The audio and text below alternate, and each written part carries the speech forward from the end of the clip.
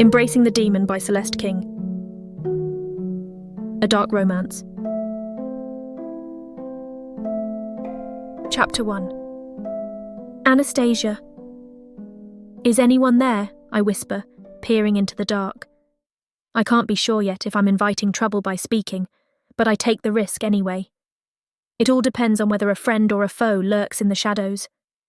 Still, I keep my voice down, testing the water. No one answers. I wait, listening to the silence that surrounds me.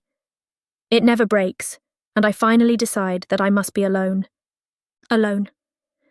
Whether that's good or bad, I do not know. I suppose it depends on whatever has brought me to this place, or where this place even is. I push myself upright, from where I lay on the cold stone floor. Wiping the sleep from my eyes, I scan over my surroundings. The only light is one small candle, far away, which doesn't do much to reveal the setting. It's hard to see in the inky blackness, but it's almost certainly another dungeon. But it seems utterly unfamiliar. At first, I think it might be a different side of the dungeon that I'm used to. The one that I've spent months in. Perhaps I'm still there, just seeing the view from a different angle. The more my eyes take in, however, the more I become convinced that this is someplace new. I look down at my body for clues, trying to piece together what has transpired in the past few hours. At least, I hope I've only lost a few hours. It could just as easily be days, and I suppose it doesn't really matter in either case. When you're a prisoner, time starts to lose all meaning. The only thing revealed by my limited examination is that I am without clothes. I tenderly feel over my body, trying to judge if I've been injured. I feel some bruises, but I'm pretty confident they were already there. It's not like my last dungeon setting didn't leave marks. Still, it doesn't help me solve my current mystery. Where am I now? I remember, of course, the raid on my work camp. I'll never forget that. That nightmare will be imprinted on my mind until the day I die. Of course, that could be any day now. In many ways, I'm surprised it hasn't come already. Sometimes I think that I'd greet it eagerly. Life under the Dark Elves was not easy, but somehow it only got worse. We were used to being forced to work nearly to death in the camp. I suppose once, young and naive, the women all would have agreed that nothing could be harder than that. But then the demons came. They kidnapped us and forced us back to a strange floating island, hovering in the sky over Protheka. What they wanted us for, no one really knew. Torture seemed to be the only thing on their minds, and perhaps we were just the easiest targets. We had been for the Dark Elves, after all. Maybe the demons thought it was their turn. And it turned out that they proved one thing. What we considered suffering under the Dark Elves was only the beginning. The demons, now they were the true experts of misery. Every day was cruelty for the sake of cruelty. I've managed to survive it this long, but for what? Ouch! I breathe out, my hand reflexively covering my neck. A sudden sharp stabbing pain interrupts my thoughts. I feel a strange substance hit my fingers, something wet and tacky, and it sinks into my hazy mind that it's drying blood. Suddenly, it all comes back to me in a flash, like a thunderbolt.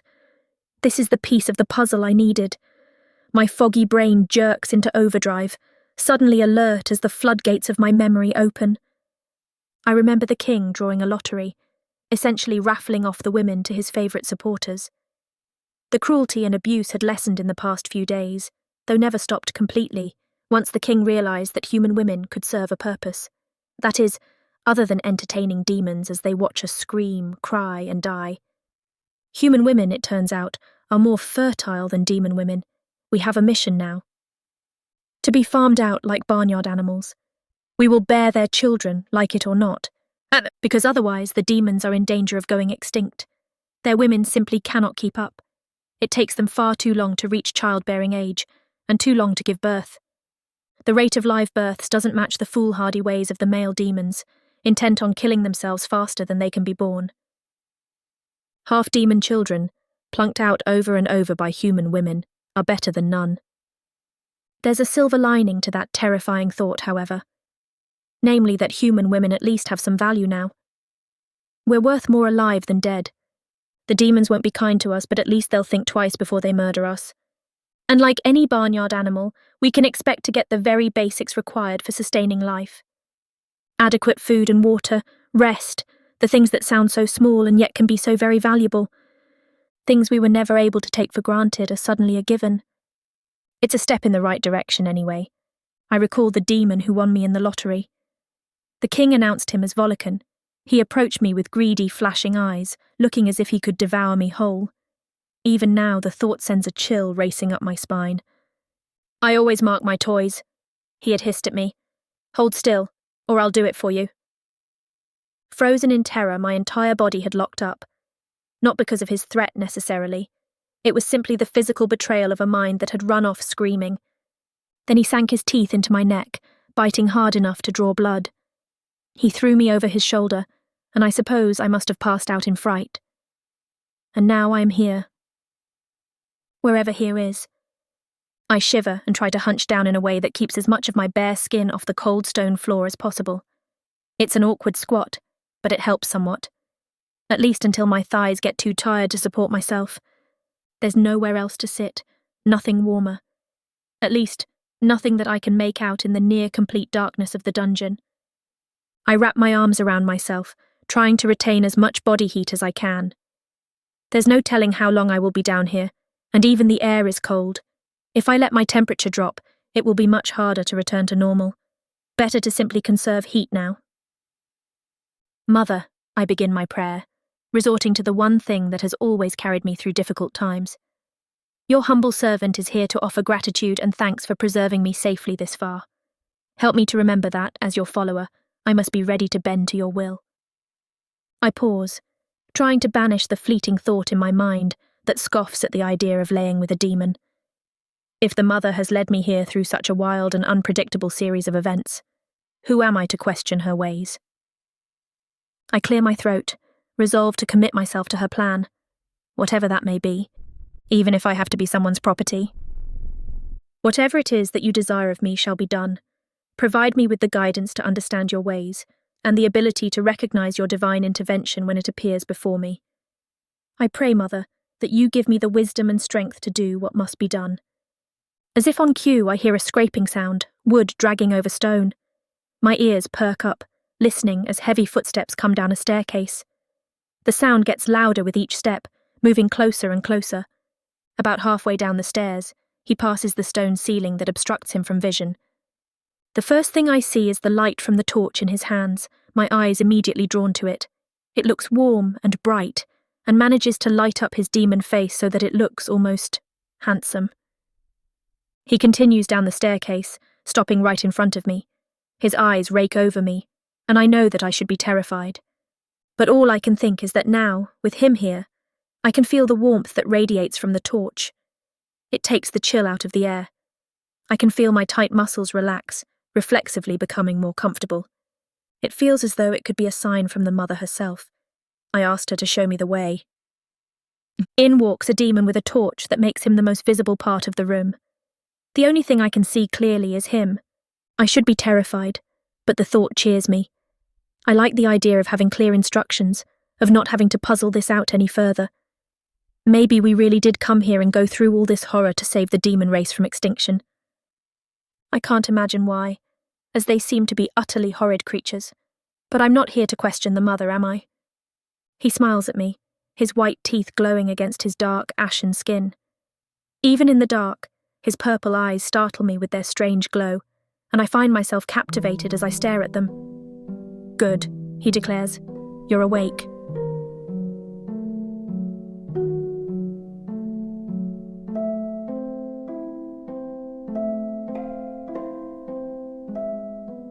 Chapter 2. Volikan. A smile pulls at the corners of my dark gray lips. I'm not able to hold it back. I wanted to take the woman in the carriage on the way back, but she'd passed out. Now is the hour of my reward. I hold the torch up to take her long, flowing curves in. The Blackwell woman is of good stock. Honey brown hair and hazel eyes as stern as steel. I have high hopes for her to produce many heirs for me. I've earned it. Moving closer to her, she flinches against the wall. She's playing timid, possibly hoping to soften me to her womanly charms. Good. Her screams will be all the sweeter when she realizes that she will have no such soft treatment from me. I do favor the ones who think they'll be given preferential treatment as long as they're submissive.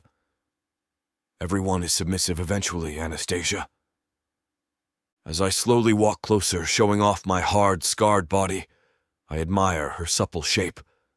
It delighted me to know that she would be mine. I could have taken her then, in the carriage, in any of the rooms I passed while bringing her down here, or right here in this dark, dingy cell, but I didn't want to. There's no fun in playing with a limp doll. I moved to stand directly above her, holding the torch over my horns to throw a dramatic fix of shadows across my hard features.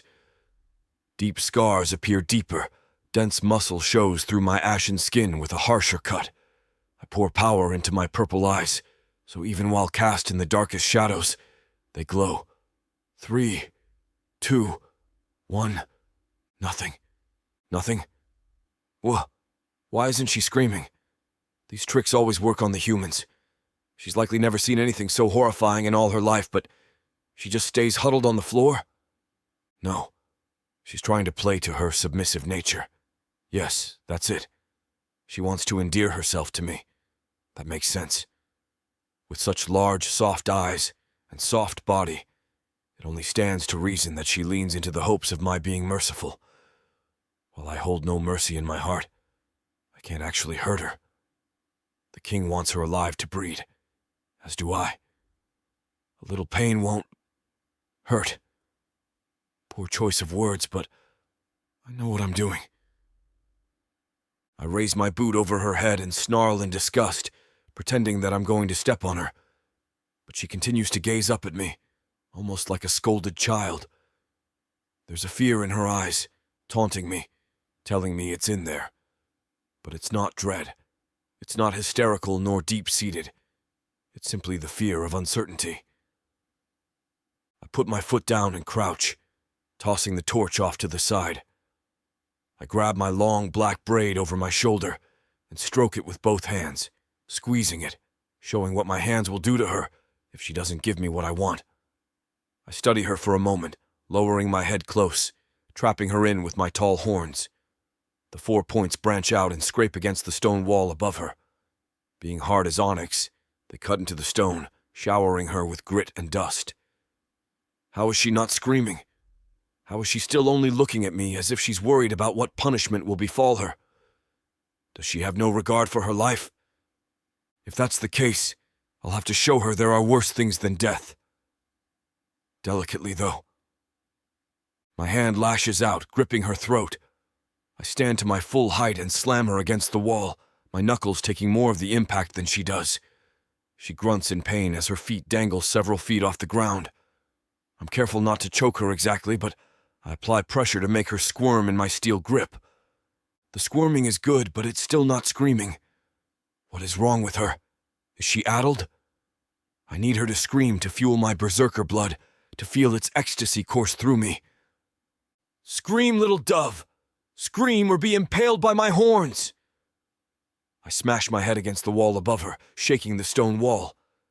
She flinches, but nothing more. Not scared? I lick her face, the taste shockingly delicious. I'm tempted to do it again, but it would ruin my momentum. Your screams will nourish me. I punch the wall next to her head, crunching the stone, but earning me nothing more than a wince. Ah, you know I wouldn't hit your head. Too fast, too easy of a kill.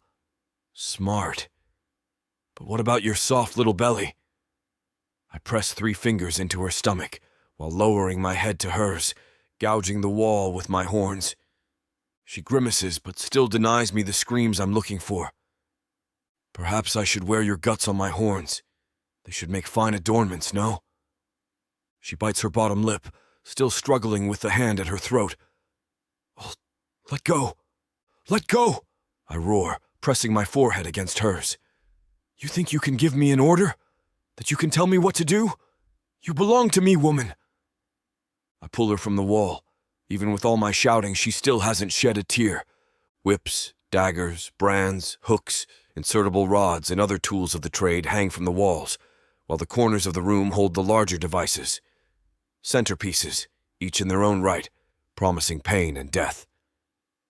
I pass my favorite, the Iron Matron, a metal holding structure with only no way out once the wing doors are closed. The metal is cast in the shape of my mother, her beauty forever enshrined in the deadly device. Once the doors are shut, and the victim is unable to move, spikes slowly protrude into the wailing victim. I can't use that one. I can't use the second one either. A guillotine that has a set of brakes, so I can drop the blade, stop it, and then do it over again. The terror as they watch the blade plummet to their throat is pleasing to me, but the brakes have failed on occasion, and I can't take that risk. I also can't use the pendulum. She's proved that the threat of pain isn't going to be enough, and that's all it would be. But the stretch rack will do. I can cause pain, but not keep enough control so that she'll stay safe for trading. She grunts in pain again, but then she laughs. A small thing at first. Just a little shadow of a noise. A trick of sound, really. It could be the chains rattling. But no, it grows. It grows till she's tilting her head back, laughing. What? Stop it! Why are you laughing? I move like a specter, sliding up to her with my eyes alight. What is wrong with you, woman? Why do you laugh? Her laugh dies off, but on her own time. She lifts her head, her cheeks rosy, and her eyes faded as if she's drunk. That doesn't make sense. She's had no wine, no ale. How is she possibly drunk? Anastasia stares into my eyes, hers stabbing into me like daggers. You need me whole.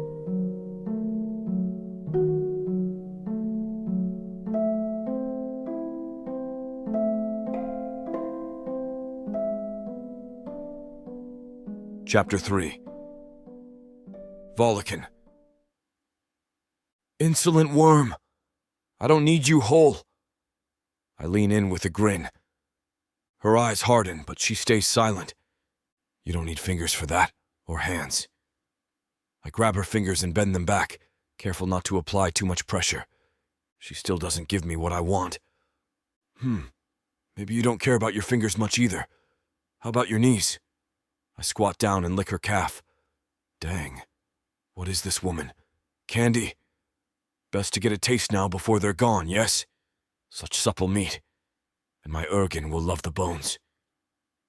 She quivers at my touch, but still she resists. Her eyes light on fire, hot enough that I want to jump into them and bask in their warmth. You need me whole. You will not take anything off me. How dare this insolent creature speak to me in such a manner? My eyes glow from true anger, rather than any intimidation tactic, and I let loose a deep and demonic roar, hitting the wall beside her with my horns. She flinches and a small noise escapes her. Yes, that's more like it. Beg your lord for mercy. Mercy, my lord, she squeaks. My eyes lose their glow as my anger subsides and my lust grows. She's getting there. You don't deserve my mercy. Scream for it, Speck. Beg! She grimaces. Please. Once again, it's a meek request, not the scream I should be getting from her. This isn't any fun. If she's not screaming in terror, what's the point? She has been the bravest I've ever seen. Perhaps she earned mercy. Is that even a thing? No. I should show absolutely no mercy. She deserves this, needs this. She needs to know who her master is. But, damn it, I roar in my mind. I want to destroy her, but I can't. King Asmodeus would have my head if she was overly damaged, regardless of how loyal I've been in the past. Even if all I wanted was a shoulder to pop out of place, there's no guarantee that it wouldn't rip her arm from her body. Mistakes can always happen. And what a delicious bloody mess of an accident it would be, but a damn ugly political mess that I'd have no way of righting. The king granted her to me, and I have to take care of her. The thought of taking care of something disgusts me, making my stomach uneasy. The things I take care of are my rage and lust, often at the same time. Anastasia gazes at me with a pleading hope that would ruin lesser demons, and certainly everyone living down on that pathetic rock beneath us. Those hazel eyes are worth starting wars over, And the body she has is most certainly as well. The Dark Elf Kingdoms would likely keep her as a royal whore, or even more ridiculous, one of them would likely fall in love with her. I've heard they've been letting their hormones tell them the human women are worth more than breeders and playthings. Fools. How could they let something so weak take over them? I won't give in to her. I won't let her weaken me. But I am weakened nonetheless, by the king of all people. I pace back and forth, torn inside between my true self and the king's faithful and obedient pet. I'm strong, but not Asmodeus strong. He could crush me if I defied him, and that strength is part of the exact reason I follow him so fiercely. He's earned my respect time and time again, and I finally earned enough of his to be granted a breeder. If only she would scream. Why does she deny me? The question rolls around in my mind over and over. I round on her and roar my frustrations in her face. The deep entropic sound shakes the walls, but she weathers the storm, closing her eyes and clenching her jaw. When I finish, she opens her eyes and meets my blazing eyes like a foe on the battlefield that knows she's finished, knows she has no chance of defeating me, knows the grisly end that awaits. But even so, she doesn't let fear take over, even in her last moments. Part of me appreciates that in her, recognizes it as a trait I own. Fearlessness. Still, it's not a trait I want in my plaything. She wins. I don't know what else to do. And if I can't torture the screams from her, how else am I to enjoy myself? I huff through my nose and punch the rack's table into splinters on my way out of the chamber. I don't care that she's still there, held taut by the chains and straps. She can suffer a little. Suffer for what she's done to me. The frustration she's put me through when all she needed to do was scream. I head up the stairs into the manor, going straight to my chambers before I let my rage loose. I grab a crystal glass of something alcoholic. It doesn't matter what it is. All I want is the fire in my stomach. I tilt it back as I climb the stairs to the living quarters. I would enjoy the burn of the amber liquid so much more if only she screamed for me. I still can't understand her. She laughs at me and then begs for mercy, all while knowing I can't hurt her too much. How did she know that? Did she overhear the order at some point? Did she guess? Can she read minds? No. If she could, she would have screamed.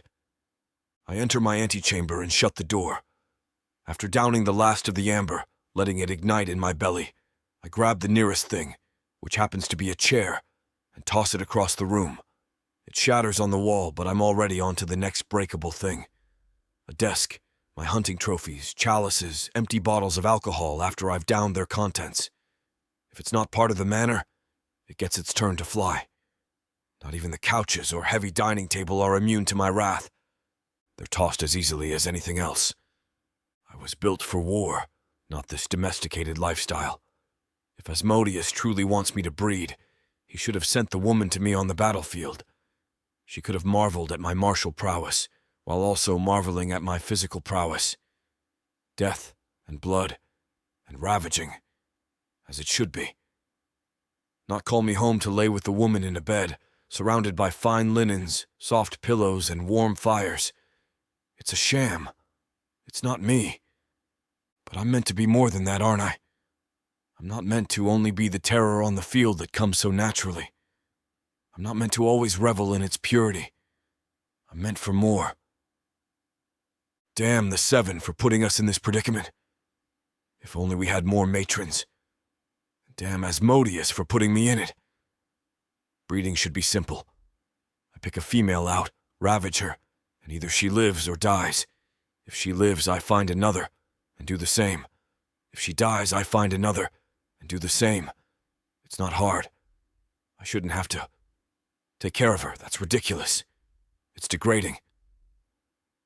I level the rest of the room before my blood finally cools, and I slump against a mound of fabric and cushion that used to be my couch. Damn everyone. The humans for figuring out their worth, the dark elves for teaching it to them, and damn Anastasia. I told you to scream, woman.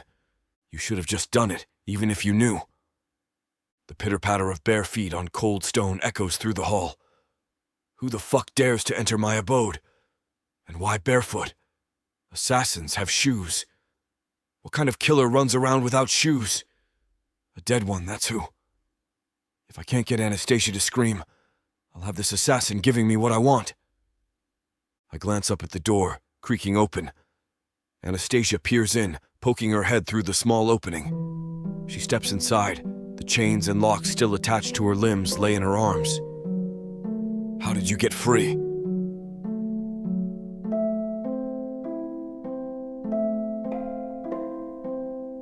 Chapter 4. Anastasia. I was a little relieved when he stormed away. Obviously, I'd prefer not to be stuck in a dank dungeon at all. But if I'm going to be here, I'd take a little peace and quiet over his angry threats. It doesn't take long for my enjoyment to fade, however. Within seconds, I recognize the pain coursing through my body. He may be gone, but he's left me here tied to this horrible apparatus. It's stretching me so tight that I feel I might pull apart at any moment. My muscles and joints are taxed to their utmost limit. It leaves a burning sensation that spreads across every inch of me, my body protesting this cruel abuse. It only takes minutes before I feel as though I can take no more. How long does he intend to leave me here? I bite my lip, trying to blink away the tears of pain. The mother never sends us more grief than we can bear. Obviously, this is a test of some kind, and she knows that I can pass it. It would be a sin to question the mother's judgment. I take a deep breath, trying to steady myself. I've experienced enough pain in my life to have picked up a few tricks. Deep breathing, mindfulness, distraction, positive imagery. But this is something different altogether, and nothing in my usual set is working. I can't fool myself into ignoring this level of physical suffering. What would the mother want me to do? I wonder to myself. I glance around the dungeon, hoping for a sign, but there's nothing that grabs my attention and directs my actions. It's sparse and dark and dreary, as one would expect, and offers no clues. Just then, I hear the clanging of metal from nearby. Before I can process what is happening, I feel my body shifting on the rack. I slide slightly lower, my arms automatically moving toward my shoulders. Confused, it takes me a minute to understand. My chains have come loose from the rack that I rest on. They're still wrapped around my arms and legs, but I'm no longer bound to this horrible thing. The weight of the chains, with nothing to anchor them, has caused the shift in my position. Immediately, my body fills with relief, even before my mind has figured out what is happening. The discomfort I felt has been instantly alleviated, and though my body still aches, it's so much more tolerable than it was. Slowly, I work myself up into a sitting position. It's no small feat, as these chains weigh a ton. Not only are they hard to move, but I must be careful not to hit myself with them. A few missteps in the beginning proves just how much that stings. Oh, holy and most revered Mother, thank you for your blessings and the kindness shown to your faithful servant, I say reverently, fully convinced that what has just occurred is thanks to the Mother.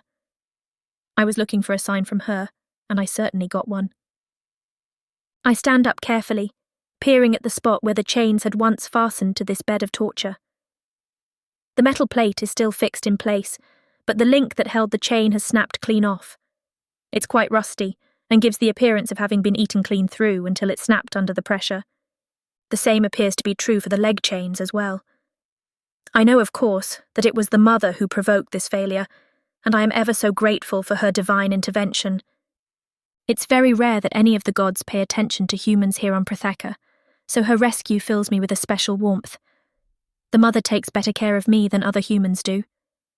I examine the manacles that are wrapped around my wrists and ankles next. Despite my best efforts, no amount of prodding gets them undone. I study the lock, even trying to claw it apart with my fingers. But it is futile. I need the key. I stop to think, rubbing the sore tips of my battered fingers. Then I recall. I watched that demon hang the key over his neck when he tied me down here. The last thing I want is another exchange with him, and yet it's the only way for me to get free. The chains are heavy, not something I can simply take with me as I sneak out a window and make my escape. With them still on, I have no chance. The idea of seeking him out terrifies me, but it's the only option. A little gnawing pit of dread settles in my stomach as I search my way to the stairs. The heavy chains rattle behind me, making the climb painfully difficult. Finally, Breathlessly, I have reached the top. I am out of the dungeon anyway. It's hard to take too much pride in my success, though, as I still know what waits just ahead. The dread worsens as I hear the worst commotion I have likely ever heard in my life. It sounds as if a pack of wild animals are tearing the house apart. The sound of things breaking and smashing in what must be just utter destruction rings through my ears. It seems perhaps almost worse that I cannot see what is happening. I only hear it, and my overactive imagination fills in the rest. It certainly doesn't make me more eager to find him, and I must do a lot of internal coaxing to get myself to push open the heavy dungeon door. I step inside the house, chains still dragging behind me. The sound is quite loud and grating, or at least it would be if it wasn't competing with the pandemonium that I hear a few rooms over. I bend over, doing my best to bundle the metal into a package in my arms. It weighs down my centre considerably, but makes it easier to manage. My gait is awkward as I try to creep through the house, afraid of what I might find. Luckily, there seems to be no one else here to detect me. I reach the room where all the noise originates from without being seen or stopped. Pressing myself up against the wall just outside, I waver, trying to decide just what to do. I know that I need the key, and it is wrapped around the demon's neck. Still, from the sound of it, he might tear me limb from limb if I enter now. For all I know, that's what he's doing to someone else already. The fact that I don't hear screams at least helps to give me courage. It certainly sounds destructive, but it's the sound of glass and metal, of his cursing, of furniture flying as it's thrown. I'm still afraid to go in there and of what I might find, but I don't think it's another room of torture. Finally, the noise begins to settle. I wait anxiously before resolving that there's no time like the present. Sucking in a deep breath to fortify myself, I push myself into the doorway. The room is absolute chaos. He's torn just about everything apart and broken whatever he can find. Everything that I pictured walking here did not prepare me for the actual vision before me. The most bizarre part to me is that I can't understand why. If the noise had been the sound of him torturing someone, it would at least make sense. It would be horrifying but make sense. A stampede of animals would make more sense than this. This just seems to be destruction for the sake of it, with no rhyme or reason. Why would he ruin his own house? Why would he break his things? I stare around the room in shock, utterly baffled by what has transpired here. It doesn't take him long to notice me. Even as I take in the scene, I can feel his sharp purple eyes boring into me. I try to gather myself, putting my focus back on him. He stares at me, studying me. His gaze is intense, but the rest of him does not bristle with the cruel energy he had in the dungeon. His shoulders are slumped, and he looks almost defeated. "Please unchain me," I ask, lifting one leg as if to remind him of the manacle that he put there. He furrows his brow, ignoring the request. "How did you get out?" he demands curiously. "My prayers were answered," I reply honestly. "I asked the mother for help. She must have been watching me and chose to intervene." His face crinkles with disbelief. Quickly it's replaced by a sort of mean-spirited amusement. He steps forward laughing. "You prayed to the gods for help," he repeats. His tone is a mixture of derision and humour. "And you think they answered you?" "Of course they did," I reply. To prove it, I lift the bundle of chains in my arms. It's ample evidence to me, and I can't understand his mocking. How can he deny what is right before him? He laughs again. As it trails off, his face contorts into a sneer. He takes another step closer, drawing himself up menacingly. His purple eyes seem to shoot sparks down at me, and he exudes a pure, unbridled hate that makes me recoil from him. "The gods aren't real, you stupid human," he scoffs. "It's just you and me here." The last words sound like a threat.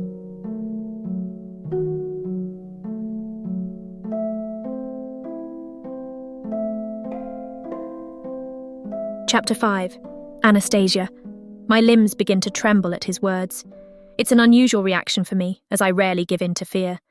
Though I am scared, I think my current state is exacerbated by the heavy chains that I currently toil under. My muscles are pushed to their limits, and the cracks are starting to show. What I know I'm not reacting to is his claim that there are no gods. I don't believe that for a moment, and his words do not inspire any breach of faith. The gods are real, and the mother is looking after me. He jumps on my reaction, sensing an easy opportunity to pounce. There's a predatory gleam in his eye as he sneers down at me. Are you scared your gods have abandoned you here? He jeers mockingly.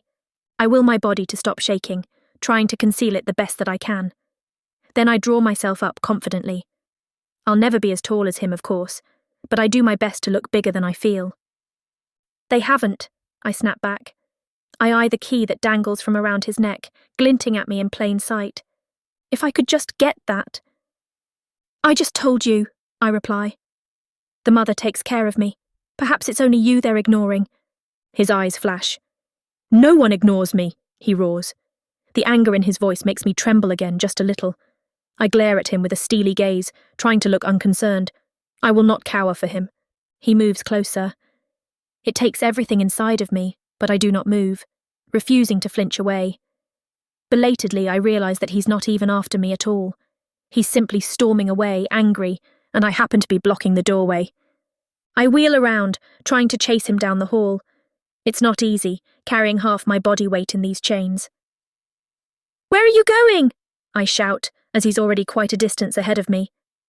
Away, he retorts. I'm already panting and breathless, and I know that I cannot catch him like this.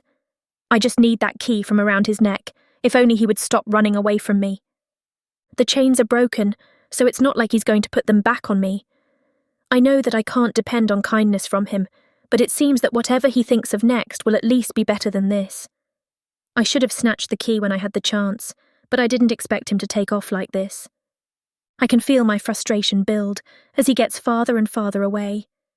I hate this feeling of helplessness, as though everything is out of my control. The fact that I can't make him stop only goads me further. You don't have to go looking for the gods, I challenge him. They're everywhere. He snorts, still walking away. They're nowhere. Maybe you're just scared of them. You hide away and deny their existence because you fear that they are stronger than you. You are a coward. Too late. It's clear that I pushed the wrong button. I wanted a reaction. I wanted to make him at least stop and acknowledge me. But I have unleashed something I did not expect with my words. I have stepped in it now, and he is livid. He freezes in place and his body goes completely still. Then he wheels abruptly, facing me head-on. His face is pinched, a thick expression of pure wrath across it. He charges for me, scooping up both me and my chains as if we are nothing. Pushing me up against the wall, he presses his face down to mine until we are nose to nose. His piercing purple eyes glow with a savage rage as he challenges me. Call me a coward again. The implied threat in his voice makes it clear that I shouldn't do anything if I value my well-being. Not knowing what to do, I chew on my bottom lip uncertainly. My mind searches for a solution.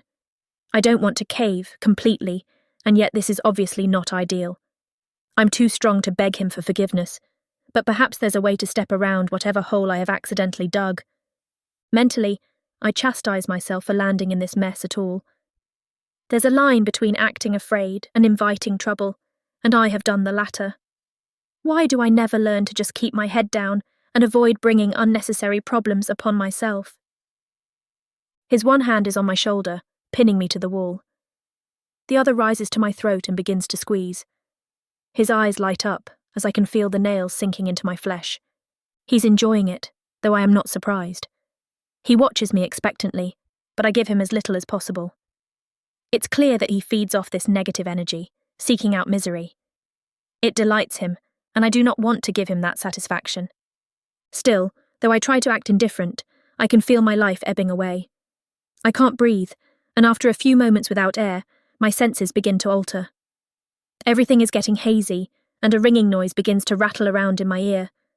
My skin feels prickly everywhere but my neck, which just hurts at the pressure he puts down. It lasts long enough that I begin to think I may die like this. Despite what I said earlier, that I knew he would keep me alive, I may have made a mistake. An error of judgment, because it seems he really will kill me anyway. Maybe he just can't stop himself. I've never met such a violent creature. He craves death and destruction in a way that can't be tamed. And then, just when I think it may be the end, he suddenly lets go. His grip on my neck vanishes. Air fills my lungs reflexively, drawn in so deeply that it burns in my chest. Then, before I can catch my breath, his lips are pinned against mine. The rapid-fire burst of one unexpected thing after another has left my mind reeling, unable to make sense of anything that is occurring. The act is strange, but one thing is clear. It's not one of passion or of love. He kisses me as though he is punishing me. It's as if he's trying to take something he knows he isn't supposed to have, only because he isn't supposed to have it. Not because he wants it at all. I relax against him, letting him do what he wants. Common sense quickly dictates that making a fuss or fighting back will only make this more enjoyable for him. He's doing it under the assumption that I won't like it, so the only way to get back at him is to withhold the reaction he craves. It feels like being a child again and being told to ignore a bully. If you complain, then you're telling them that they got to you. If the only goal was to bother you and you've let them, they'll just keep doing it. I just thought at 27 years old, I was done with bullies. It turns out sometimes they don't go away. They just get bigger. The longer that I yield to him, the more the kiss oddly begins to grow on me.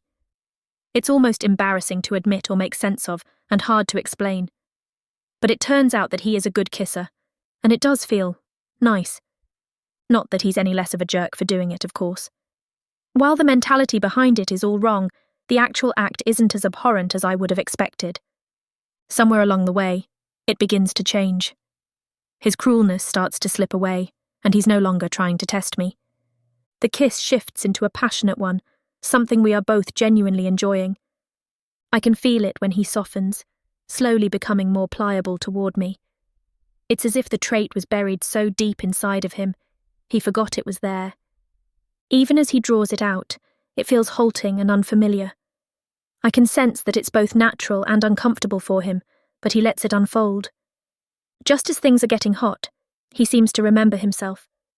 He pulls away abruptly, yanking his hands to his side as though I have burned them. Recoiling from me, he takes a step back, his eyes almost accusing.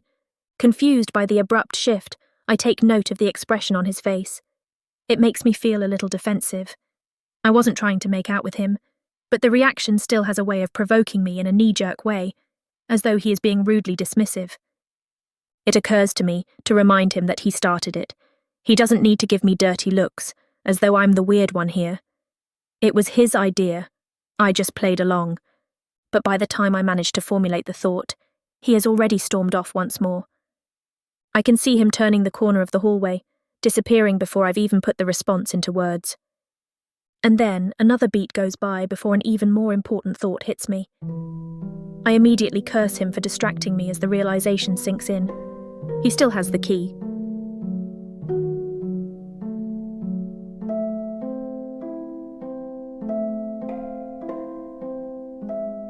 Chapter 6.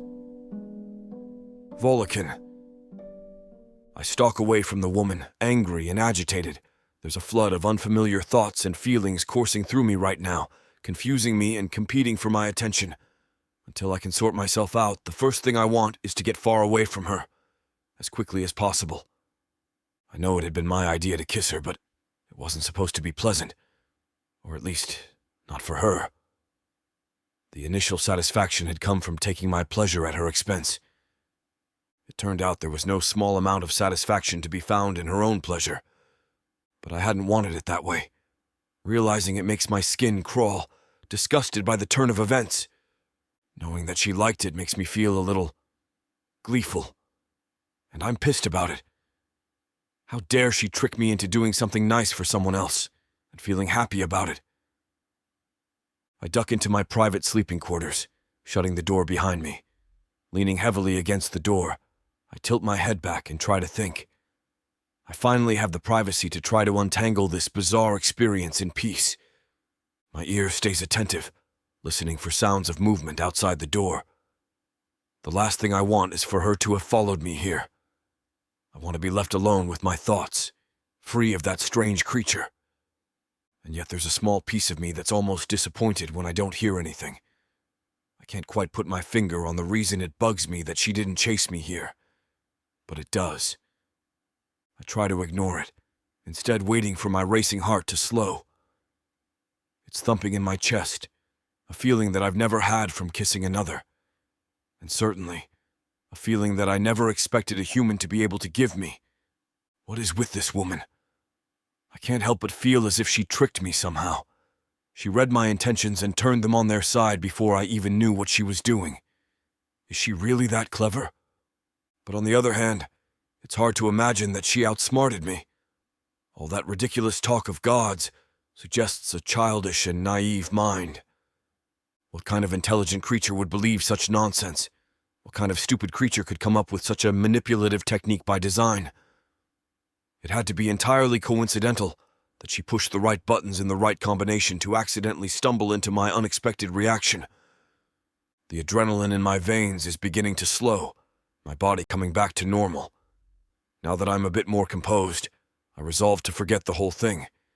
She's clearly a bit daft and no conspiring mastermind. Whatever happened between us was a strange fluke of some kind, mysterious but unlikely to repeat itself. There's absolutely no way that I was manipulated by a human dense enough to believe in the fairy tale of gods. It just can't be. She needs to learn her place, plain and simple.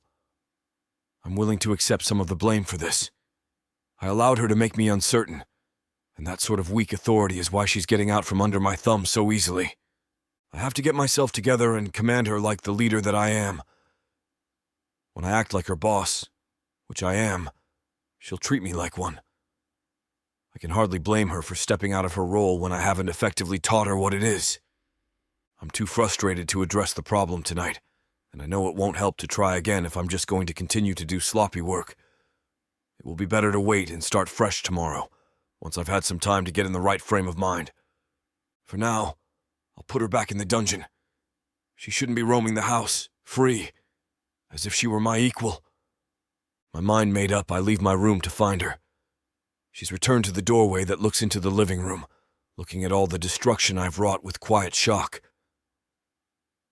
Something about the look on her face irks me, making me feel as though I'm being judged.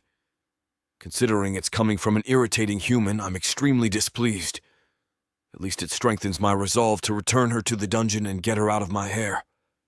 She's beginning to feel like a bug I'm not allowed to squash. Having to share my house with her is proving to be torture. I'll have to make a considerable effort to curb this behavior tomorrow, before the situation becomes untenable. Back to the dungeon, slave, I growl. She turns to look at me, and her forehead wrinkles. Her hazel eyes crinkle at the edges, thinking, "Can't I stay, now that I'm here? I'm not going to run or fight you, obviously." I scoff at the idea that she could fight me. I'm not at all shy about showing her what a ridiculous suggestion that is. She purses her lips, a brief look of annoyance flashing across her face. But she holds it in, continuing as if she didn't notice my reaction. "I know you need children, so let's just do it. Can't we drop the other stuff, the chains and the dungeon and all that? And I promise to play nice." I stare at her, momentarily caught off guard by how straightforward this woman is. But I'm not about to let her mess with my head again, the way that she did with that kiss earlier. I quickly brush off my reaction, grabbing her by the arm to drag her downstairs once more. She doesn't complain, though she does continue to make her case. It's not begging as much as it is firmness. She repeats that she has no intention of running away, and that she's willing to cooperate. Unfortunately for her, I don't care about that.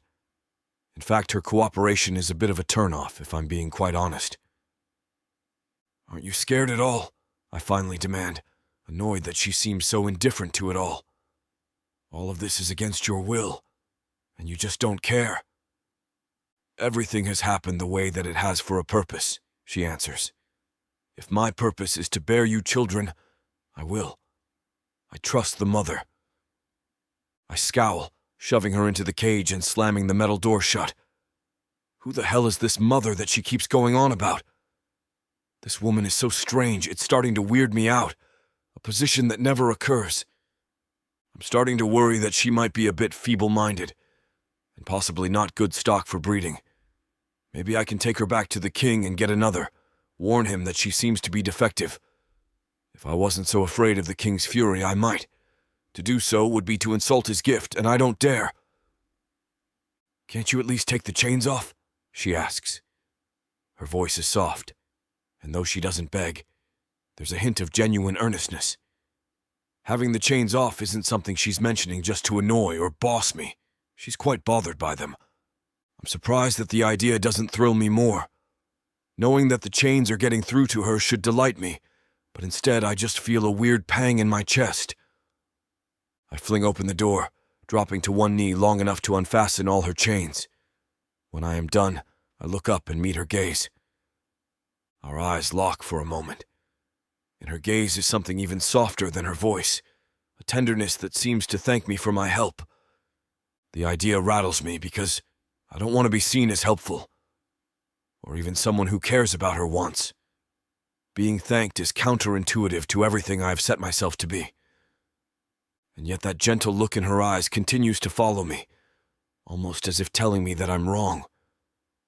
The person I've set myself to be, who helps no one and doesn't care, is not the person she knows I really am. The idea makes me feel short of breath and panicked. I stand up abruptly, wanting to get out of there before this weird woman does anything even worse. I'm beginning to really dislike having her around. I slam the door of her cage shut once more, being extra forceful as if to prove my point that she's wrong. I'm not a nice guy, no matter what she thinks she sees. I probably only took those chains off so that she wouldn't be making too much noise and disrupting me upstairs. "Keep it down," I snap. "You don't have the chains on, thanks to me, so I better not hear a lot of commotion down here. If I have to come straighten you out, even your little mother won't be able to help you." "She can always help," the woman interrupts calmly. She's not argumentative, just factual, but it still rankles me.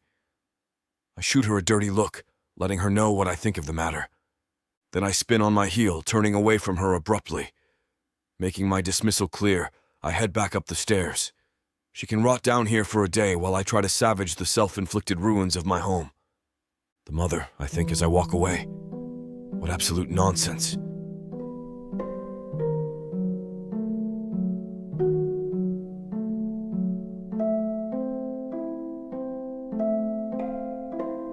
Chapter 7. Volikan. A day passes. There is something terribly wrong with me. My hands, always strong and sure, shake whenever I think of taking the human, and not only with desire. My throat, always ready with a war cry, goes dry. More damningly, the same feet that have carried me heedlessly into battle. "Just go in," I mutter to myself. "Go." They hesitate. I hesitate. What the good fuck is this? Nerves, perhaps. I've never had them before, so I wouldn't know. I tell myself it's only because I can't stand her pious mouth and needy, delicate body. A day of this madness passes, and when night falls, I leave. It feels more like an escape than anything else, which pisses me off because I've been made a coward. I almost turn around at the very thought of it, but I can't. I just can't. My feet thunder past the door that hides her, and I drink in the stinging rain with relief. There's always a storm on Galmaleth. This isn't a world for humans, for dull creatures who are made for sun-drenched meadows and gurgling streams. Lightning strikes, and I can feel the electric bite of the air on my skin. It's cleansing. This is what I need, not some soft, conniving human with uncanny eyes. I'll still take her. I just need to get my head straight first. My feet don't hesitate now. No, now they carry me past the farm gates of my estate, down the unevenly paved streets, sliding over smooth metal stones until they reach an alehouse on the edge of Tilith I know well. My lips pull back in a snarling grin. I can hear the sound of fighting inside, the crunch of bones, the rending of flesh. This is what I need, a fight and 10 ales. "Volikan, our dear patron!" A toothless Zonak dares to grin at me, baring his gums. His tunic is 2 sizes too large. Either he stole it, or the Sazgarath who summoned it is blind. "It is good to see you. I'm not here for small talk." The scent of ale and blood, warm and familiar, embraces me like a friend. The alehouse is old, but not older than I am. So little is. Summoned by Sazgarath, it's built of the same oily black stone as most of the buildings here, and the tables are the same, so slick your drink will slide off if you aren't careful, or if someone falls too close to it. It's a good reason for a fight, not that I ever need much excuse here, and not that it's ever much of a challenge. Like the ale, it's a weak substitute for something else. But seeing as there are no other worlds to raid or true battles to wage, throwing a few fists will have to satisfy me for now. It's better than nothing, and anything is better than pacing between the walls of my own home, thinking of her. Several fights are already in progression, as always. This place is frequented by rough and tumble lower caste demons, although they all tend to gather near their own kind. The Trollvar with their sharp fangs and molting wings arrange themselves perch-like near the long bar towards the back. The Volvath, my kind, stand taller than the rest, sneering in the corner with their gleaming red and yellow eyes. Even various Dazeneth scurry about. Some of them come with their Sazgoroth masters, who bet on them much like razor fiends, and others, more sentient, crawl or walk or fly about. Dazeneth are always a surprise to fight. Some of them are weaker than they appear, as they're all amalgamations of demons and whatever animal a curious Sazgoroth sorcerer ran across that day. And like their predecessors, some are more intelligent than others. Few are capable of speech, but most are capable of taking a chunk out of your flesh and spitting it back in your ale. A decent challenge. Sometimes I almost feel pity for the chimeric bastards, but today I only care about slamming my fists into their transmuted faces. Ale? The bartender offers. Make it two, I reply, still observing my surroundings. A Zonak servant skittishly runs back to the bar. He brings back the ales and sets them down without comment. I take one in each fist and drink, taking in the crowd. There's a battle raging in the center of the alehouse between two Vovalth. I know the first one, with his milky white skin and striped, curling horns. Stedik is a fool, and it's a pleasure to hear his spine crack against the table, to watch a drunken Sazgoroth attempt a half-assed healing spell while the asshole groans in pain, and the victor pours a pint of ale on his head. Partly a pleasure, at least. My blood thrums, but I can't help but compare this to the raid on Protheka, to the original battle that built this stormy island in the sky. A Zonak brings more ale, and I drink, tasting nothing. Finally, my bones warm, and my mind goes blissfully cloudy.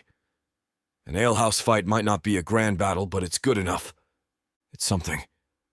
My hands itch. I curl them into fists, scanning the crowd. A hand curls on my shoulder and nails dig into my skin. "You're in my seat," a familiar voice growls. "I've spoken to you about this before." "And I told you," I say, spinning to bury my fist in his gut, "to go fuck your mother for me."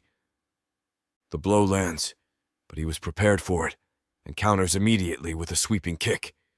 He's massive, a good double my girth. My head comes up to his shoulder, and that's only if I'm standing at full height. At last, a fight. One of my legs buckles, and the table nearly catches my head on the way down, but I duck at the last moment, pulling him down with me. It's a vicious, grappling fight, and the other demons shout in delight. Without thought, my fists sail, catching him anywhere they can reach. His own fists return the gesture, bruising my ribs and shoulders despite my battle-hardened skin. My blood soars. What a relief it is to let my muscles bend and twist, to punch and kick and... We are suspended in the air. One of us has tossed the other. I can't tell if it's him or me.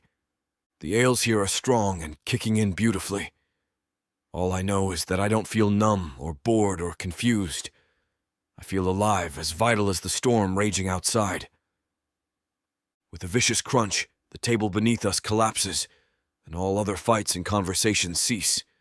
Splinters of black stone fly into the air, sprinkling throughout the air like hard, oily rain. One splinter falls in my overturned ale, and a splatter of the liquid falls on my bleeding cheek. I'm not the only one bleeding. Blood drips down my dear friend Dreergan's face, and his white teeth flash a grin. His small wings spread along his back as he pulls us both upright. Twin doors slam open, and a demon stomps out of his office in the back. He points a curled, taloned finger at both of us, quite unamused. "Out! Both of you! Out!" And then, grumbling to himself as he stomps toward the destruction, "It took fucking weeks to transmute the last one." Demons can break themselves here all they want, so long as they don't disturb the furniture. I toss him a few coins and walk outside with Dreergen, laughing like a fool the entire way. He's a hulking brute. The rumors are that his mother bedded a Gilak, but he'll tear your head off for even thinking about it, so his friends just look knowingly at each other whenever he enters a room. Merciless and vicious. It's a rare demon who will fight him and live to tell the tale. My brother in all but blood, we've been inseparable since we were mere whelps. "This is the second place I've been kicked out of today," Dreergen says, wrapping his arm around my shoulder. "I should have known it would only be more trouble when I saw you." He stole a glass of ale from the bar, and I laugh as he chugs it in one gulp and crashes the glass against the stones of our path. "I only had 4. I sigh. Pity. I let the rain fall down my skin, rinsing the blood from my cheeks. Some of it's his and some of it's mine. No matter, we fought before and we'll fight again, probably more than once before the sun rises in the morning." "Come," I demand, turning towards the path home. "I need something stronger tonight, something that'll knock a howler beast on its ass. I have liquor transmuted by Sosgaroth that'll make the traitorous thoughts whispering in my mind melt into the abyss. With Dreergen by my side, it seems like a good enough plan. My knuckles drip with blood. I hold out my hand, observing how my skin slowly knits itself together as the lightning flashes above. Dreergen looks thoughtful. "The night is young, my friend. Are you sure you want to end it so soon? Who said anything about it ending?"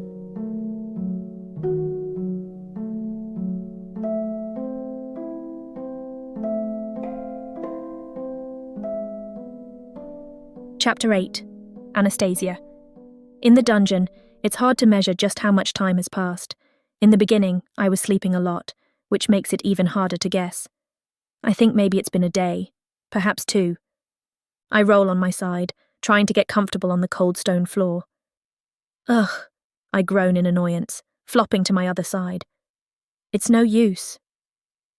At first, laying down for a long nap helped occupy me. I had nothing better to do anyway, and at least I knew that every time I closed my eyes, it brought me closer to my demon captor's return. At least that's what I thought, but he never came back. Now I'm too hungry and thirsty to be able to rest comfortably.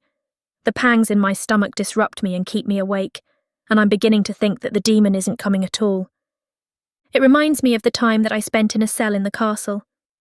In the beginning, no one cared what happened to us. We were starved for long periods of time, barely given enough to stay alive. I never knew exactly what had brought about the change, but I had heard that another demon advocated for better conditions for us. It helped that the demons had also realized by then the potential that humans had for breeding. They needed us to birth their children and fill their ranks, and as a result, they became much more accommodating of our basic needs. The demons were never nice, but at least they were now making an effort to keep us alive. Only because of what we offered, but still, it was better than nothing. I thought when the king gave me to this demon that he called Volikan, I could expect the same. I would breed with him, and Volikan would provide for me. Maybe I would get a room, or at least a bed. I'd be fed every day and warm, and at least I could confidently say that things could always be worse. It's no little girl's dream, but when times are tough, you take what you can get. Is this really all that it's ever going to be? He doesn't seem to take any interest in me, besides seeing me miserable. I don't think he even wants to breed with me at all. The one thing I thought I had to offer. Do you think the other women have this problem? I wonder out loud. A demon they're forced to breed with, who doesn't even want them. I hope they're doing better than I am. I had been very hopeful that this was a turning point, and instead it feels like I've stepped into something worse. I don't think this was what the king had intended, however, and I hope the others still have a chance. Maybe they didn't end up with a demon like mine. Obviously, this wasn't the answer that any of us humans wanted, but I really thought we could find a way to make it work. Coexist, I suppose. I'd like to think that some of the women have managed that, even if it turns out it wasn't in the cards for me. At least I have my faith. That helps me carry on, knowing that everything is always just as the mother intended. When I was given to a demon, I thought that meant that breeding with him was what she wanted. Now it seems that she has intervened once more, making it clear that's not the direction this is heading. I was brought here for a reason, even if I can't see what it is yet. In time, it will all be clear. The one thing I do know is that I can't keep waiting for him to come back. The gnawing in my stomach is making me mad, too poignant a reminder of those dark times from before. I'm starting to feel stir-crazy, and I know I have to get out of here before it gets worse. I trust the mother and her care, but sometimes she demands that we help ourselves. That's what I intend to do. I make my way to the cell door, examining the lock first. It's secure, and there's no chance of another freak accident like what happened with the manacles earlier. But that doesn't concern me. It's still just a lock, and locks can be broken. I peer past the bars of the cell to determine what tools I have available to me. Quickly, I spy a shelf along the wall that has several items resting on it. Nails, wire, a screwdriver, and more. They're left carelessly, dropped anywhere. It's clear Volikan left these things by accident, simply forgetting or not bothering to clean up after himself. But now his sloppiness is my gain. I wiggle my fingers through the bars. I can't reach more than a few inches before my palm gets stuck between the metal, but that's all it takes. The edges of my fingertips graze a pair of calipers, just enough to get a hold of them. Calipers in hand, I can now use them to extend my reach. I work slowly and carefully, easing the calipers out toward the shelf. Pinching them shut, I grab for a stray nail. But I didn't close the handle tightly enough, and as soon as I try to lift it, my grip on the nail fails. It goes skittering across the floor, hopelessly out of reach. I watch it in despair, knowing it's already too late to stop it. Never mind that, I resolve. There's more. Just don't do it again. I exhale loudly, blowing a frustrated puff of air across my face. The honey-brown hair that hangs in front of my face ripples with the movement, and then falls back to cover my eyes. With one hand, I push my hair out of the way. Biting my lip, I concentrate, trying to steady myself. I can feel my nerves racing, on edge from my recent failure. With methodical precision, I attempt again. My heart races when I grip the nail, and I hold my breath as I pull the calipers and nail back into the cell. It isn't until the smooth metal falls into my palm, safe and sound, that I finally let out a nervous giggle of relief and start to breathe normally. Almost dizzy, I have to take a moment to collect myself. Just then, I hear loud noises overhead. I draw both the nail and calipers tight to my chest, protectively. At first, I listen for the dungeon door to open, waiting for him to come for me. Nothing happens, and I soon realise that the sound isn't coming closer. It's squarely upstairs, whatever it is. I pause to look up reflexively. I can't see what's going on up there, of course, and I'm left to wonder. It doesn't sound like he's up there breaking things, the way that he did before. I think I even hear another voice, as if they are talking excitedly. There's a stomping sound, maybe like heavy feet jumping around. If he has company, this could be the perfect time to sneak out.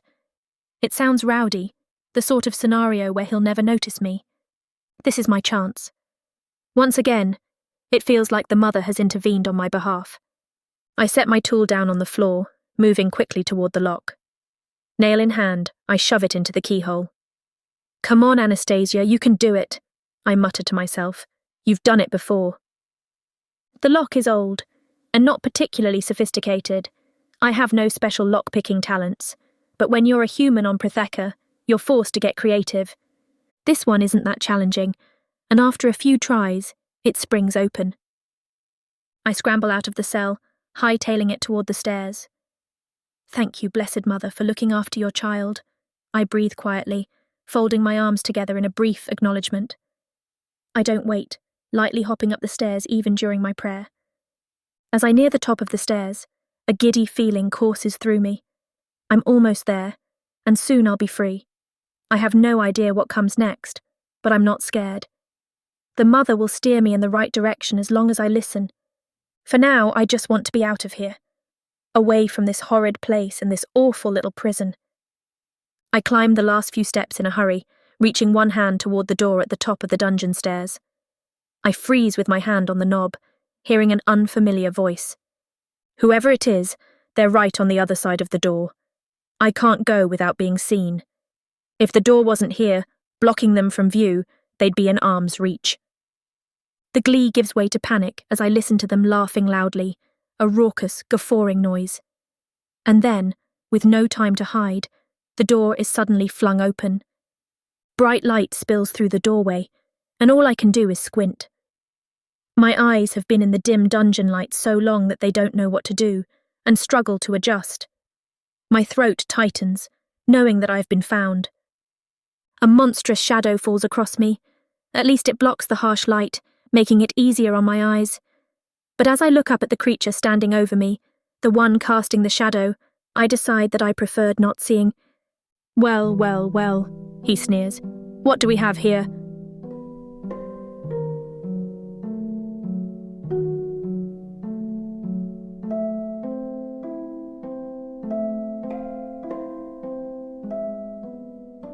Chapter 9. Volikan. When I'm left alone to reflect on my past battles, it's never quite as glorious as when they can be shared with a friend. It's been so long since I've done so that I had forgotten the feeling of spending time with someone who can appreciate it. There are many moments of victory that I'm proud of, but no one can understand that as well as Drirgan. In some ways, we're two halves, cut from the same cloth. Even among demons, we are what most describe as extreme personalities, but we reflect each other perfectly. We've been close ever since we were small, inseparable as whelplings.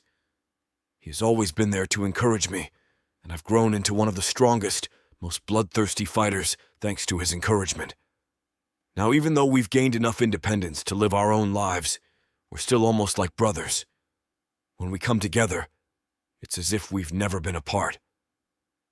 Remember when we got kicked out of the bar a few years ago? Drirgan recalls. You flipped that table and broke the mirror on the wall. You started it, I point out. You were fighting with that demon because he wouldn't give you any of his food. I've always liked food, he defends himself, but there's a smirk of amusement in his eyes. He knows that his argument is utterly ridiculous, and just does not care. Drirgan takes little stock in the rules of society, and he's always had more of a make-me attitude. It's one of the many reasons we get along so well. He had no idea who he was arguing with, I chuckle. You were sitting down when he told you to get lost. Remember when you stood up and he realized just how big you are?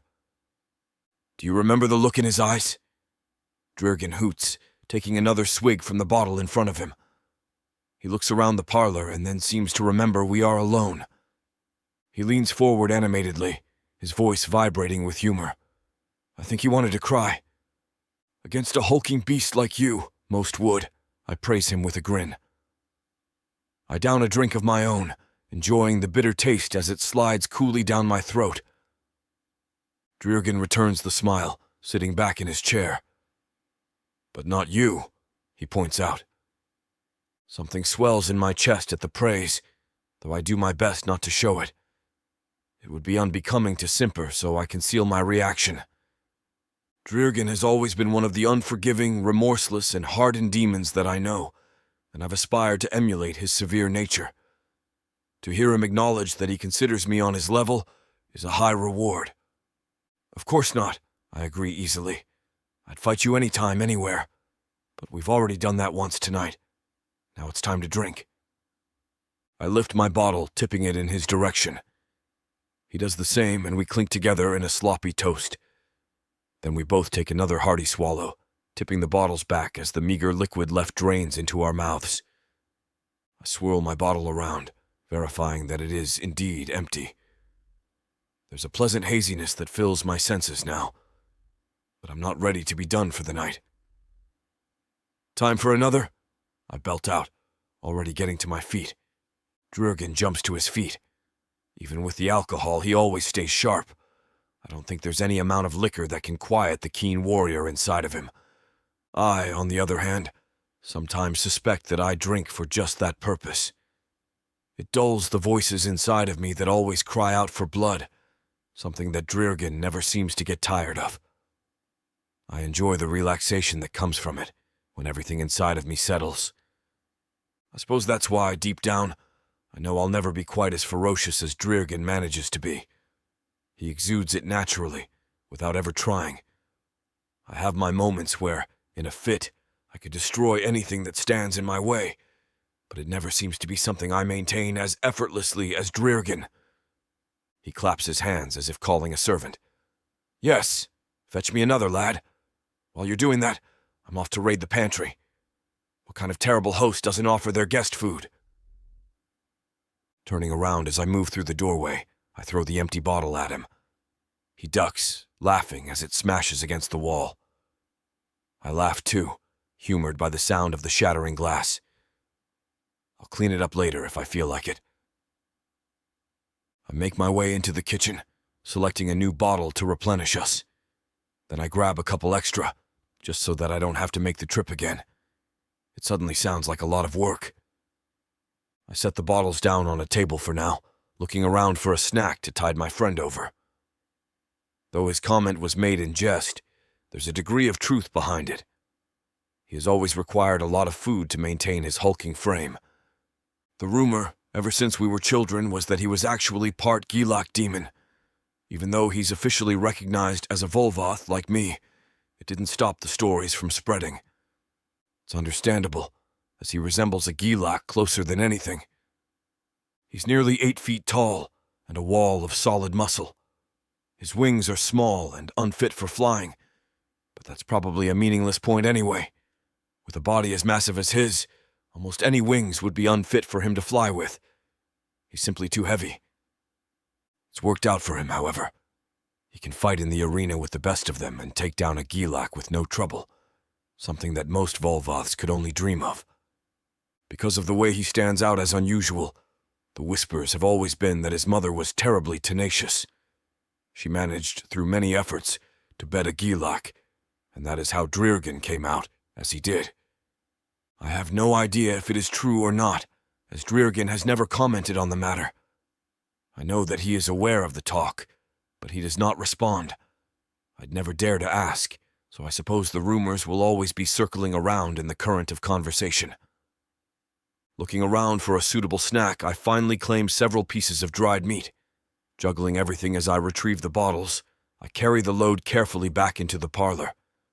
In the doorway, I pause and look around, wondering where Drirgen has gone. I thought he was kidding about raiding the pantry, but perhaps he meant it. Drirgen has always been the type to help himself to anything he wants, and not just because we are friends. He would take anything from anyone if he felt it worthwhile. It is of no consequence to me. I am happy to share with my friend. When he returns, he'll have his choice of food. I begin to unburden myself, setting each bottle down on the table as I wait for him to return with his snacks. But then something catches my eye. I straighten up, turning to face the now cracked dungeon door. It's barely open, just the tiniest little sliver, but still enough to tell me that something is amiss. Confusion fills me as I try to piece the scene together. She couldn't have tried to sneak out again, could she?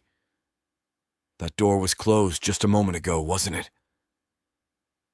Even as I creep toward the door, I can feel my heart jumping into my throat, making it impossible to breathe. Deep down, I already know the answer to my questions, and I know who is to blame for the door being left open. I just don't want to believe it. Not of my best friend, when everything had been so pleasant a moment ago. Slowly, I pull the door open further, still reaching for any other possible explanation. I want to blame anything else, anything that lets me believe Drirgen isn't down there with her. But at the top of the stairs, I hear a shrill, frantic scream. My heart constricts in my chest, and I race into the dungeon as quickly as my legs will take me. I'm moving so fast that gravity very nearly finishes the job for me, but I manage to right myself before I go sprawling. I turn to see Drirgen there, his hands fondling my prize. She is mine, not his. I may have been willing to share the snacks in my pantry with him, but this is a step too far. My vision turns red, and I can feel fire begin to boil in my veins. Everything in my body heats up, the very ends of my nerves tingling with fury. Despite the pleasant buzz that I had, the alcohol instantly seems to flee from my system. I'm immediately sober, almost painfully so. It comes to me like a slap in the face, almost like walking outside on a cold, snowy night.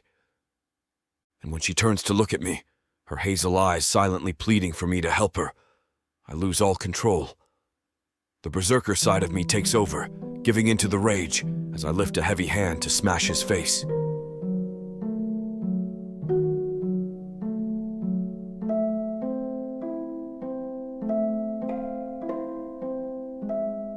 Chapter 10. Anastasia. I was so close to getting out of this dungeon. It only would have taken another step or two. But not only was my escape blocked by a hideous demon, he chased me right back to where I started from. I'm here once more, at the bottom of the stairs, backed nearly into my cell in my attempt to get away from him. Unfortunately, down here, there are only so many directions I can go. I couldn't shake him when he was so determined to pursue me. I'm in a worse state than ever, with one of his meaty hands wrapped around my exposed throat. The other paws me animalistically, making my skin crawl. It's not just his touch that creeps me out. He's truly appalling, a monstrous beast with cracked, heavy horns that curl forward and backward. His skin is scarred and rough, his hand abrasive as it glides over my body. "You must be the prize Volikan has been boasting about all night," he declares harshly. He licks his lips, eyeing me menacingly. His yellow eyes flash, clearly displaying his cruel intentions for me. I don't bother to answer, mostly because it didn't sound like a question. The creature's mind is already made up, and I don't think anything I say could matter at this point. Whatever he plans to do with me, I can only sit back and watch it happen. I can't help but feel a bit betrayed. Not by this demon's ill treatment of me, but Volikan's. He left me down here by myself for all this time, and then sent a friend in here to use me instead. The idea that he would trade me out like this is shocking, even if I'm not sure why I'm so surprised. Volikan is a demon after all, and I suddenly wonder why I expected anything different. It was hard enough, making my peace with the fact that I would be given away to a demon. I wasn't pleased at the idea of having to breed against my will, but I had managed to convince myself that there could be a silver lining. I would take one partner and bear him a child. In exchange, I would be safe. I would have a warm house and a place to stay, and food. It could have been worse, I tried to convince myself. None of those things had managed to pan out for me. I was here in a dungeon, hungry and thirsty. Having my hopes dashed that way had felt bad enough, but was it really getting worse? Seeing that Volikan intends to lend me out to other demons as he sees fit is just one blow more than I can bear. I hadn't truly wanted to mate with him, but I certainly don't want to just be passed from hand to hand. And yet, what choice do I have? I'm stuck here, to be used and abused until my stomach is swollen with their offspring. If I refuse, they'll just kill me. Tears spring to my eyes, feeling utterly dismayed and abandoned. For the first time, I think that Volikan might have been right when he told me the gods aren't going to help me here. Maybe even the gods are blind in this abysmal place. The new demon continues to grope me. He doesn't let go of my neck, but spins me around so that he can smack my bottom. The move is jarring, making me wince. He lets out a low laugh, seeming to like my reaction, and slaps me again. Then he pinches so hard it hurts, and I'm sure beneath my clothing, angry red prints in the shape of his fingers are already flaring to life. A shadow moves behind him. I turn my head reflexively to see.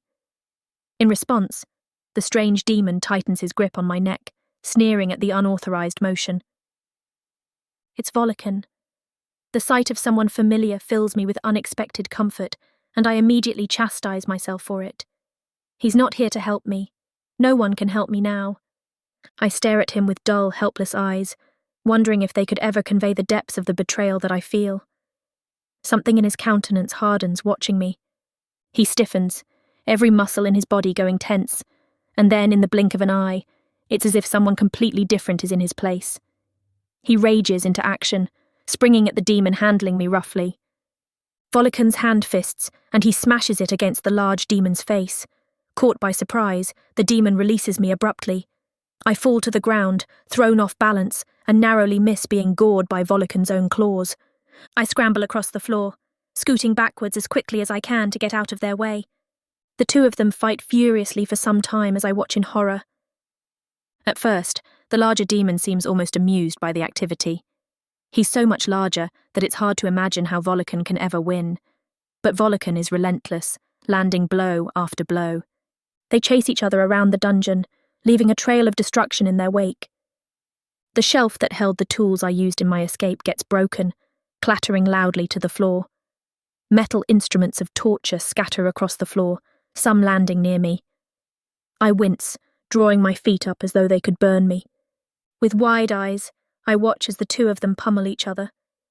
It's a vicious, bloody fight, and at some point it manages to sink in that Volikan never intended to let this other demon take advantage of me. I'm not sure why, but it cheers me up a little to watch his willingness to protect me. It's hard to take too much pleasure in the chaos unfolding before me, however. I don't like violence of any kind, even deserved. They're both bloody and beaten, and the sight makes my stomach turn. The fight turns my way once more, and I must scramble into the corner to once again avoid being gored. Volikan seems utterly out of control, as though he has no awareness of his actions. His movements are entirely separated from his brain. I can't help but think that he'd kill me just as soon as he would the other demon. At least in this state, he has no ability to discern the difference. He's out for blood, any blood that he can get. I'm not going to get close enough to accidentally get caught in the middle. I don't want to test just how far he is able to go, and I suspect that it would be a losing wager.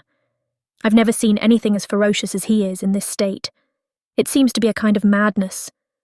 I curl myself up, trying to disappear in the corner of my cell and avoid detection. A part of me wants to close my eyes and block out the horrible sights, but it seems as though that would be a fatal error. I have no choice but to watch, even if it terrifies me. The smell of demon blood burns in my nostrils. The stranger begins to offer half-hearted excuses, trying to appease Volikan. He never apologizes for his actions, but he does bargain with him, trying to strike up a deal. Volikan is unmoved and offers no evidence that he even hears the words. He slams my attacker into the stone walls of the dungeon, over and over. The sound makes me quiver, but it blends in with the internal scream that I hear in my own head. Finally, the demon slumps to the floor, defeated. Something in Volikan's face changes again, the hard look washing away. He turns to face me, and I imagine that I see a glimmer of awareness returning to his eyes. But then Volikan steps closer. I panic, worried that he's about to attack me next. After everything that I just saw he was capable of, anything seems possible. My eyes dart down to the floor, eyeing the selection of items sprawled across the floor. It's a mess, trash left everywhere as the result of their fight. But some of it are Volikan's instruments of torture, knives and blades, and even a thick belt studded with nails. If I need a weapon, there are plenty of options. Even as he draws nearer, something in me hesitates. I don't want to attack him. It's simply not in my nature. Is this what I must do to survive in this horrible place?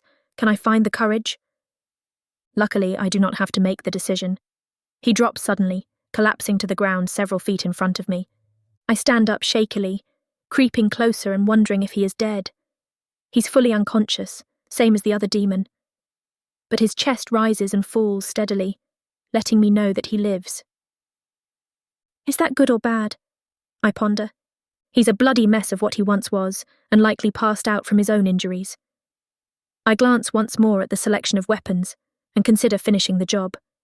At least then I would be free. I can feel my resolve strengthen, and then immediately crack. I may die here eventually. Still, I just don't have the nerve to kill another. I'd rather die myself than to live with that guilt.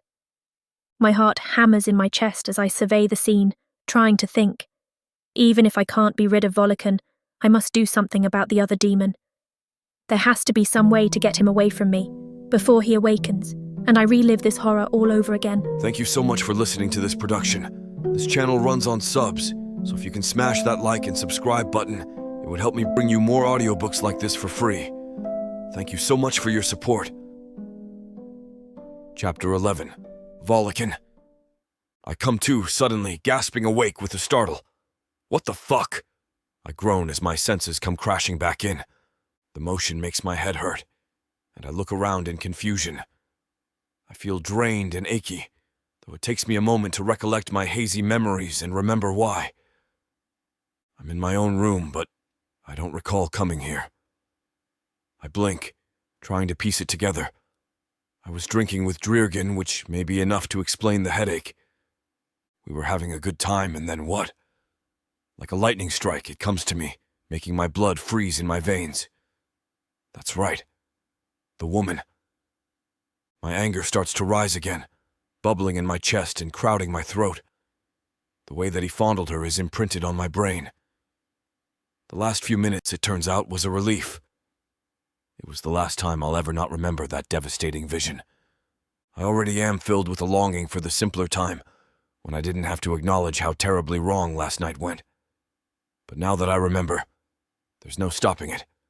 I'll have to figure out a way out of this mess. I know that my bloodlust, my berserk mode, took over. It happens often enough that I'm quite used to it, and familiar with the way that I black out when it happens. Though my body keeps moving, my brain seems to shut off for these episodes. When it's over, I can remember the time leading up to it, but not during. So this vague blank space that I can't quite fill isn't unexpected or surprising. It's typical for me. Normally it doesn't cause me concern, but there's one significant difference this time. What did I do to her? I've been so careful to control myself around her, not wanting her to see me like that. I'm not worried about Dreergen. He can hold his own, and besides, he deserved it. But her. What about her? My heart sinks at the thought, terrified to admit that there is no limit to the monster that I become in that state. I never wanted her to be on the receiving end of that horror, and now it's almost certainly too late. I leap out of bed, ignoring the way my head feels like it's full of liquid sloshing around my skull. No time for that now. I must find her and hope for the best. If she's even still here. If she survived, I wouldn't blame her if she ran the first chance she got. How do I explain that to the king? I race across the house, inwardly cursing Dreergen for what he has started. If he had just kept to himself, none of this would have happened. He let himself into the dungeon, uninvited. He took what was mine without prompting or encouragement. If he wasn't such a sneaky, two-timing shit, I wouldn't be suffering now. He may be my best friend, but he's also kind of an asshole. Normally, that seems reasonable. So am I. But is he going to help me get out of this mess? I don't even bother to dress. My bottom half is covered as much as modesty would necessitate in a pair of simple leggings. The rest of me is bare, something I don't make a habit of. But there's no time to worry about something so trivial now. Not when the body of the human might be waiting to be discovered. The king is going to have my head for this. Damn it, Dreergen. Even in my panicked state, it manages to seep into my consciousness that the house is cleaner than it deserves to be. I recall that earlier in the night, before everything went to shit. Dreergen and I were hardly being careful.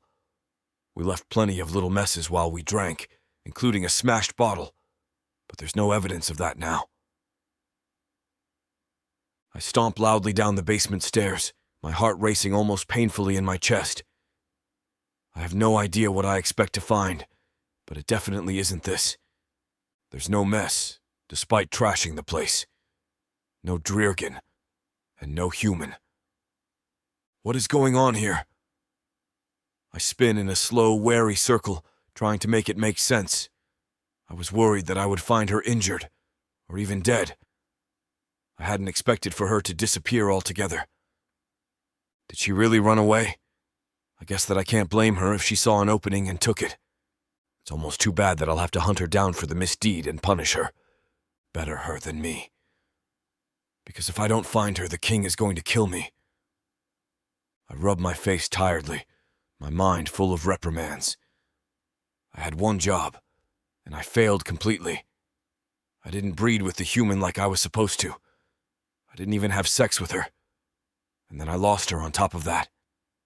I'm never going to live this down. Never. How am I going to explain why I put off breeding when she was handed directly into my arms? I can hear the other demons laughing at me already, and then something manages to waft by me that interrupts my disgruntled nose. A strange smell. Not unpleasant, but unexpected. What is that? I hesitate, sniffing the air again. It's cooking. The answer might seem obvious, but it's such a foreign concept in this house that the realization rattles me. I don't cook. I eat food with the least amount of prep possible, even raw, but I don't cook. I make my way slowly up the stairs, trying to understand what is happening. Who would be cooking? Do I even have the tools for that? When I make my way into the kitchen, I trace the smell back to a pot simmering on a little stove that I've always ignored. I'm not sure I knew it could do this, to be honest. I glance around, noticing how clean the kitchen is. The difference between how it looks now and how I'm used to it looking is jarring. The counters and floor are a different color than I thought, brighter. I guess I've never seen them clean before. Is this Dreergan's doing? His way of apologizing to me for last night? I had no idea that the dummy could even cook.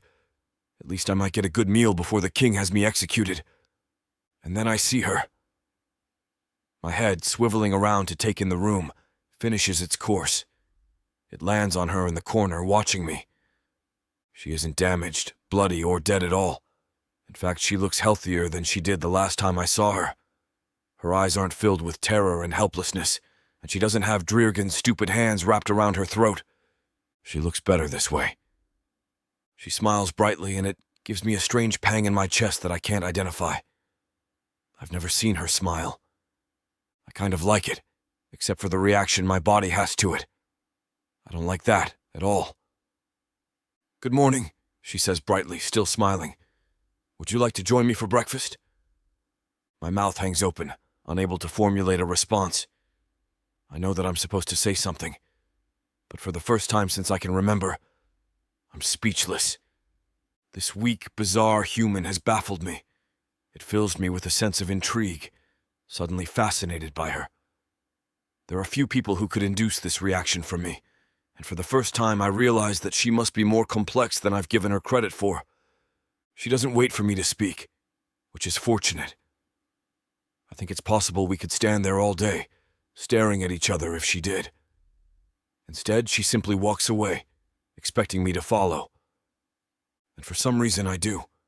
Me, who follows no one, meekly lets her lead me wordlessly into the dining room. An elaborate breakfast is spread out on the table. There's a platter of meat and another plate of honeyed rolls. A big bowl of cut fruit sits in the middle, both a colorful decoration and an edible contribution. Everything smells fantastic, and I can't stop my mouth from watering slightly at the sight. Did she stay up all night cooking this? I wonder to myself. I have no idea how much labor goes into a meal like this, but it looks complicated. Hours, I imagine. My mind can't wrap itself around the display, trying to understand how it ever came to be. I didn't even know I had enough stuff in my kitchen for a feast like this. It's curious, and I'm suitably impressed by her effort, but also baffled. Why did she go to so much trouble, and why is she sharing it with me? I could understand if she had raided my pantry while I was out, helping herself to anything she wanted. She could have done that in private, and likely never been caught. She had the perfect opportunity, and the most freedom she's had in days. And she used that time to clean my house and cook me breakfast.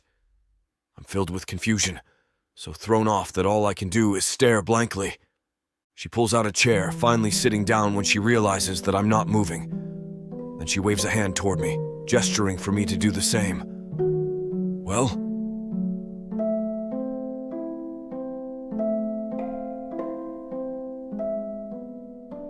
Chapter 12. Volikan. Well? She says expectantly, waving for me to sit down. My gaze follows her hand, and I realize that there's even a table setting here for me. She made the table, expecting us to eat together. This only adds to my confusion, still not understanding why she would go to all this effort. She could have helped herself to whatever she wanted. I was unconscious and could not stop her. Why did she do this for me? For us, I realized numbly. But something about that word makes me uncomfortable. I stop the thought as soon as it comes, pushing it aside. Instead, I sit down as directed, still speechless.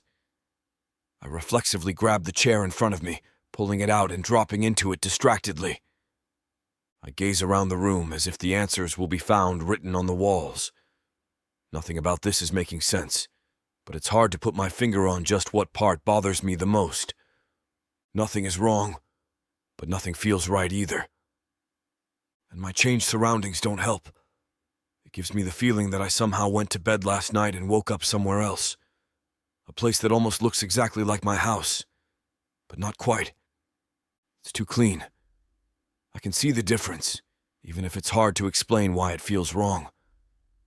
I know that cleanliness is a good thing, and I appreciate her effort. But it makes me feel as though I'm in the wrong place, that everything is just a little bit off. All my questions compete in my mind, so jumbled at this point that I can't decide which one would come first. So I just say nothing, still trying to work it out in my head. She smiles at me warmly again. Does that weird thing in my chest again, sort of like I'm being pricked all over. The feeling, I decide, is not entirely unpleasant now that I've had time to think about it. I gaze at her, noticing how different she looks now. She doesn't have the stressed, nervous expression that she did. Then again, when I think of how I acted when she first came home with me, it's hard to blame her for looking nervous. I'd gone out of my way to elicit that reaction. I guess I didn't know that it would turn out I liked this version of her too. She eyes me for a moment. There's a twinkle of humor in her eyes as she waits. I recognize it, but I'm still too slack-jawed to do anything more than simply take note of it. She doesn't come right out and laugh, but I can tell that she's close. I don't know what's so funny, but I can't make myself care right now. A response will have to wait, as I just don't have the brain power to worry about it. I'm too overwhelmed and overloaded by everything unfolding here. Her eyes sparkle with humor at me, even when I stare blankly back at her. Then she stands up and begins walking around the table to fetch the various serving plates, one at a time. She starts to serve me from them, filling my plate with big portions of everything. It occurs to me that she was staring at me, waiting for me to do this myself. That's why she kept looking at me and looked so amused when I didn't. She must think I'm a complete idiot. The small, gentle smirk on her face as she works doesn't disprove it. I suppose, at least when it comes to social interactions like this, I might be. I don't get out of my house much or spend time in groups. I prefer to be on my own, left to my own devices. Things like sharing a polite meal are not my forte, or something I have a lot of experience with. Once my plate has a bit of everything on it, she turns her attention on her own. She leans across the table, dropping a hunk of binmu meat onto her plate. She sets that down, picking up a bowl of fruit, and begins ladling that out next. The way that she reaches brings her body closer to mine, and her shirt brushes across my bare shoulder. We both seem to notice it at the same time. Even though it's not a significant motion, we both react. I sit up straight, finally snapping my jaw shut. She blushes a little and her gaze rakes across my bare chest. It lingers for an uncomfortable amount of time. Something in her eyes changes, looking uneasy more than embarrassed. I watch her face until it occurs to me to wonder if she's staring at my scars. I've never really paid attention to them before, though I know that there are a lot of them. It's just never mattered to me or been worth caring about. Still, something about the way that she stares makes me uncomfortable and self-conscious for the first time in my life. Maybe I should have put on a shirt before I left my bedroom after all. It seemed unimportant at the time, because I've never cared what anyone thought before. I didn't know that this human would be the first person that I changed for. She clears her throat and looks away, quickly shuffling food from the bowl in her hands onto her plate. "I'm sorry if this isn't as good as what you normally eat," she offers. "I couldn't find much in the cupboards, and a lot of the ingredients are unfamiliar to me. I did the best I could." Then she sets the bowl down, walking around the table back to her seat. I blink to myself, taking in the irony of her comment. I don't cook at all, so this already seems steps above anything I would normally eat. Heck, I probably know less about how to use the ingredients she found than she does, even if she's never seen them before. "It looks delicious," I finally managed to reply politely. I surprise even myself with my new docile tone. She looks up at me, wide-eyed, but quickly covers her shock by shifting her gaze back down to her plate. "Where has Dreergen gone?" I blurt out unexpectedly. I have a lot of questions, but that is the most urgent one. Is he going to wake up any minute and ruin all her hard work? If anyone would be enough of a jerk to mess up her meal, it would be Dreergen. She might not realize it yet, but I do. She pauses with a forkful of food halfway to her lips. "What?" she asks. While I repeat the question, she takes a bite. She chews a moment and seems to be thinking. Then her eyes light up with understanding. "Oh, your friend," she realizes out loud. I nod, ignoring the bristling feeling that I get when she uses the word friend. "I sent him home when he woke up," she explains. "He had a migraine." I stare at her uncertainly, tempted to question her.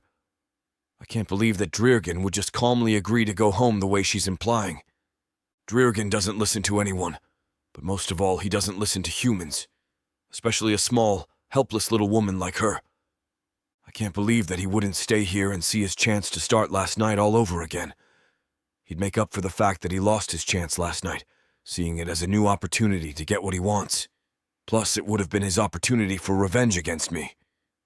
No, there's no way a demon like Dreergen left peacefully the way that she's implying. He wouldn't have looked away from having her at his disposal, not when it would accomplish two goals at once, taking her and punishing me. If he left that easily, he must have had one bad migraine. But something about the pleasant, relaxed look on her face convinces me not to ask any more questions. She's happy thinking that I believe it. So, for the time being, I'm happy pretending I believe it. I let it lie for now, instead taking a big mouthful of binmu meat and chewing thoughtfully. Our eyes lock across the table and it doesn't feel uncomfortable. She doesn't immediately look away and I'm not filled with rage by it. The food really is delicious, even if Anastasia didn't think she knew what she was doing. Either she knows how to cook better than she lets on, or she's a natural. I end up taking a second big slab of meat when I finish the first. She's also made some pan-fried keela, a silvery leaf that grows wild on Galmaleth. It tends to come out bitter and mushy when cooked, but she somehow managed to keep it crisp. It's delicious this way, though I have no idea what her secret is. We eat in a pleasant silence for a while. The quiet isn't uncomfortable, but instead quite relaxing. We're both enjoying the food, and we've seemingly at least learned to tolerate each other's presence enough that it doesn't feel entirely unwelcome to be at the same table. But finally, the questions that keep buzzing through my brain demand to be voiced. I'm fed and calmed, and I've had some time to sort out and pick through my confusion. I know what's on my mind and what I need to know. What really happened last night?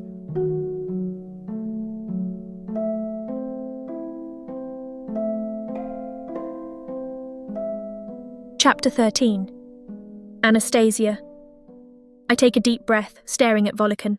His eyebrows are furrowed, picking at the plate in front of him. After a heartbeat, he sighs. I'm waiting. What really happened that night? He watches me, his eyes never leaving mine. The beast woke up in a haze. I didn't wait to give him the chance to come to his senses and sent him off. That is all. I got lucky and saw a Zonac that was passing by, I say, leaning against the table, taking a second to remember everything in order. Such an ordeal of a night. Sifting through the hazy memory requires energy I'm hesitant to waste. I asked for assistance, and they managed to take you up to your room so you could properly rest. It was a really brutal fight. I finish speaking, finally breaking away from his gaze. I feel my heart quicken just a bit as my eyes flicker down to his lips. Volikan's expression changes, his eyebrow quirking up. I can't tell if you're incredibly idiotic, oblivious, or if you really are completely fearless. His tone seems to be dripping with an odd form of enthusiasm as he spears the steak. My eyes continue to trail around his body, finding myself unable to keep at just watching him eat. Instead, my gaze drifts lower, looking at his scarred skin. It ignites a tiny fire within me. This person has seen his fair share of battles, yet here he sits in front of me, eating a steak. It makes my head spin quite a bit, so many changes in such a small amount of time. I can't come up with a reason, but I trust the mother. She knows best, and she will always mean well. He perks up after a couple bites. I guess you aren't a completely worthless human. This food is actually acceptable. He gives a grunt, and I have to stop the edges of my lips from pulling up. I refuse to smile in front of this creature. I learned how to cook when I was younger, though I wasn't able to cook for a long time. It's almost comforting. I find the words slipping out of my mouth. I look away from Volkan's face. Heat begins to pool under my cheeks. Volkan just looks at me, eyebrows furrowing again. Well, you weren't exactly in a position to be doing very much. He almost scoffs as he takes another bite. He stabs through a vegetable, shoving it down with some meat. His statement makes me uneasy. I do not wish to think about the past. I have only the future to pay attention to. The mother has given me this opportunity. She's given me the blessing to continue living, and I will make the most of it. I refuse to be stuck in such dark times when the mother has put forth a light ahead of me. I give him a side glance. You're not wrong, I quip, letting the negative feelings slowly bubble away. With a shake of my head, I come to the conclusion that I will just pray to the mother once I'm away from this inhuman creature. If he's such a vile creature, why has his body entranced me this much? Why am I looking at his body? I can't help the words bouncing around in my skull, ricocheting and breaking apart into tiny pebbles of thoughts. The scars. It's the scars that have taken my attention. His form has so much definition, his muscles bulging under his skin. I can't deny the small urge to touch him. I want to feel how strong he is. I want to run my fingers over those scars. His personal history is written in damaged tissue. A living history. I can feel that tiny spark of flames begin to grow just a little more. It rouses something dangerous in me. Something I can't quite name. Something that I start to bury the second I feel it. I'm not proud of it, and I know that any of these thoughts will certainly lead me into trouble. This creature is inhuman. End of story. He's hurt so many others, so why is it so difficult for my heart to get the message? Why is it pumping faster than normal? Why is the compulsion to touch and know more so hard to resist? Why do you keep staring at me? Volkan's voice fully shocks me out of my spiral. I almost flinch back, but refuse to let my body do it. I will not show fear or cowardice when I know the mother will protect me from everything I can't handle. Your scars. Why do you have so many? I ask, my voice lower than before, as if I don't want to set him off. I see his body tense up just slightly, putting down his utensil. They're all over your body, I state the obvious after he doesn't answer, trying to prompt him to continue the conversation. Volkan stands and I do the same, feeling discomfort flow through my veins like an icy river, freezing me in place. Volkan's expression and demeanour completely change. He starts forward, and the ice inside my body shatters as I take steps backward until my back hits the wall. My heart begins to hammer in my chest as he stops right in front of me. His frame towers over mine, but I square my shoulders. I want to look bigger than I am. I am not weaker than this demon. My body tenses as I hear him growl. He leans forward so his lips are right beside my ear, and I can feel the puffs of air as he exhales. Do they scare you? He growls again this time, his body stiff as if expecting a blow. I take a second, but shake my head. No. I don't get the chance to explain myself, because at this closeness I can see his muscles slightly relax. I feel confusion flood my system as he steps away. I was constantly in battles. It's like pure adrenaline every time I'm fighting. These scars are trophies. He smiles, showing his fang-like teeth. He sits back in his chair, his hand running over one of the deeper scars painted on his chest. One of my favourites. He smirks only for a second before it drops. His eyes are distant as he opens his mouth to take another bite of food. He chews slowly, before turning his attention back to me. I tore down foe after foe. They never even stood a chance. I still remember the blood, the screams. Volkan's expression warps into a vicious smile.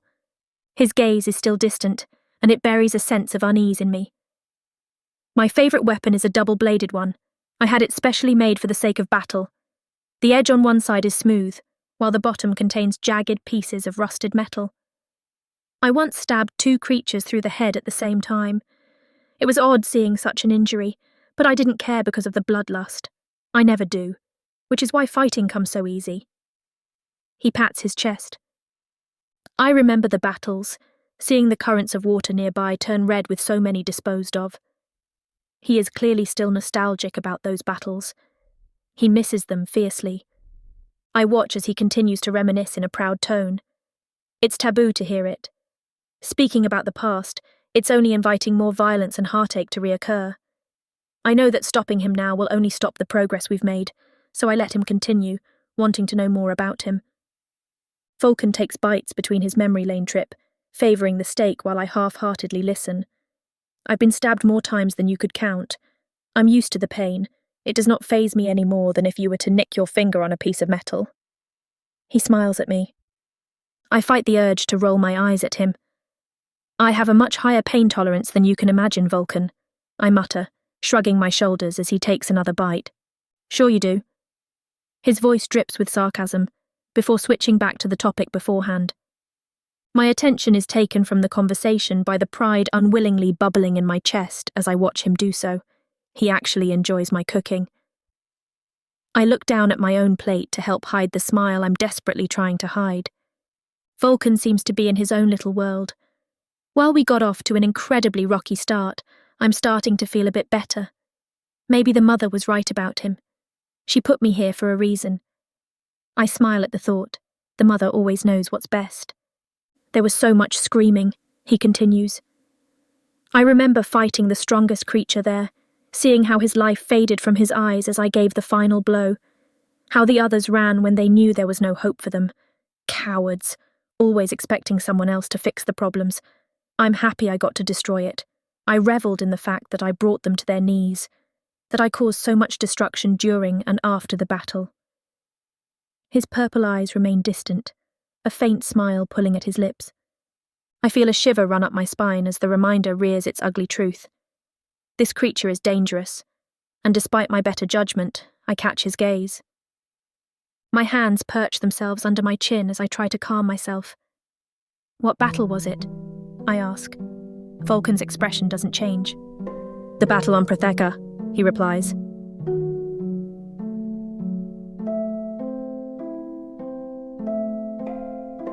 Chapter 14. Volikan. Sitting only a few seats from her allows me to see every expression captured in her face. My human concubine, Anastasia. I watch her curious expression as she asks me questions about my life before. Foolish creature. Does she not understand the danger she is in? My kind devours lesser beings like her. I'm not a companion or a guide to demonology. I am her warden, her jailer. She is the prize I have been given for ripping my enemies apart. My irritation only grows, even as I answer her questions. Why is she unafraid of me?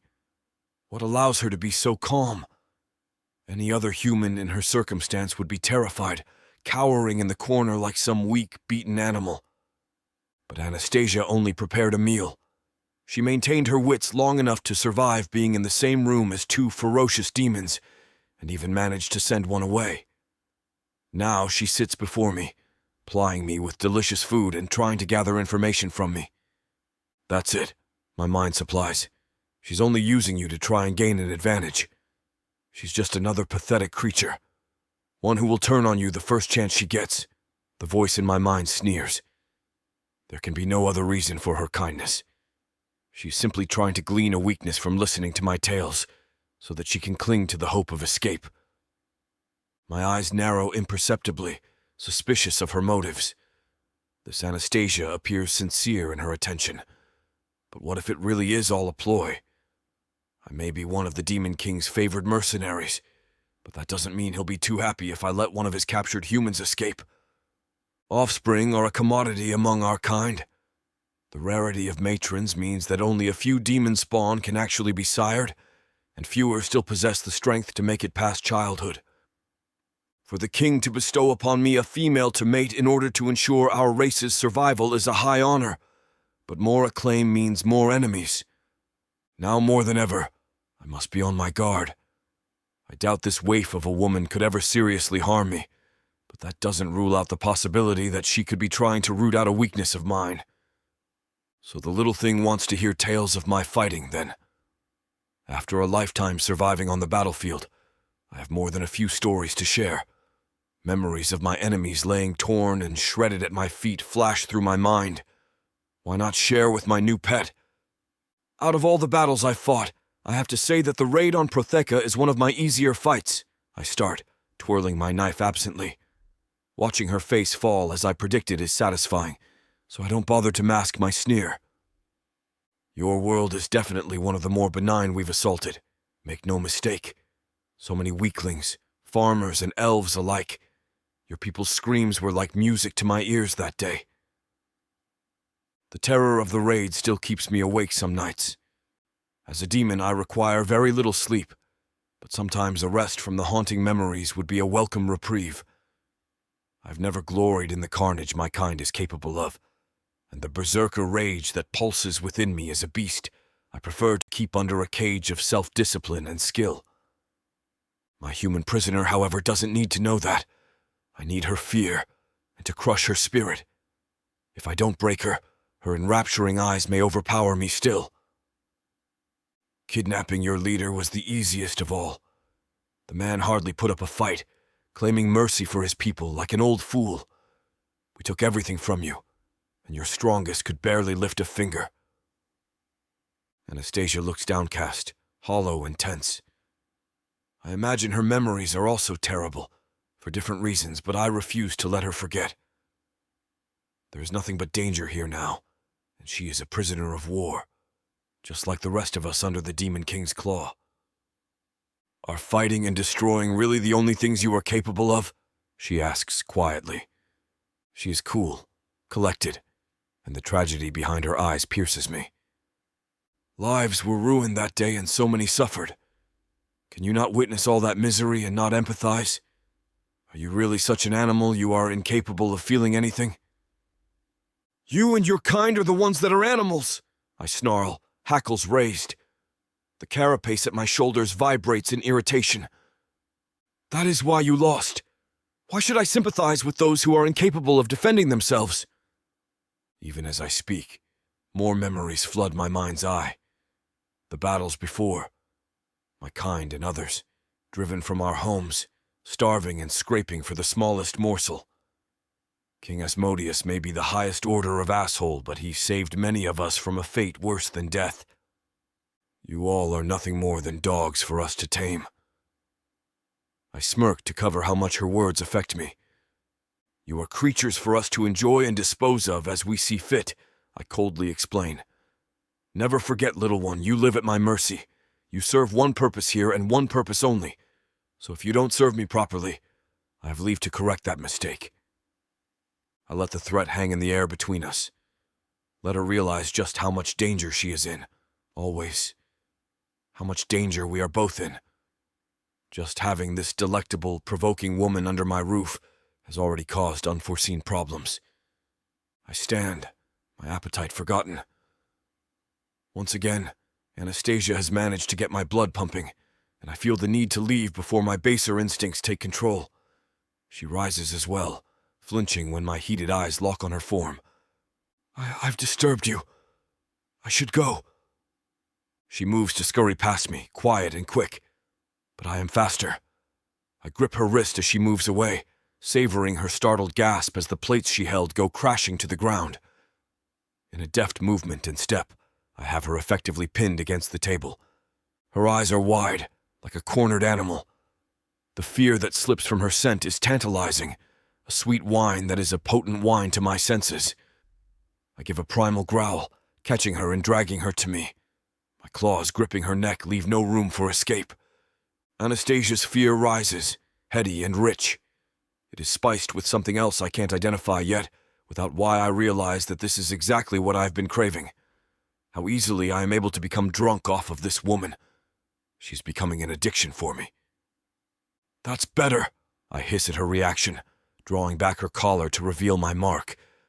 The brand of my fangs is scarring beautifully at the top of her shoulder, catching the glow of the candlelight. Much better. Truly a brute, aren't you?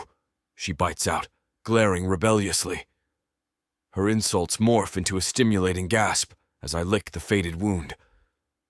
I knew she would be sensitive, that her skin would be supple and her tongue sharp.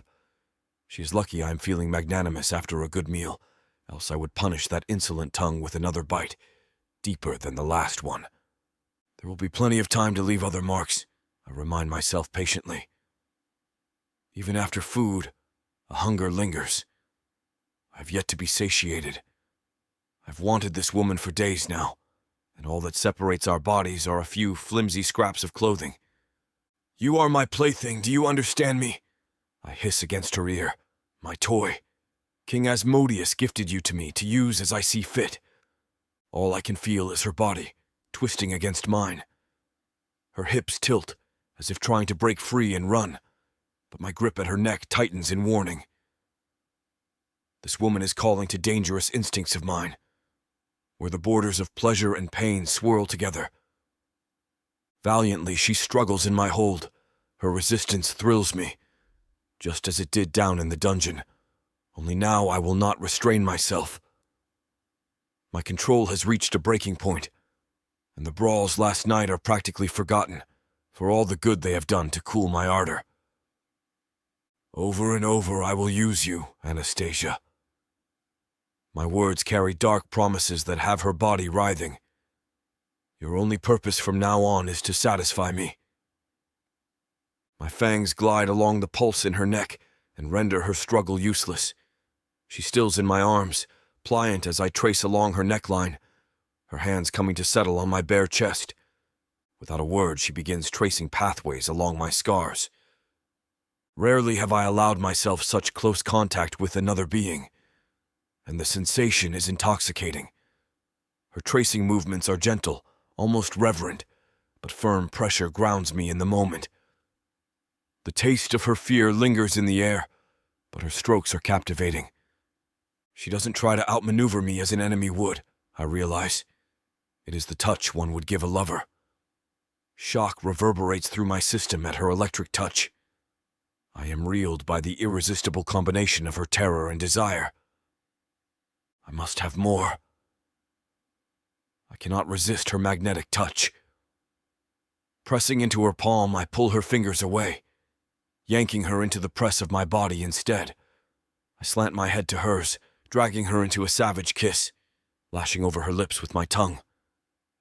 I pour all my frustration from the past few days into this kiss, all of my agitation and bottled fury. I take it all out on her tempting mouth, with deep sweeps of my tongue and teasing nips across her teeth. Thoughts cast aside, I share all of my stored annoyance in the form of my punishing mouth. Oh, but the way she yields to my touch is heavenly. Her lips are like blushing fruit, and her taste is delicious. The sweet temptation of her body is calling to me, with curves that threaten to taste even better than her lips. I can no longer hold back. I'm going to claim her, here and now.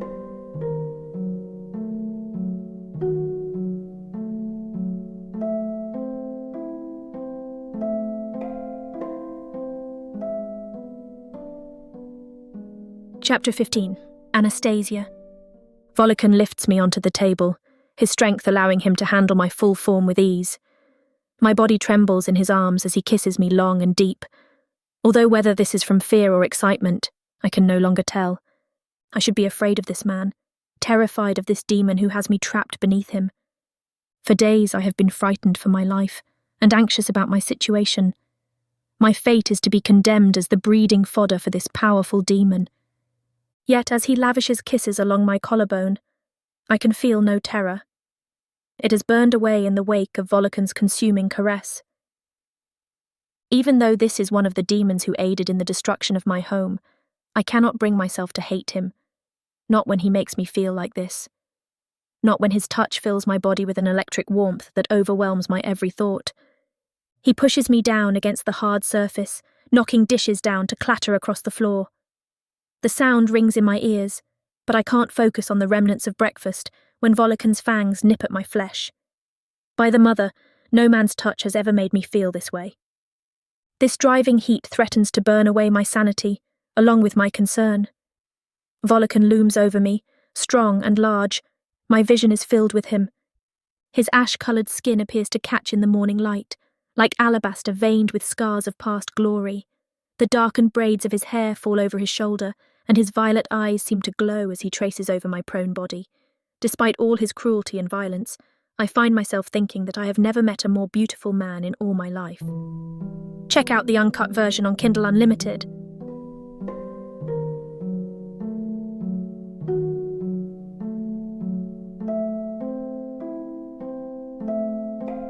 Chapter 16. Volikan. It is only after several hours have passed do I finally lay back, sated and relaxed. All the aggression and frustrations I had been poorly managing have now been released, slaked between our bodies. There is a bone-melting sense of easement that settles over me, as if I have surmounted a great challenge and can finally bask in my reward. I glance over to the spoils of my victory. My reward, Anastasia. She lays passed out beside me, even more exhausted than I by our efforts. In this quiet moment, I take the time to regard her, watching over her as the moon crests the sky. An entire day has passed, daylight gone hours ago, but I have paid it little notice, losing myself in her instead.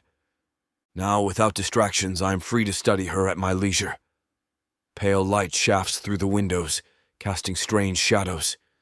Moonlight slants across her form, giving her skin a gleaming luminosity. Anastasia shifts uncomfortably in her sleep. I look around, noticing our surroundings for the first time, and realize we are on the floor of the house's sitting room. I scratch my head, memories of the day floating around my head. Our beginning tryst on the dining table was nothing compared to the rest of the day.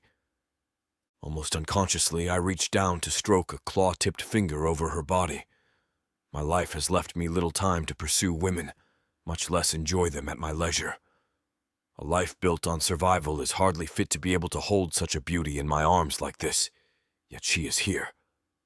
What fortunes have smiled upon me, contracted by the hand of our enigmatic king, no less. Never before have I had the opportunity to simply gaze upon such an incredible figure. As gently as I can muster, I caress her warm skin, taking a moment to bask in this quiet intimacy. Despite my exhaustion even now, I feel a small thrum of energy reigniting within me as I remember her touch. However, the feel of her body now is still warm, overheated even. Too hot, I think to myself, considering how the night air has cooled my flesh, but hers remains flushed. Her rest is listless as well, her body unconsciously shifting in a struggle to find a more comfortable position, which she certainly won't find on the floor. Heaving a tired sigh, I lift myself off the floorboards, muscles aching in protest at the stretch. Ignoring the ache, I reach down to scoop my human prize into my arms. Her fevered form stirs at the action, but she quickly settles back into me with soft fingers, stroking my scars even in her sleep. Absently, I wonder if I have pleased her this day, if my body and my actions have given her satisfaction. Then I shake my head, scowling at my own sentimentality. Anastasia is nothing more than a prize the king has tossed at me in exchange for continued loyalty. She is mere goods, gifted for the purpose of serving me until a new soldier can be sired, hardly worth the effort, much less concern for well-being, especially when I've got my own skin to worry about. I'm just another grunt in His Majesty's army, and she is nothing more than my property. Nonetheless, I adjust my stance to make sure she is more comfortable. Then I start to head toward my chambers. Upon entering my bedchambers, I lay her down on my bed. It is one of the few luxuries I've taken advantage of since claiming this house, and one of the few surfaces that isn't completely destroyed by my recent rages. Anastasia immediately presses into the bed, body automatically curling into the blankets. Her body fidgets and she lets out a soft whine that pulls on something buried deep within me. Silently obliging, I tug the blankets around her, watching in small admiration as she settles more comfortably. I find myself chuckling a little at her innocent behavior before I rise once more. My mind has little room for brooding thoughts when this human keeps me company, pliant and feisty, all at once. I allow my body to go through the actions of preparing a bath, drawing and heating the water. While she rests and the water warms, I stride back to the kitchen to begin rummaging through the cabinets. Foraging around recalls the breakfast we shared this morning. Food will replenish and restore my Anastasia. Keeping her healthy will please the king, I reason, returning to my chambers. With the water sufficiently warm, I ease her from her slumber into the bath, brushing aside her hazy grumbles. She relaxes into the water swiftly enough, a small smile of contentment curling her lips. It's an expression that makes my breath catch. I have made her happy, and the knowledge causes a thread of satisfaction to curl in my gut. She starts to drift back off, however, so I slip my arms under the water, gripping her to keep her awake. Not yet, little one. Let's finish the bath first. My calm command has her eyes fluttering open to peer at me. Then I will let you rest. There it is again, thinking of Anastasia as belonging to me. No gift comes without strings attached, and I cannot afford to let my guard down, especially now. Even without the expectation of progeny, I am confident I've only pissed Drirgan off with our latest debate.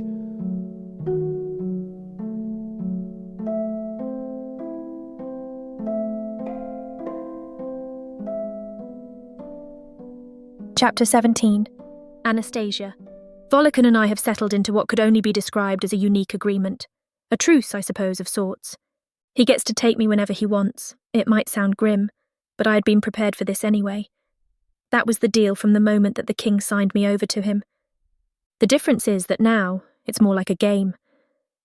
He likes when I play innocent and scared, acting out the role of prey for him to hunt. I bat my big eyes and tremble, and he eats it up. And this way, I don't have to actually be scared. He has no motivation to torment me, as long as I'm willing to fill that predatory need that he just can't seem to give up. It's play acting, but it hits a middle ground that suits us both perfectly. To be honest, it's kind of fun. I'm cleaning the house when he creeps behind me.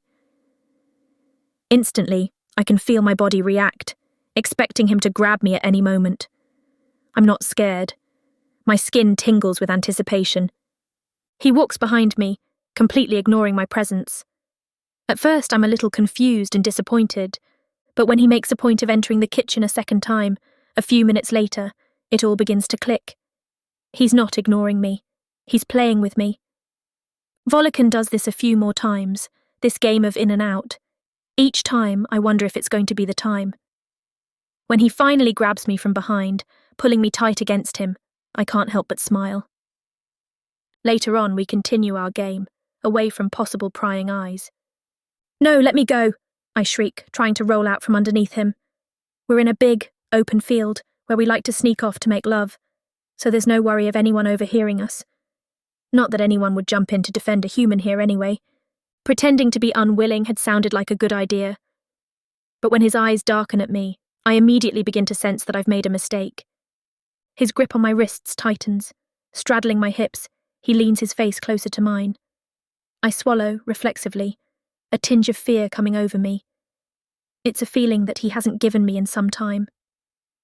"Don't do that," he warns, his voice raspy and strained. "When you struggle..." He trails off, and his eyes take on a strange, glazed quality. "I might not be able to control my darker side," he admits, looking at me once more. Whatever thought he had been wrapped in is lost, like smoke blowing away. His focus returns, eyeing me seriously. "No screaming, no struggling, no fighting, understand?" I nod, swallowing again, even though I'm not sure I do. I understand enough to realize that I don't want to test him. Immediately, I go limp underneath him, as if to prove that I have no intention of struggling. I'm still a little nervous, but as I study his face for a sign of approval, something occurs to me. He isn't threatening me. He's genuinely more worried than I am, scared of his reaction. He's trying to save me from him. The thought gives me pause, and my fear drains away. In its place, there's an odd curiosity. Where does this side of him come from anyway? Does he truly have no say or control over it? I start to voice my questions, trying to understand. I want to know what it is that makes him like this, and how he got this way. But he just leans toward my neck, dropping hot kisses across the skin. I angle my face, giving him better access. Still, I persist, continuing my line of questioning even as his lips dance across me. Just as stubborn as me, he pretends that he does not hear. Finally, after my 5th or 6th question, he murmurs, "You ask too many questions," before claiming my lips to silence me. A few more kisses, and every question flies out of my head anyway. But my thoughts begin to drift elsewhere. It makes me feel a little homesick being here. The skies over Galmaleth are always cloudy and stormy. There's essentially no sunlight here, and it makes me miss the way that it felt to lay in the grass on Protheka. There, the grass was green and soft. You could relax on warm, sunny days and just breathe in the smell, not to mention the wildflowers that would spring up in most open spaces and the bird calls. It's not like that here on Galmaleth. For a minute, I'm tempted to share my thoughts with Volikan, but as I consider it, I realise that I'm not sure how I'd explain the difference to him anyway. In the end, it seems too complicated, trying to open up to him. So I don't. We stand up after a while, heading back to the house. I'm still lost in my thoughts, feeling nostalgia for the way things were back home. Nature was one of the few pleasantries that no one could take from me, even at the human camps. Absorbed in my memories, I'm caught off guard when Volikan takes my hand as we walk. It's a simple gesture, but still surprising. It yanks me back into the moment, the here and now. I look at him, and I'm sure the question in my eyes is evident. He gazes back at me, his face serious. "You seem bothered," he points out. I'm even more flabbergasted than I was, shocked that he would pay any attention to my mood. It's not a grand gesture, of course, but from him, any gesture is meaningful. Before I know it, I find myself babbling all the things that were on my mind, everything spilling out like an overflowing bucket. I half expect him to interrupt, to tell me to be quiet, but he doesn't. He doesn't say anything, in fact, just nods occasionally to show that he hears me. It isn't much, but from him, it feels like a lot. And when I'm done, finally quiet and exhausted, I realise that I'm glad I could share that with him. He still doesn't say anything. He just squeezes my hand, and I like to imagine that it's his way of saying he's glad I could share it too. I don't continue to speak, however. Instead, I reflect on my day, trying to organise my thoughts. The one thing that keeps circling around my brain is my walk home with Volikan and the way he took my hand, the way he listened as I talked. Sometimes it seems like there's something more to him, a softer layer, underneath all the hardness that he wears like a shield. It could be in my imagination, but it's moments like that one that really make me wonder. It just felt too gentle to be a mistake, an accident, a misinterpretation. He doesn't know how to let his tender side show, but that doesn't mean it isn't there. I'm not sure what happened to make him want to hide it so deeply. It's so far down that it's easy to miss, and I nearly did. Maybe that's just what it means, to be a demon. Hardness and toughness all the time, and smothering any part of you that wants to be soft. I guess when you grow up surrounded by other demons, softness and weakness gets you killed. But it's not weakness, at least not to me. It's amazing, and I wish I could figure out how to get him to let it out more often. Right now, it only comes through in the tiniest, most infrequent little glimmers. But I'm certain it's there, just waiting to show itself. Maybe I'm the one he needs to bring it out. Maybe the mother was right all along, and this really is where I was meant to be. Maybe this, right here, is why.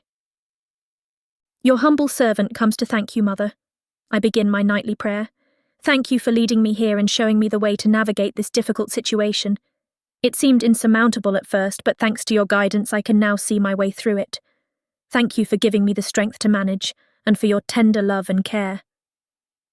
I close my eyes, reflecting quietly to myself. Inwardly, I can hear one thought, over and over. At first, I try to dismiss it, but then I begin to realise that it is another command, from the mother. She comes with more guidance, persisting until I will listen. The thought that blooms in my heart, the one that I know comes from the mother, tells me that I must persist and not lose hope. I need to stay, because I'm the only one who can bring out the best in him. I see the goodness that no one else can, which means that I am the only one who can encourage it and bring it out. Even Volikan himself does not know it's there, so focused on his dark berserk side that he's never considered the possibility that he contains a brighter side too. It is my job to make him better, and I will see it through, no matter what the future holds.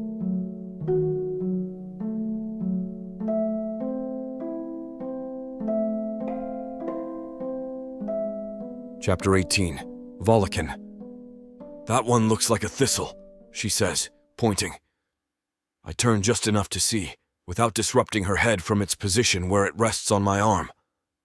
"What's a thistle?" I ask.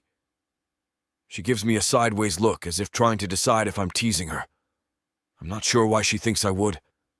I'm hardly the light-hearted type. She must reach the same conclusion, because her dubious expression slides away. It's replaced by one of confusion, as she tries to think of a way to explain it.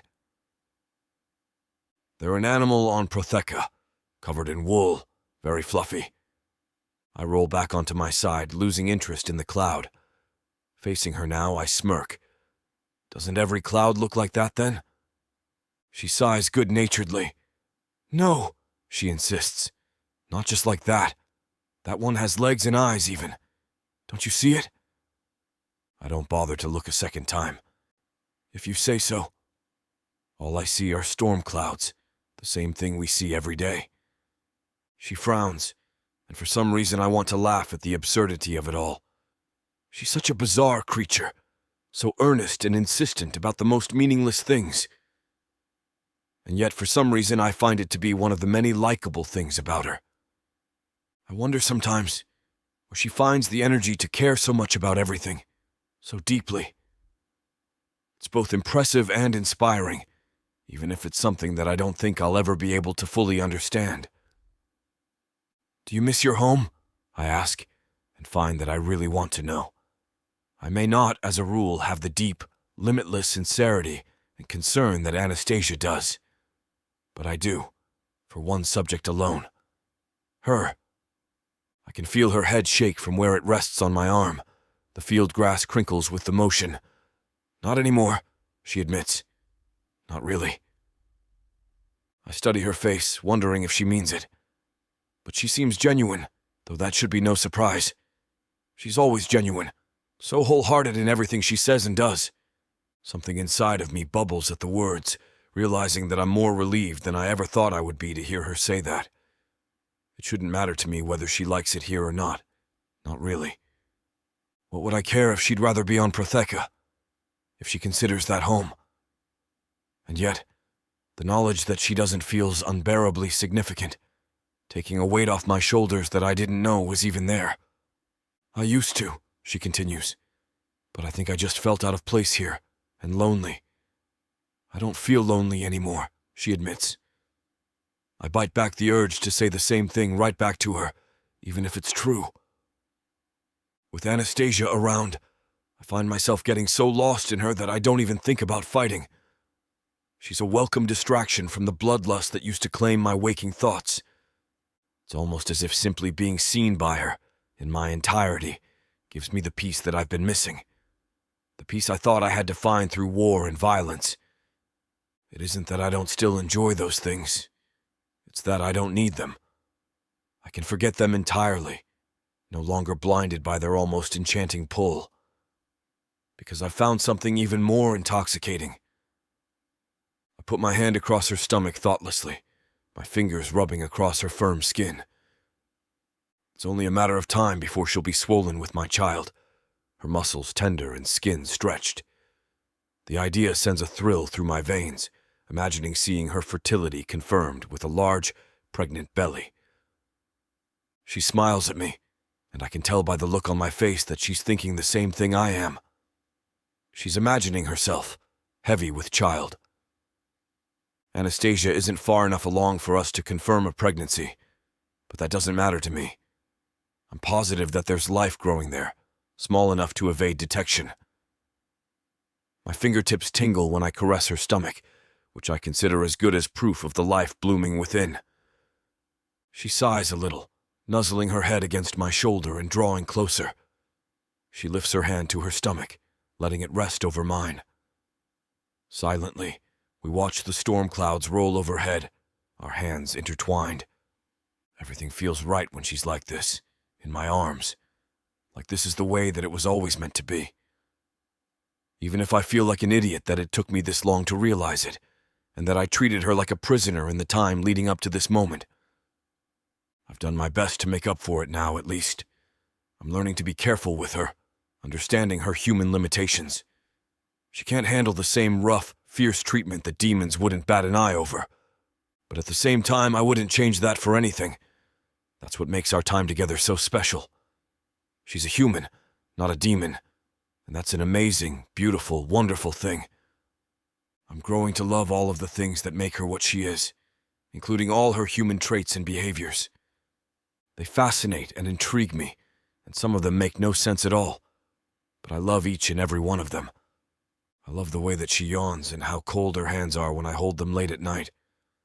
I love the way she looks so serious when she cooks, concentrating as if she's trying to solve the greatest mystery of all time, and not simply making dinner. I love the sound of her laugh, which comes so easily to her, and the way she makes a snorting, huffing noise whenever she gets impatient. I love the way the color springs to her cheeks when I say something that annoys her, two bright red dots of color that pop out on her pale skin. There's so much about her that I'm beginning to think I never want to be without again. And yet, I'm afraid to admit that. I'm afraid to let myself open up to her, to show her all of the affection that's buried deep in my heart for her, and her alone. It's not that I don't know how to show her that love. I didn't think I knew, until she came along. But something about her coaxes it out of me, making the real difficulty the need to conceal it. Can I give affection to a woman who may only be in my bed for the fleeting present? What happens when she is gone, and I am left with a heart full of tender memories, and no one to share them with?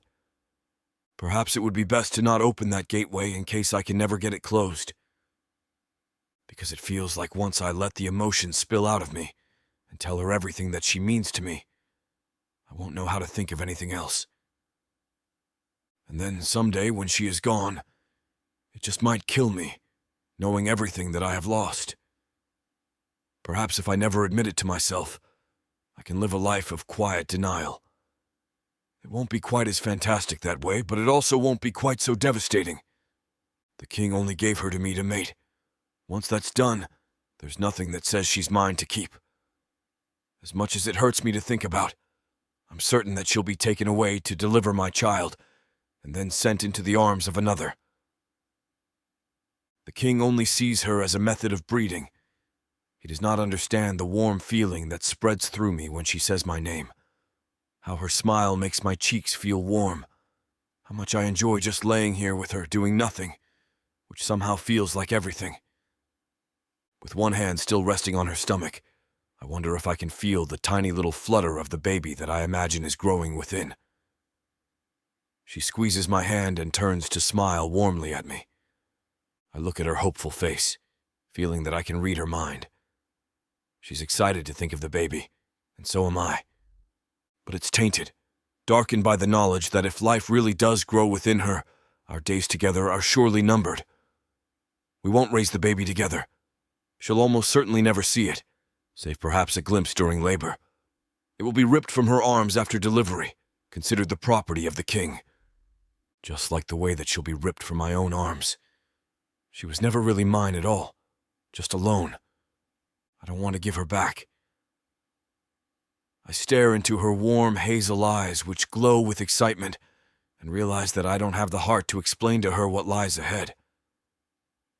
Instead, I lean closer, breathing in the scent that radiates from the top of her head. I committed, in this moment, to memory, trying to bury my fears. Because there's nothing I can do anyway, nothing that will change the future. Whatever happens next is out of our hands. If there's no stopping it, why let her be burdened by the grim reality? If anything, I wish I could be as innocent and naive as she is. Our clock is already ticking, and all we can do is enjoy the time that we have, whatever that may be.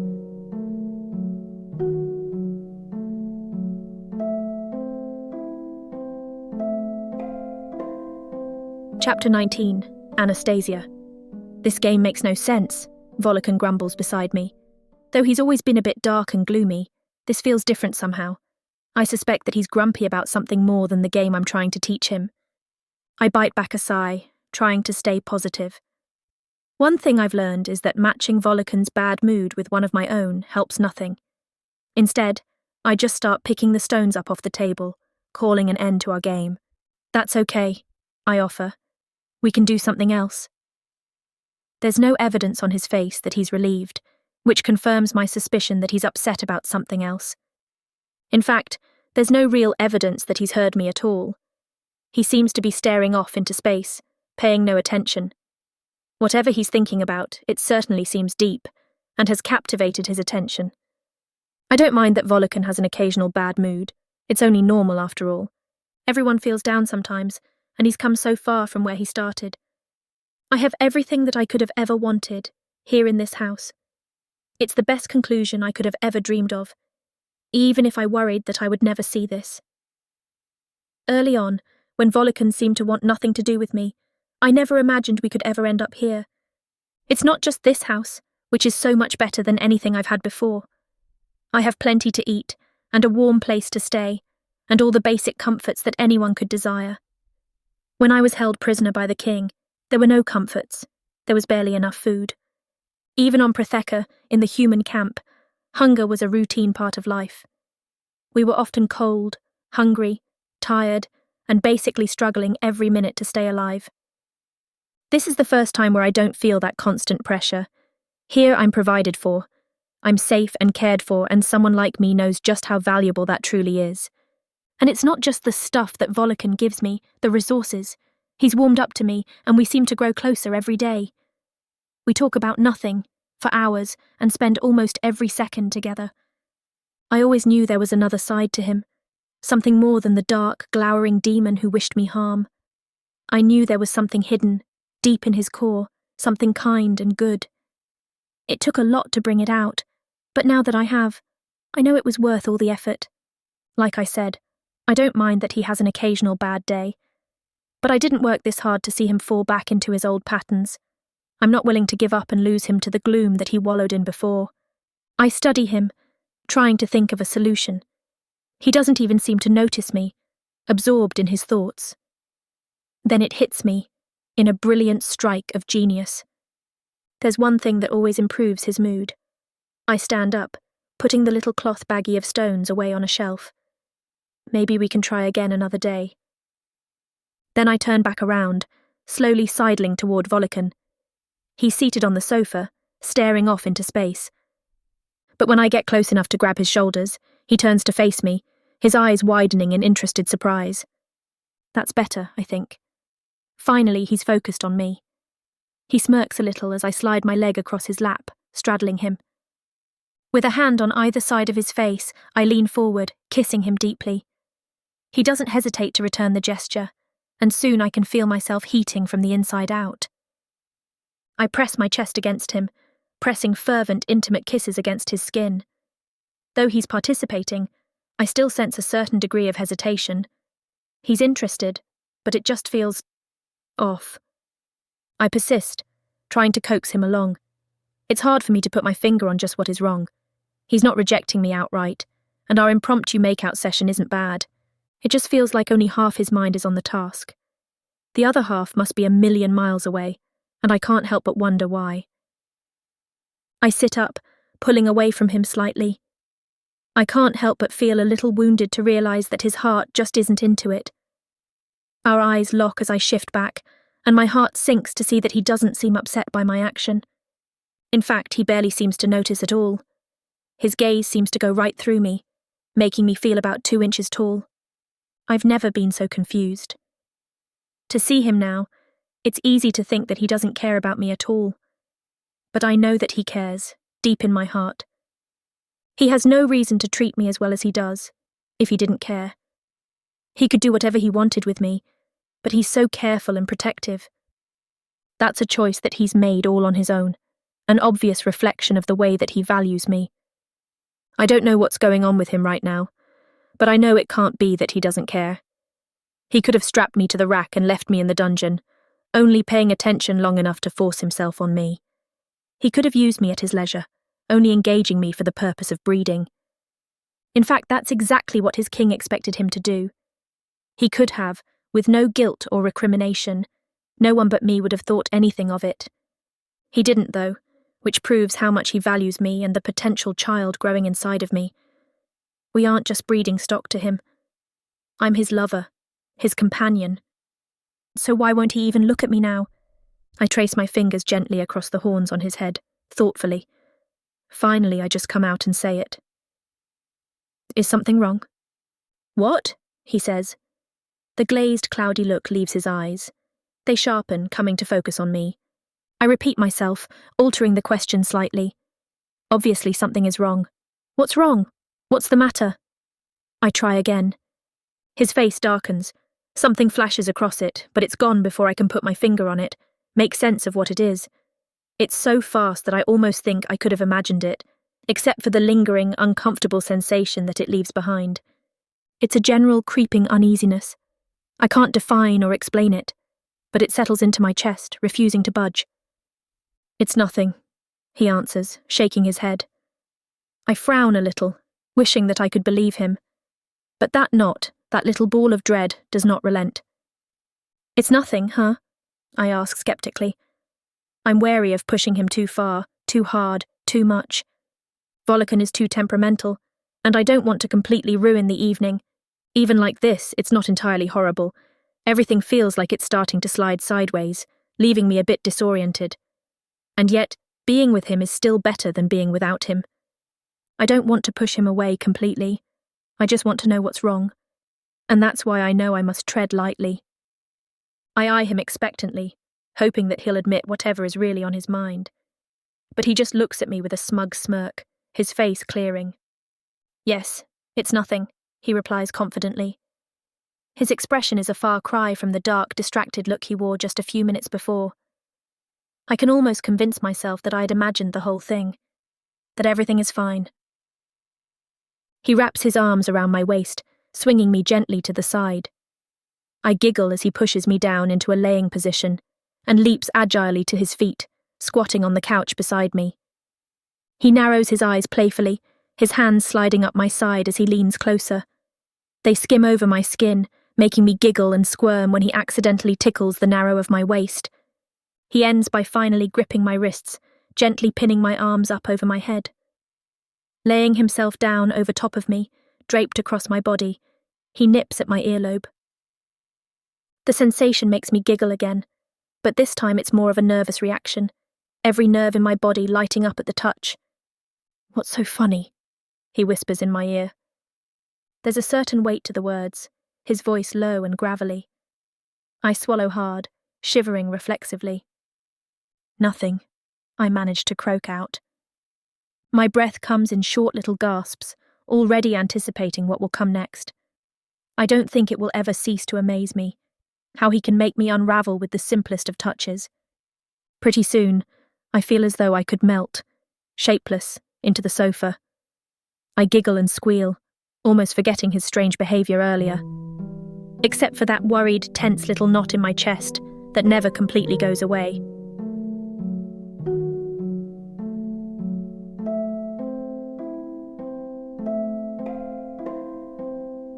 Chapter 20. Anastasia. I wake up late the next morning. Good morning, I say reflexively, the way that I always do. No answer comes. I turn on my side, noticing that Volikan is already out of my bed. Officially, we both have our own rooms. But the distinction between them has become blurred lately, and last night he fell asleep beside me, as he often does. I'm used to greeting him every morning when I wake, and seeing him beside me waiting patiently for me to rouse. I can't help but wonder if he snuck out in the middle of the night, or simply woke up earlier than me. Either one is possible, and perhaps I'm reading far too much into an innocent act. But that little knot of worry throbs inside of me, demanding to be noticed. I slide out from under the blankets, feeling a jolt through my body when my feet touch the cold stone floor. Walking over to the window, I gaze outside. The sky is stormy, as always. Maybe the weather explains my strange mood lately. I'm still not used to these constant clouds. Volikan asked if I missed Protheka, and I told him no, but it felt like a half-truth. I'm happiest to be with him, but it's never felt quite like home here. Volikan feels like home, but Galmaleth does not. Still, if I had to choose one, Volikan would win every time. Even if I miss the sun and warmth of Protheka, I'd never want to go back now without him. Besides, this is where the mother has decreed that I belong. It's not like Protheka was paradise either, I remind myself. Every day there, you could have died at any moment, and you know it. Life was hard, even if there was sunshine. And with that thought, it feels as if something clicks into place. All I can do is make the best of our time together, and stop letting my worries about the future dictate the present. There's no telling how long either of us have in our current state. Tomorrow is never promised, not here, not on Protheka, nowhere. With that resolved, I paste a smile on my face, hoping it will boost my mood. Turning toward the door, I start across the house, seeking out Volikan. I find him in the sitting room, in almost a mirror position of my own earlier. He's staring out of a window, looking pensive. Wrapping my arms around his waist, I kiss the highest spot on his back that I can reach. He relaxes against me, his stiff muscles loosening with my affection. It helps soothe me in turn, an assurance that there's still hope everything can be all right. That turns out to be an optimistically naive thought. We find ourselves lost in conversation. We talk about everything, the way that lovers do. Topics of seemingly no importance seem like treasure when they come from his lips.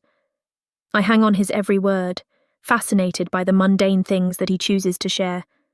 Though, to be honest, it would be more accurate to say we talk about almost everything. The one topic neither of us dares to broach is the tension, the dark metaphorical cloud that exists in the room with us. I don't share my worries, and though it's clear he has some, he doesn't share his own. Maybe we both think that speaking them aloud will bring them to life, give them power and make them real, when we'd both rather dismiss them as an intangible, inconsequential nothing. If we don't acknowledge them, it's easier to pretend that they don't exist at all. A loud crashing interrupts our easy conversation. We both stop abruptly, jumping to our feet. My heart leaps into my throat, anxiously waiting to see what could cause such a tremendous racket. I don't know what's happening, but I instinctively know that it's nothing good.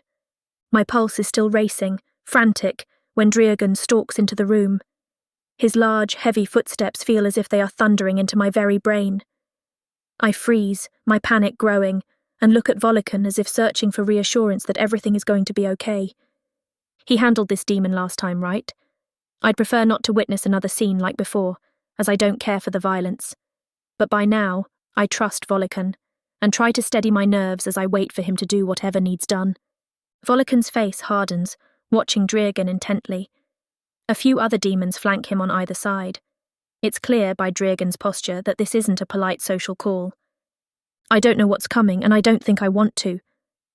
I slip out undetected, creeping into the kitchen discreetly as Driogan wheels to confront Volikan. In the kitchen, I look around, trying to formulate an escape plan. Briefly, I consider hiding in the dungeon, but another part of me protests the suggestion. If I go down there and they find me, there's no recourse left, and I'll be trapped. From the sitting room, I can hear Driogan talking harshly to Volikan. Volikan returns a comment of his own. His voice is flat, still trying to keep the peace, but I can't make out what either of them is saying. Then I hear noise as the group heads for the kitchen. I scurry out the back door into the dining room, rushing to cower under the table. Pulling a chair in front of me, I try to block myself from view. In the kitchen, there's a tumultuous commotion, as it sounds like Driogan is pulling everything down off the shelves. I listen to the snide, offhand comments he makes to his friends and picture him ransacking our home for food and ale. My stomach turns as I hear the crashing of glass and wonder if he's destroyed the jam that I worked so hard to preserve. I was so proud of it, sitting neatly there, 4 matching jars of sweet, dark success. The idea makes me want to cry, but there's no time for that now, especially when everything in my body jerks to attention at Driogan's next words. "Where is the broodmare?" he snarls. One of his demon buddies lets out a short, harsh laugh, apparently amused by the label. "Be a good boy and go fetch her. It's my turn." "You don't get a turn," Volikan snaps. His tone has been controlled until now, trying to avoid a confrontation, but I can begin to hear the agitation creeping into his words. "She's mine," What does it matter who breeds her? Driegan demands. The king wants her bred. You can let me have a turn. As long as she gets pregnant, he's not going to care who the father is. Then ask the king for a woman of your own, Volikan growls, making it clear that he's no longer playing around. Driegan has gone a step too far. This one is already taken. There's a long silence, and I hold my breath as I wait to hear what comes next. Driegan continues, as if he didn't hear Volikan at all, ignoring his words. You two, spread out. We're going to find her ourselves. My jaw clenches, panic racing through me at the idea. I can hardly breathe, feeling suddenly as if I might suffocate here under this table. There's no air, and everything feels so tight and cramped. Is this it? Volikan won't let them get me, I think to myself. My stomach churns again, remembering that there are 3 of them and 1 of him. I squeeze my eyes shut tight, biting the inside of my cheek to keep from screaming. I know that I have to stay quiet, or I'll just make it easier for them to find me. But the urge is there, hard to tamp down. I bite until I taste blood in my mouth, but the sharp, stinging pain serves its purpose as a distraction. Volikan is rushing behind them, trying to call them off the search. Mid-speech, I hear Driegan growl loudly at him, and there's a sound like Volikan is being shoved against the wall. Then a fist strikes skin, loudly and ferociously, and Volikan does not speak anymore. I tremble under the table, finally realizing that there is no help left. This will not be resolved the way that I've hoped, and Volikan cannot save me from whatever this horrible beast has planned. In my terror, I crawl out from the table, no longer able to think straight to decide if I'm making things better or worse. All I know is that I can't be under there anymore, feeling as if I'm trapped in a cage. But it's too late, already. My eyes widen as I see one of the demons burst through the doorway. I try to run to evade his grasp, but he is faster. His hand closes tight over my arm. I am caught, pinned. My head starts to throb, feeling as if I might faint, and my throat constricts painfully. He calls for Driegan, who comes a moment later. His face lights up to see me, looking victorious. I know that in his mind, I am a prize, and he has just been declared the winner. I'll take over, he says smoothly. The demon lets go of my arm. For the briefest second, there's relief as the squeezing of my skin eases. But I'm too terrified to appreciate it, and it doesn't last. Almost immediately, Driegan's hand replaces the other, gripping me tighter than before. The sense of foreboding that's hung heavily over me springs to mind, and I realise that this was what it was warning me against. It's too late now to heed the message. Driegan leans forward, his breath foul. I concentrate on anything but this, trying to mentally send myself elsewhere so that I can detach from the horrors that I know are still coming.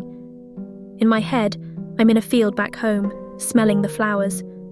The sun shines bright on my shoulders, warming them.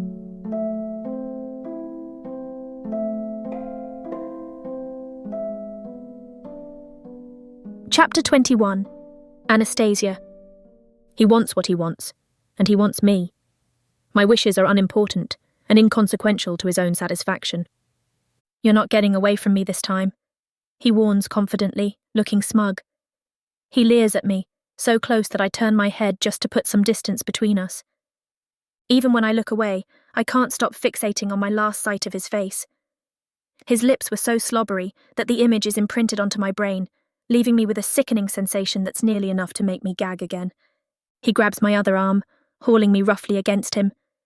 I continue to hold myself so that I don't have to look at him, but it's a small comfort when my chest is instead pressed against his body. We're so close that air couldn't even pass between us, if there was any left in this room. I'm not sure that there is. All I can smell is the stench that comes off him, a disgustingly fragrant aroma that resembles spoiled milk and stale smoke. You might think you're smart, he says with a low, rough tone in my ear. I guess you are for a human. You evaded me last time with your little tricks, but you're not smarter than a demon. It's a shame you didn't know that. You could have saved yourself a lot of trouble. He pushes me back just far enough so that I can watch him deliver his next lines. Clearly, he's enjoying this moment, taking satisfaction in the way that he's torturing me. He doesn't let go, but his grip loosens slightly. He's too focused on trying to create a dramatic scene. This time, you're mine. I would have been willing to share with Volikan, but he didn't want to play nice. So he's going to learn the punishment for greed. He trails off, eyeing me threateningly. I'm unable to control the tremble that courses through my body. He must feel it, because he smiles malevolently at the motion.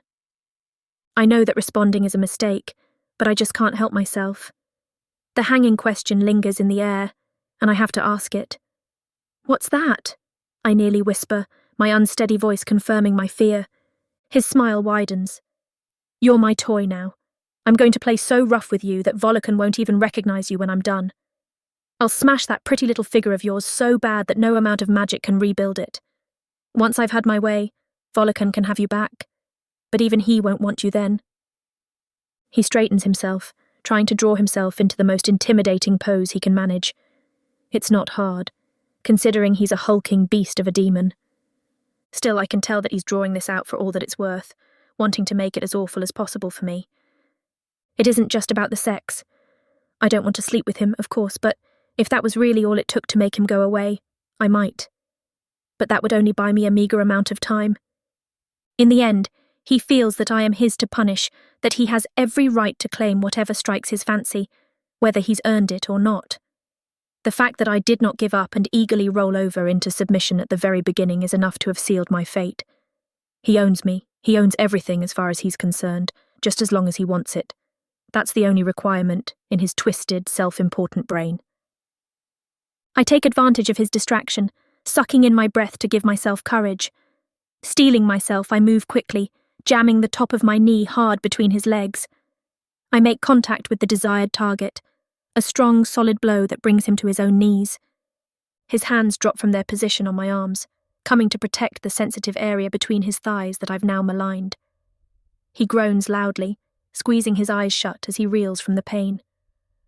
As much as it may hurt, I know that I don't have long. He'll recover and be twice as angry as before. His demon friends are already moving in toward me, ready to take his position as my captor. There's no way to get around them. I can't leave this room through the door without being caught again. But in my head, I've already planned ahead for this.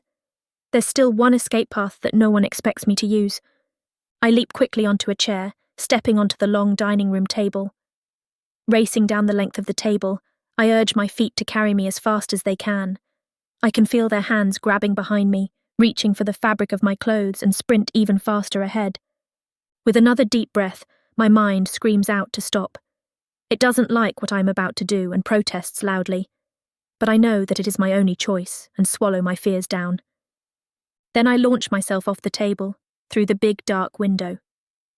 Glass shatters all around me, the tinkling sound ringing in my ears as it all falls away.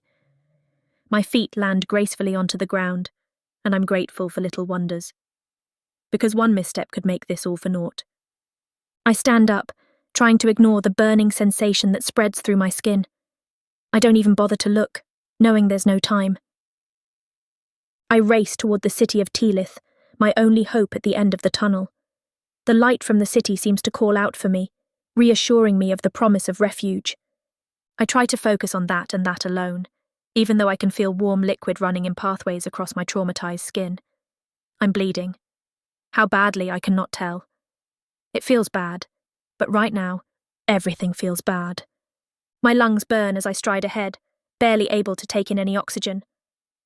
I'm moving faster than the rest of me can keep up, and the air up here is already thinner than it is at home on Protheka. I'm not used to it, and my body is certainly not equipped for the marathon that it has found itself in. Still, there is no choice. Silently, I say a disjointed prayer to the mother, asking for her help. There's no one else to save me now.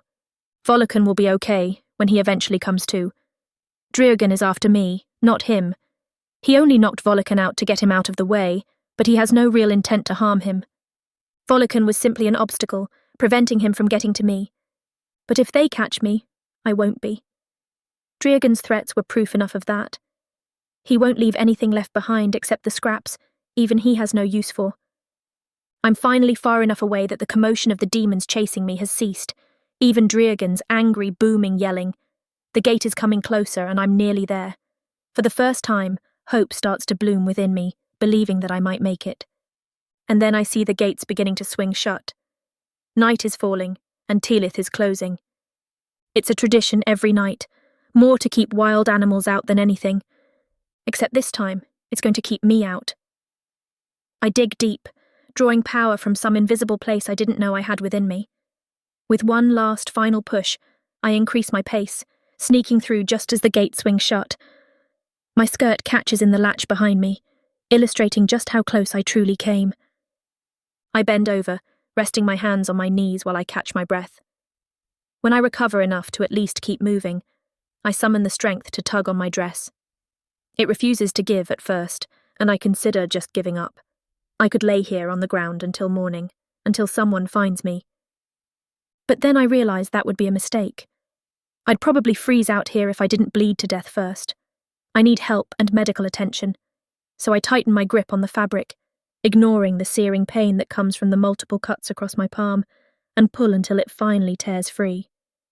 With my dress now in tatters, I look around at my surroundings. What now? I try to decide. The city is still, everyone presumably already tucked safely into their homes for the night. Limping along, I search the streets for anything familiar. I can't just enter any house at random, as I may find myself walking into a situation as dangerous as the one that I just left. Demons aren't known for their kindness to humans, after all. Driergen is not the exception to the rule, Volikan is. Where do I find a demon who is capable of empathy for a human? Does such a thing exist, I wonder? I decide that it must. If Volikan could find it within himself, surely someone else can as well. But how do I know who to trust? I study the long, unending street, at a loss. Then I begin to say another prayer to the Mother, asking for her guidance. A light clicks on, illuminating a tall manor just ahead. I limp forward, heartened by the sign. Painfully making my way up the steps, I nearly wince at the loud echo of my own knock on the door. I try to push down the fear of whatever waits for me on the other side. There's nothing to be scared of, I tell myself. Surely the Mother wouldn't steer me wrong.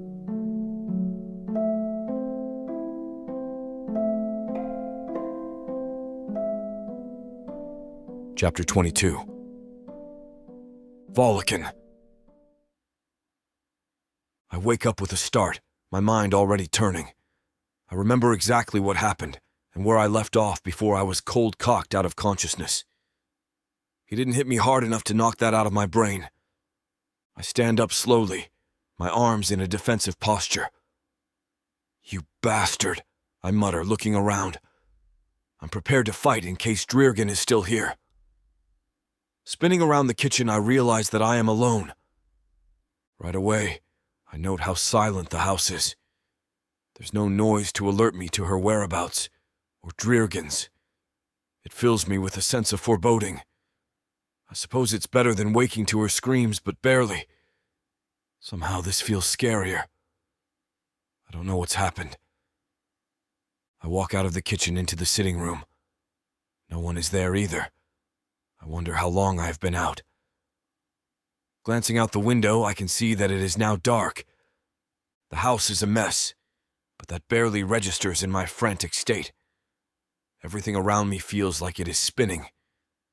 I search in a daze, looking for anything that might give me a clue as to her location. It seems impossible with everything tossed around so carelessly. I can't sort out what's out of place, because everything is out of place. Still, I continue, looking for any sign of her. Finding her is more important than finding Driergen, though I intend to do that as well. And when I find him, I will kill him. If he did anything to my precious Anastasia, my face darkens at the thought. My fears are too horrible to face, and I try not to concentrate on the possibilities that spring instantly to mind. Instead, I think of my revenge. I will kill him, Gilak blood or not. There's no doubt about that. Clearly, I should have done that the last time. If he hurt her, I will wear his fucking skin. I can feel the berserker in me begging to come out. It yowls from deep inside of me, demanding to be released. It wants blood. It wants vengeance. It wants to burn everything down. It's tempting to let it, as I survey the wreckage of our home. Our home, I repeat to myself, feeling dazed. It's her home too, even if I've never said it out loud before. And the loss of our home is nothing compared to the loss of her. I struggle hard to maintain a thin grasp on my self-control, battling my berserk side all the way. Because I haven't lost her yet, I remind myself. I don't know where she is, and there's still a chance I can save her. But not if I lose myself in my darkness. It's when I reach the dining room that it becomes clear I made the right choice. The gaping hole where the window once was reveals the struggle that occurred here. The glass is pushed outside, not inside, which suggests something, or someone, went out through the window. The smell of her blood wafts under my nose, and I realize in horror that she may have been what broke the window. I climb up onto the table and follow the smell immediately through the shattered window frame outside. It's even stronger out here, which tells me several key things. She wasn't bleeding in the house. She's injured, and it must have happened when she fled. But if she managed to flee, then there's still hope. She could be out there somewhere, and she needs my help. My revenge and the murder of Dreergen will have to wait. At least for now. Because the most important thing is Anastasia. For all I know, she is bleeding out somewhere right now. The smell is strong, and as I look at the shattered glass strewn across the yard, I catch little glimpses of her red blood, dried on the sharp fragments. This much glass could have torn her to shreds. I need to find her, before it's too late. If it isn't already, I say out loud, the fear slipping out. I smother it down, not willing to listen. I'm proud of her for being brave and smart enough to do something so drastic. And at the same time, I'm enraged that she had to. At least there is a trail for me to follow. I do, training my nose toward the scent. It's remarkably easy, and I try not to think about how much blood she must have lost. I try to convince myself that it's a reflection of my own acute senses instead. It's easier that way. But the smell never lessens, telling me that she must have been bleeding the whole way. The city of Tilith grows larger and larger as I draw near, and soon it becomes clear to me that this is where she must have gone. It's logical enough, and better than thinking of her wandering around in the countryside by our home, lost and disoriented. There's a chance, at least, that in Tilith she could have already received help. Though the demons residing in the city would be unlikely to take the plight of a human seriously, it's at least common knowledge now that the king would want them spared. His plans for breeding with human women are well known, and no one would want to anger the king by watching her die. They would do, at least, the bare minimum to keep her alive. It's a small consolation, but at least it's something. I make my way toward the gates of the city, realizing that they are locked for the night. It only gives me a moment's pause, worried that she might have been turned away. But my nose is convinced that she passed through somehow. She's on the other side, in the city, of that I am certain. As for me, the gate poses little problem. It's not strong enough to keep much out, meant more to deter wild animals than any real threat or invasion. Considering we float above the rest of Protheka in near total secrecy, there's little outside force that we must worry about. With a little magical force, the gate allows me to pass. As I do, my eye catches the scrap of fabric caught on the latch. I recognize it immediately, but lean forward anyway to sniff. I'm overwhelmed by her scent, which confirms what I already knew. This is a piece of her dress. I'm conflicted, unsure if I'm happy or dismayed.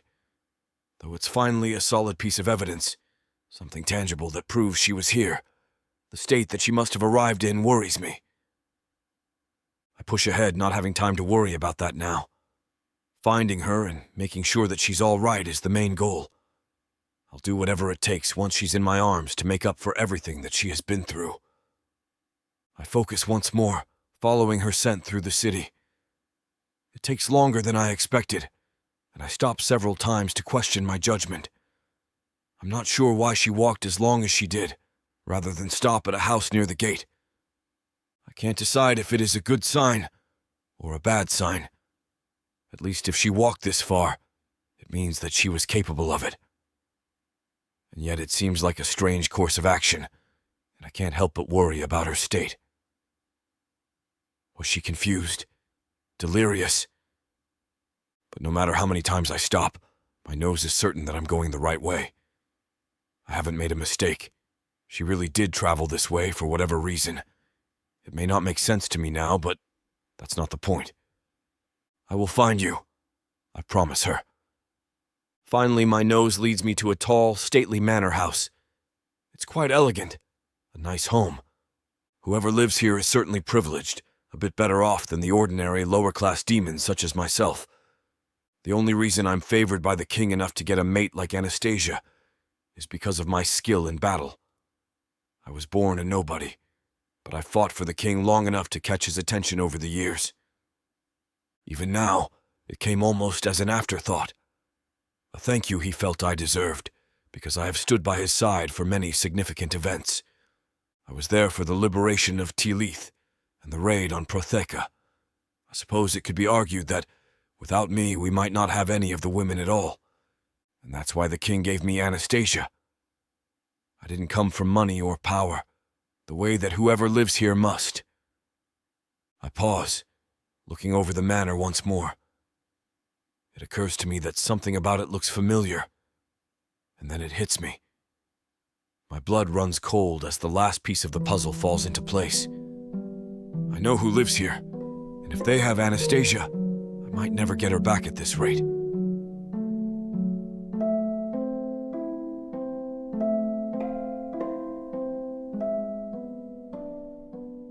Chapter 23, Volikan. I sigh, staring at the heavy wooden door. For her to have ended up here, of all places. But then I take a deep breath, pushing ahead. I can't abandon my mission now, even if I don't want to see what waits for me inside. I have a feeling it won't be good. But I need Anastasia back. That's the most important thing, far more significant than my own pride or reputation. I rap forcefully on the door, demanding their attention. I am here for my mate, and I will not be turned away. I knock persistently, not ceasing until someone finally answers. A dark elf servant pulls open the door, already looking annoyed. I suppose the amount of commotion that I've made could explain the expression, but it still rubs me the wrong way. I'm not fond of being treated with disdain by a dark elf, of all things. I try to conceal my irritation, knowing that I need his help. Picking a fight, though it comes easily to me, is not the right course of action. Not now. But wouldn't I love to wipe that condescending look off his stupid elf face? I briefly note that he is wearing the collar typical of elf servants, suggesting that his magic is being restrained. He is the lowest of the low, yet still dares to sneer at me. "What do you want, Volvath?" he demands. My skin instantly prickles, and I can feel my blood pressure rising. There's a haze starting to cloud across my mind, urging me toward violence. It takes everything I have to control myself. I picture Anastasia, the greatest single motivation for remaining clear-headed. I can feel my pulse slow, sensibility winning out. "I want my mate," I demand. "I've tracked her here, and I know she's inside. Give her back." "Maybe you should be more careful with your things," he sneers. My fist clenches, and I am barely able to resist the lure of violence. How dare a dark elf talk back to a demon? And me, particularly? I am not a nobody. I am one of the king's favored warriors. He may work for a wealthy and important demon family, one whose status supersedes mine. But that doesn't make him either of those things. He is a servant, and even worse, a dark elf. He would do well to remember his position. Under any other circumstances, I would gladly remind him of it. A human woman interrupts my thoughts, walking daintily down the stairs. Her long skirt swishes with every step, announcing her entrance. She moves with precision, calmly, but her face looks stern and no-nonsense. At the bottom of the stairs, she turns to face me. She comes close enough to make it clear that she has no hesitation. She's not afraid of me. Her boldness catches me off guard, as few humans would dare to approach me so brazenly. She stands beside her elf, blocking my entrance through the door. Then she stares at me with stormy gray eyes, an unspoken challenge laying within them. "You may go, Connell," she says coolly, her gaze never breaking from mine. The elf doesn't bother to question her, simply nods his head and departs. I'm almost speechless that she would not only be willing to be left alone with me, but actually request it. Does this human lack all sense? Even when it is just the two of us remaining, she doesn't flinch. In fact, she doesn't seem intimidated at all. Though she's a small waif of a woman, she draws up her shoulders as if she thinks that her size matches my own. Narrowing her gray eyes, she continues to stare me down. There's an animosity there that I can't figure out. Not only do I not know what I did to deserve it, but I can't believe that a human would be so brave as to make it so transparent. I could break her in half, and she dares to look down her nose at me. Unwavering, she shakes her head in disgust. Her short blonde hair rustles with the motion. I can't believe you'd have the nerve to show up here after what you did, she declares, making no effort to hide the contempt in her voice. I should be furious at being spoken to that way. Perhaps in a few moments I will be. But for the time being, I'm quite honestly dumbfounded. Why does this woman hate me so, and what is it that she thinks I've done? I simply came to retrieve my mate, hardly an act worthy of scorn. I want to see the prince, I decide, realizing that there's no point in arguing with her. Perhaps she's a bit mad or touched or slow in the head. Humans can be fickle, unpredictable, and sensitive creatures. Whatever is the matter with her, it's futile to keep wasting my time here when I can speak with the prince directly. He's a fellow demon, capable of reason. He'll understand my purpose in coming here, even if she cannot. Her eyes flash at me furiously, and I furrow my brow. I cannot even request an audience with the prince now? Will nothing please this woman? And then, before I can offer any further argument, the door is slammed abruptly in my face. I stare at it in shock, feeling the anger swelling inside of me. I'm not a patient sort, and they're lucky I've held my temper as long as I have. This is, without a doubt, a step too far, and I'm tempted to lay waste to the entire damn house for their treatment of me. My rage simmering below the surface, I try my best to only let it carry me so far. I've tried it the polite way, and that hasn't worked. I know that I can't go full berserker, no matter how much I would like to. There must be a middle ground where I find a way to demand they acknowledge me without losing all control. I am here for Anastasia, and I will not be pushed aside. I rip the door off the hinges, forcing my way inside. The human woman does not look scared and does not move out of the doorway. Instead, she just stamps her feet as I push my way inside, looking frustrated. "You can't be in here!" she shouts. "I sent you out once and I will do it again." She pushes up the sleeves of her dress and then places both hands on my arm.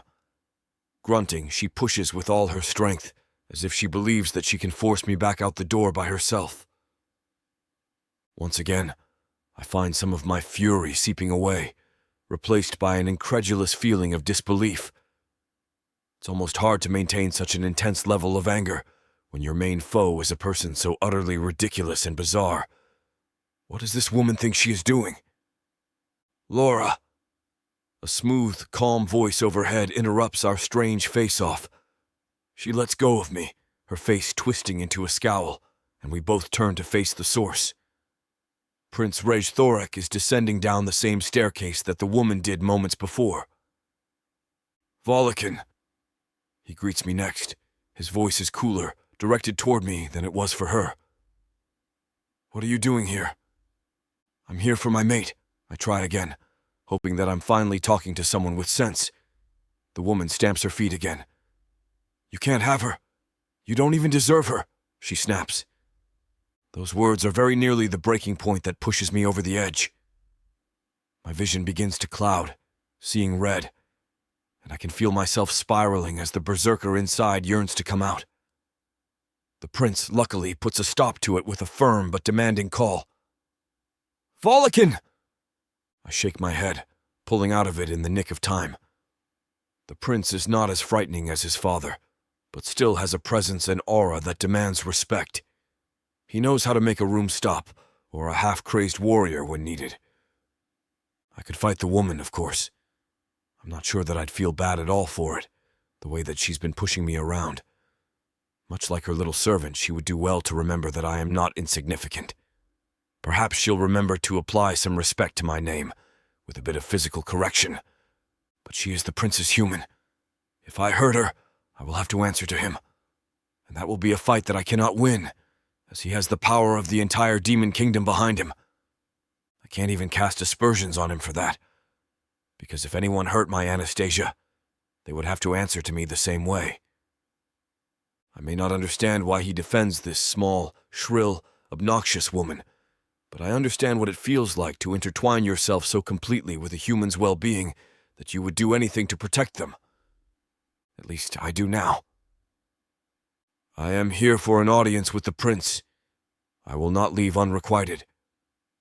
Won't you? He answers, raising an eyebrow skeptically. No, I reply forcefully. The tone of my voice leaves no doubt that I am serious. He eyes me for a moment, considering. Finally, he lets out an annoyed sigh, making no effort to hide it. Fine. You'll have your audience. And the one he called Laura wheels around to look up the stairs, hands on her hips. He matches her expression of frustration with his own, more subtly disgusted one. Then he shrugs his shoulders as if apologizing. But I don't care about any of that if it means that I'm one step closer to Anastasia.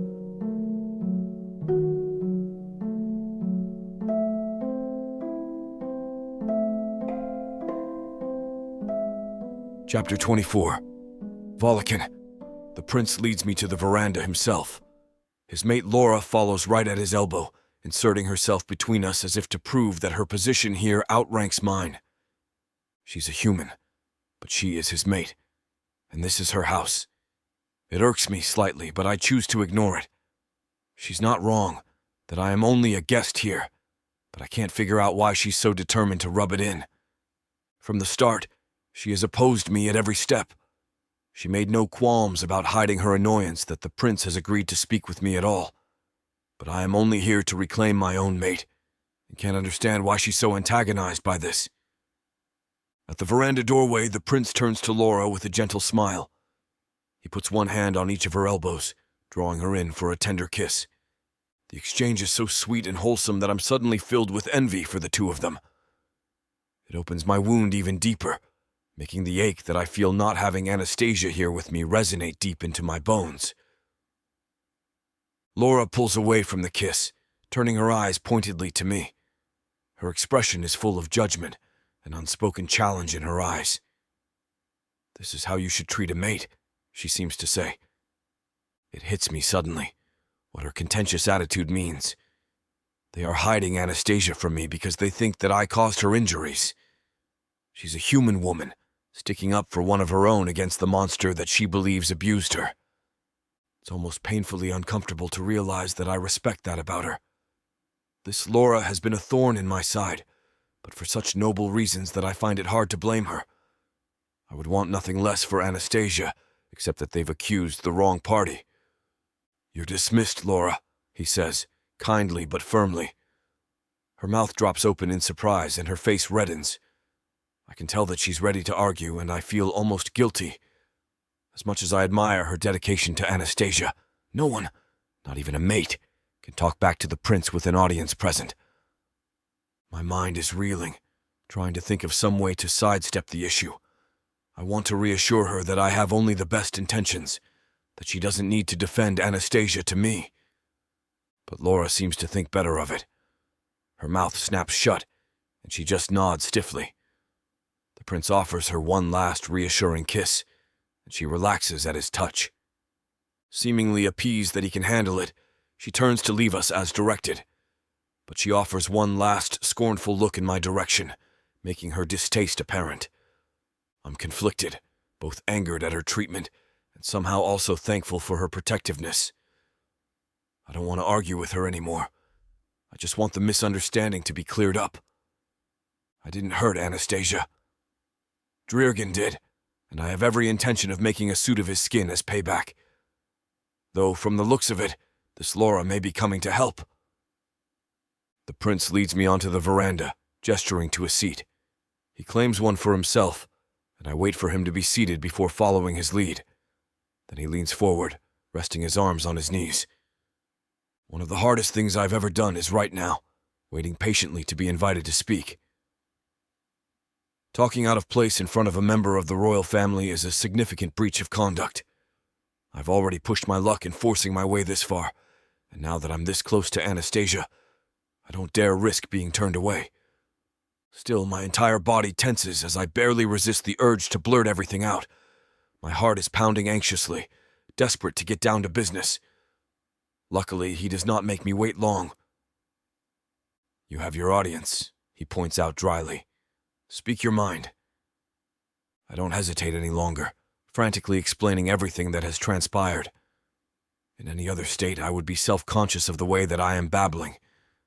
But my mind is going a mile a minute, and it's all I can do to get the words out at all, disjointed as they are. He nods along patiently, indicating that he is somehow managing to follow the words that spew violently out. "When I saw the broken glass," I say, "I could tell that she had managed to somehow escape. I wanted, of course, to find her and make sure she was cared for. I'd failed to keep her safe, something I'll regret every day for the rest of my life, but I had to do everything I could to fix it." He nods silently again, looking at me with a stoic expression that I can't quite read. I continue, desperately hoping that I'm managing to sway him. "I knew she was injured because I could smell her blood. I followed the scent here, which is why I refuse to be dismissed. I know that you have her somewhere here, and I need to know." He looks at me sharply. "You need to know what?" "That she's okay," I blurt out, feeling helpless and frustrated. "Do you know how it feels to know that something terrible has happened to your mate? To worry that you've lost them forever, that they might even be dead? And then, for the one person who can put your mind at ease to just brush you aside? At least tell me she's alive," I beg. He clears his throat, sitting back primly. "She's alive," he admits. "As you know, she arrived here injured. She's being looked after to ensure that she remains alive." My blood runs cold at his calculated response. He has offered only a threadbare response, and I can't help but wonder why he is being so reserved with his information. Surely he could do more to ease my mind. "Can I see her?" I ask. There's a strange, pleading quality in my voice, something I've never heard there before. He shakes his head firmly. "No. She will be entertaining no visitors at this time. Your audience is limited to me. Alone." I can't shake the feeling of dread that I feel each time he talks. If everything was fine, he would say that immediately, wouldn't he? He will only agree that she is alive and little more. He won't even let me see her, to witness her condition for myself. That can't be a good sign, I decide. Did Dreargen and his friends manage to have their way with her before she finally escaped? How badly did they hurt her, and what damage have they done? I'm filled with a terror that I've never felt before, imagining the worst possibilities. There's nothing to anchor me, nothing to reassure me that it can't be as bad as I think. The one person who could say those words is staunchly refusing. Maybe it's even worse than I think. "I'll take her home," I try. "I thank you greatly for your help this far, and am forever in your debt. But now that I am here, I'll do whatever she needs. At our own home." He shakes his head again, not even considering it. It suddenly flashes into my mind that perhaps Anastasia is refusing to go. He did say that she was taking no visitors. Is that his idea or hers? Is she unable to forgive me for not protecting her? It was my job to keep her safe, and I failed her terribly. I can't really blame her if so. I can't forgive myself either. "I want to take her home," I try again. The words bounce around my skull, echoing. I don't even know why I bother to say them again. I want to take her home, but do I deserve to? The prince eyes me, and finally, I see the tiniest glimmer of compassion. But he doesn't break from his reserved demeanor. He is too used to making hard choices to be swayed by a pathetic, love-struck dummy like myself. Before we proceed in any manner, I will need to confirm with the human. If her version of events paints you as the abuser, even if you simply sat back and let Dreargen have his way with her, then you will be promptly escorted away with no further contact. I will not tolerate deceit and manipulation. he warns. I nod numbly, not sure what else to do. I know that I am telling the truth, of course, so his threat doesn't concern me. But, he continues, standing abruptly, I stand as well, a traditional display of respect. If she confirms that Drirgan is the reason that she showed up here in the state that she did, then I will personally help you correct the mistake. There's a gravity in his pointed look, and I immediately read between the lines. He wants Anastasia to confirm that Drirgan is the guilty party.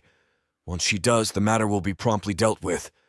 To be blunt, I'm going to kill Drirgan, and Laura's not going to be the one asking to help, like I thought. The prince is.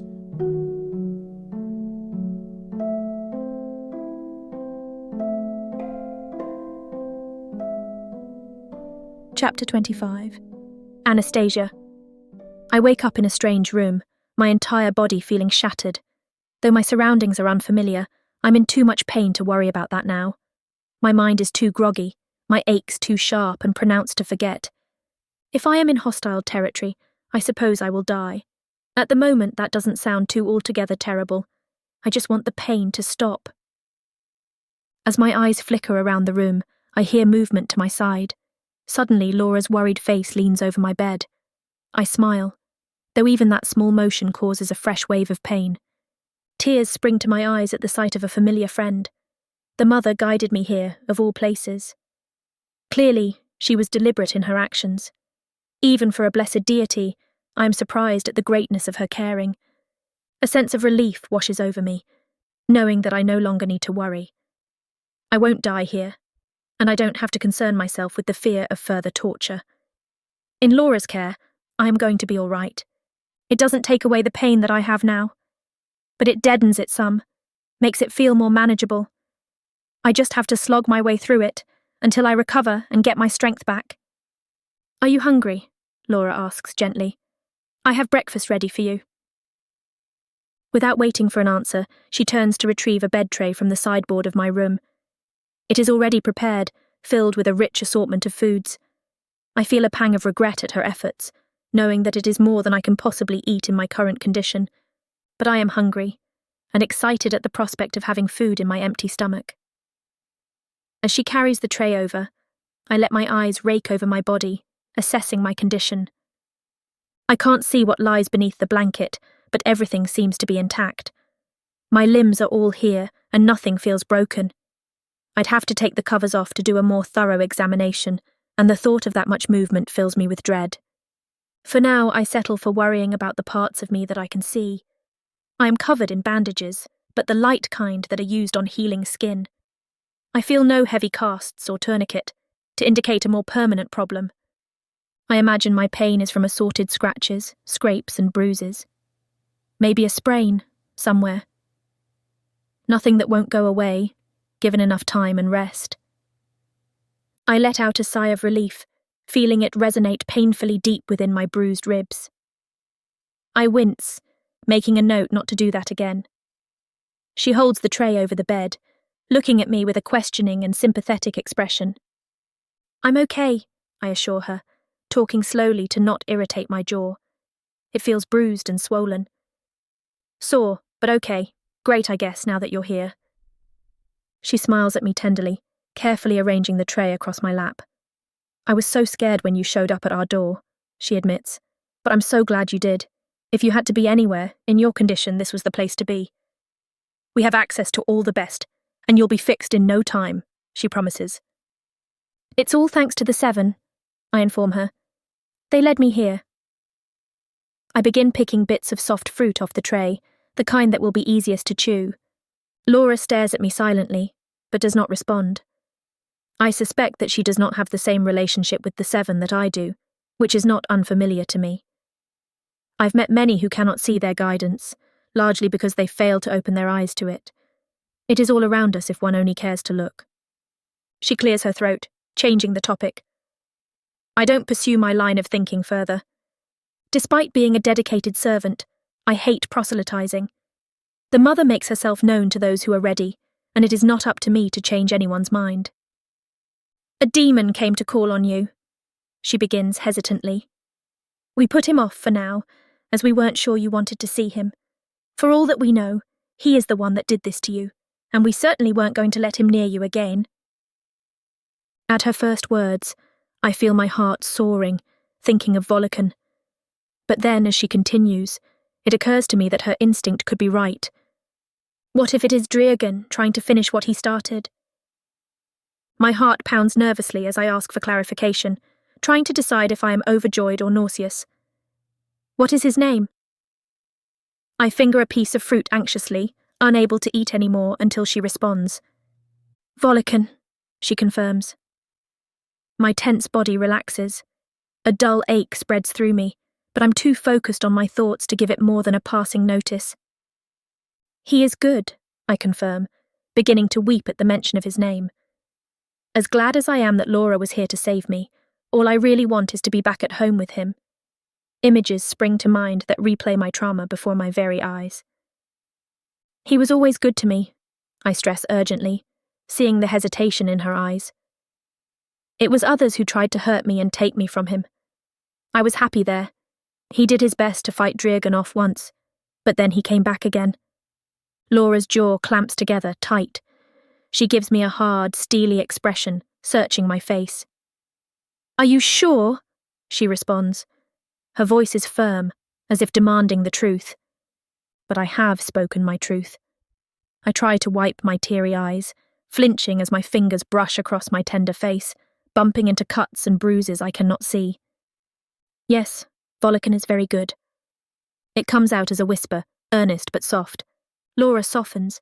Turning to fetch a handkerchief, she perches on the edge of my bed. As she gently wipes my face for me, a thought occurs to me. Is he okay? Where is he now? He's here, she admits. He refused to leave, even though we wouldn't let him see you. He said he'd wait. I suck in my breath, ignoring the ache that blooms in my ribs. Send him in, I demand, starting to feel giddy. I want to see him. Anastasia, are you sure? She says, repeating her earlier doubt. Yes, I say, my voice unusually assertive. I can't help but grin at the prospect. She seems to notice my demeanour and smiles a little herself. Sighing good-naturedly, she finally stands up. Fine, she agrees. I'll fetch him. As I wait, I stare down at my tray of food. I know that I should eat more, but I just can't seem to make myself. I'm a bundle of nerves as I wait to see Volikan, an unfamiliar glee filling my chest that leaves no room for food. I hear his heavy footsteps leaping up the stairs, practically running in his eagerness to see me. Then he pokes his head in the doorway of my room, looking guilty and sheepish. His face shifts when he lays eyes on me, a confusing mixture of concern and joy at war on his features. The guilt in his eyes remains. He moves slowly to stand by my bed, looking uncertain. Volikan, I breathe, feeling suddenly thunderstruck at the sight of him. Kiss me, I demand. He looks surprised at my request. Are you certain? We've been apart for hours, I insist. You owe me one. He bends over, gently cupping my chin as he delivers the most tender, heartwarming kiss I've ever had. I can feel my very soul quiver in response, sensing his care. I owe you more than that, he admits as he pulls away, looking regretful. He falls to his knees beside my bed, one hand lovingly brushing my hair back from my face. His gaze travels over my body, evaluating my condition. As he looks, I can see a muscle in his jaw begin to twitch. But he softens again when he looks back at me. I'm going to make this right, he vows seriously. Driegan and his scum friends won't live long enough to see the sky darken. I don't want you to lose yourself, I argue. Sensing the anger that boils underneath his surface, a flash of fear races through me. Not for myself, but for him. I am afraid that if he enters that dark, angry state of his, the good Volikan will never come back. I can't bear the thought. It would split me in two. I won't, he assures me. I just need to finish this. He won't get the chance to hurt you again. He stares deep into my eyes. I meet his gaze, feeling as if I am looking at a Volikan no one else has ever seen. The Volikan that hides inside of him, protecting all his bruised pieces. Just come back to me, I whisper, placing a hand on his cheek. He cups his own hand over it, trapping it against the skin. Smiling softly, he moves my hand to kiss the palm. I will, but for now, I must go. I won't leave you waiting long this time, my dear Anastasia, and I'll bring more kisses when I return. He hurries out, offering only one last quick glance behind him. In the door, I see Laura move suddenly out of the way. She's been watching our interaction with a smile on her face, but she sobers when she sees him coming. He isn't angry, as I think she expected. He offers only a brief, distracted nod and makes a quick exit. I stare at him in stunned silence and hope that he will keep his word. Just come back to me, Volikan.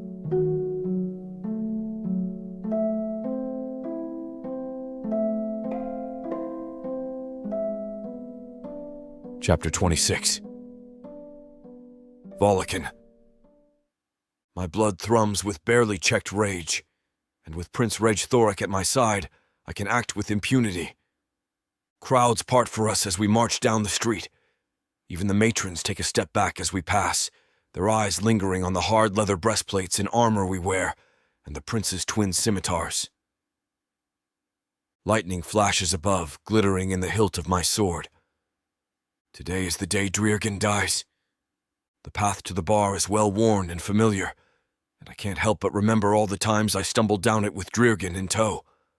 How I trusted him like a fool. The rage bubbling inside spills over into a full-blown boil by the time we reach the front steps. Before I see him, I hear his wretched voice. His laughter. You should try one if you get the chance. The king is handing them out like candy now. Even that oaf Volikan got one. Not that he knew the first thing to do with her. And you did? The prince holds my arm fast. We stand at the front of the steps, and the pub door is wide open. Dreargen would see me if he'd just looked slightly to the left, but his gaze is only for the sycophantic Volvoths that stand ahead beneath him, hanging on his every word. Stay calm, the prince urges. Dreargen sets his glass down with a clank and spreads his hands wide. I took that bitch so hard, nothing was left but a blood stain. The crowd roars with laughter, which is fortunate, because it covers the sound of my thundering steps. My sword swings above his friend's head, taking a corner of his horn with it. I don't care. He was laughing at Anastasia, and I'll take a piece off his head once I finish with Dreargen for the sheer audacity. But first, I'll end this with my old friend. My sword sails towards his bare, vulnerable throat. If he were anyone else, this is where the battle would end. He's drunk, and I have the element of surprise. It shouldn't even be a contest. But even drunk, Dreargen is fast. Hasn't he been the only demon who can best me in battle? My sword plunges into his seat, but he's leapt up onto the bar counter, spilling drinks to the floor with a crash. A bit of his useless wing falls as well, and dark blood oozes from his wound. I pull my sword free. The oily black stone is cracked, and the bar owner is displeased. He storms out from the back of the pub, hands on his hips. Take this out! He trails off. We're having a battle of honor, the prince says with an imperious tilt to his chin and a foreboding stare. Here, and now. You will be compensated accordingly. The pub owner lifts his hands in placation and slowly steps back into his office. As soon as he leaves, I point at Dreargen with the end of my sword. You trashed my home, I snarl at my former friend, like some sort of hexed razor fiend, and still couldn't catch a little human woman while you were at it. Are you calling me a liar? A liar and a coward! I slam my sword towards his foot, and he sidesteps. I had to clip your wing, or else you'd fly away, just like you fled my house instead of facing me. Dreargen's eyes flash, and he deliberately steps down from the counter. He hasn't even glanced at his wound. I am no coward, Volikan. The only reason you are still breathing right now is because I value our friendship. You were never my friend, I reply angrily. Dreargen stares at me for a moment, his yellow eyes wide, as if I've somehow hurt him. As if he can be hurt. But after what he's done to Anastasia, I can see all too well that our friendship has never been more than surface level to him. All the fights he talked me into were for his benefit. Never mind. Then why are you still breathing? Dreargen leaps into action, and his allies follow. A few stagger backward once they realize that the prince is fighting as well, but most are either too drunk or too stupid to notice. His back presses against mine, and we fight in tandem. His scimitars make quick work of a pair of dark blue Volvath.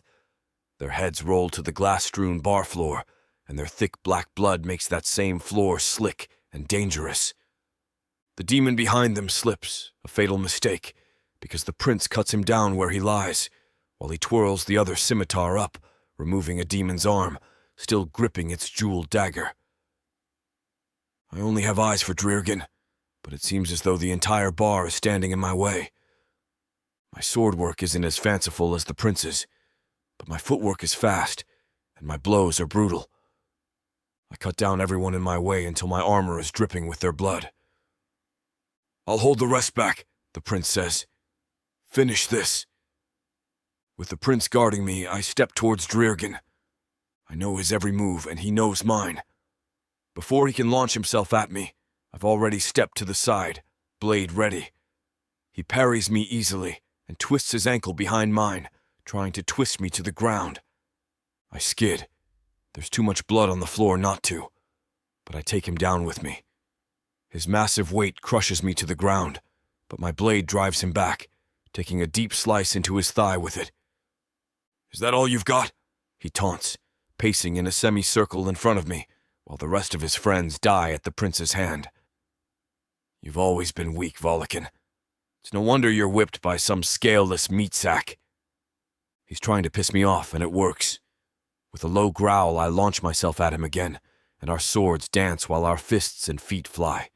He lands a blow to my kidneys, and all of my breath whooshes out of my lungs at once. Desperate, furious, I swing my sword down so hard that it clangs against his. He blocks the blow, but I push and push until his own blade is forced against his chest, until he's pressed back against the wall. Nowhere to run. I push harder, and his arms shake as he holds his blade still. Its sharp blade is less than a hair's away from his body, and he wears no armor. It would be a form of justice, I think, to make him destroy himself. Then his blade slips free, slashing up and across my face. I taste copper. Searing pain burns my hand, and I realize he sliced me there too. My fingers are intact, but the blow sends my sword bouncing to the blood-spattered floor. I'm unarmed. "Do you know what she said?" Dreargen smiles wide, like a razor fiend, teeth sharp. "Before I—" He never finishes the words.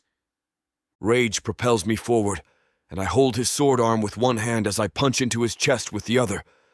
My nails claw his skin open like some sort of fruit. Dreargen struggles, but it's as though my rage has possessed me. I will not die here at his hand. I will not fail Anastasia, not after everything I've done. And here are his ribs, smooth as the oily stone of the table beside us. Dreargen is strong, perhaps stronger than I am, but even his bones break. I wrap my fingers around them, one by one, and snap them like twigs. Dreargen howls in pain, his cries more animal than demon. And I smile. I'm not done yet. His eyes widen, confused, as his own sword falls to the floor from suddenly limp hands. His mouth is stretched in a silent, agonized scream. And my hand? It holds his very heart, which I tore from his chest. With a vicious kick, I send his dying corpse to the floor, and I hold his heart above my head for everyone in the pub to see. If anyone says one word about my mate again, this will be you. I squeeze the last heartbeats from the large muscle, and the last of Dreargen's life drips down my arm. I let it fall from my hands like a rag. The pub is silent. Volikan is the victor. The prince sheathes his scimitars and gives me a nod. I believe we're finished here. The pub is a bloodbath, literally. I step over a severed arm to follow him out of the door, and we both leave bloody footprints on the steps as we exit. I'd expected a weight to lift off me once Dreargen was killed, but now that my rage has subsided, all I can feel is waves of fear. All I can see is Anastasia, with her light brown hair and serious eyes. Prayer is not known among my kind. Not really. We save conversations with the gods for our Sazgaroth, and beseeching them for help is a form of blasphemy. And so I don't pray.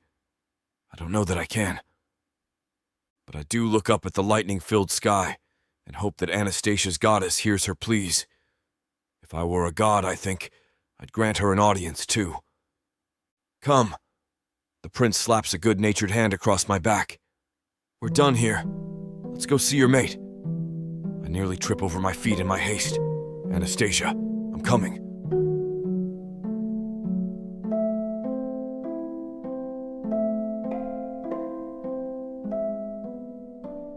Chapter 27, Anastasia.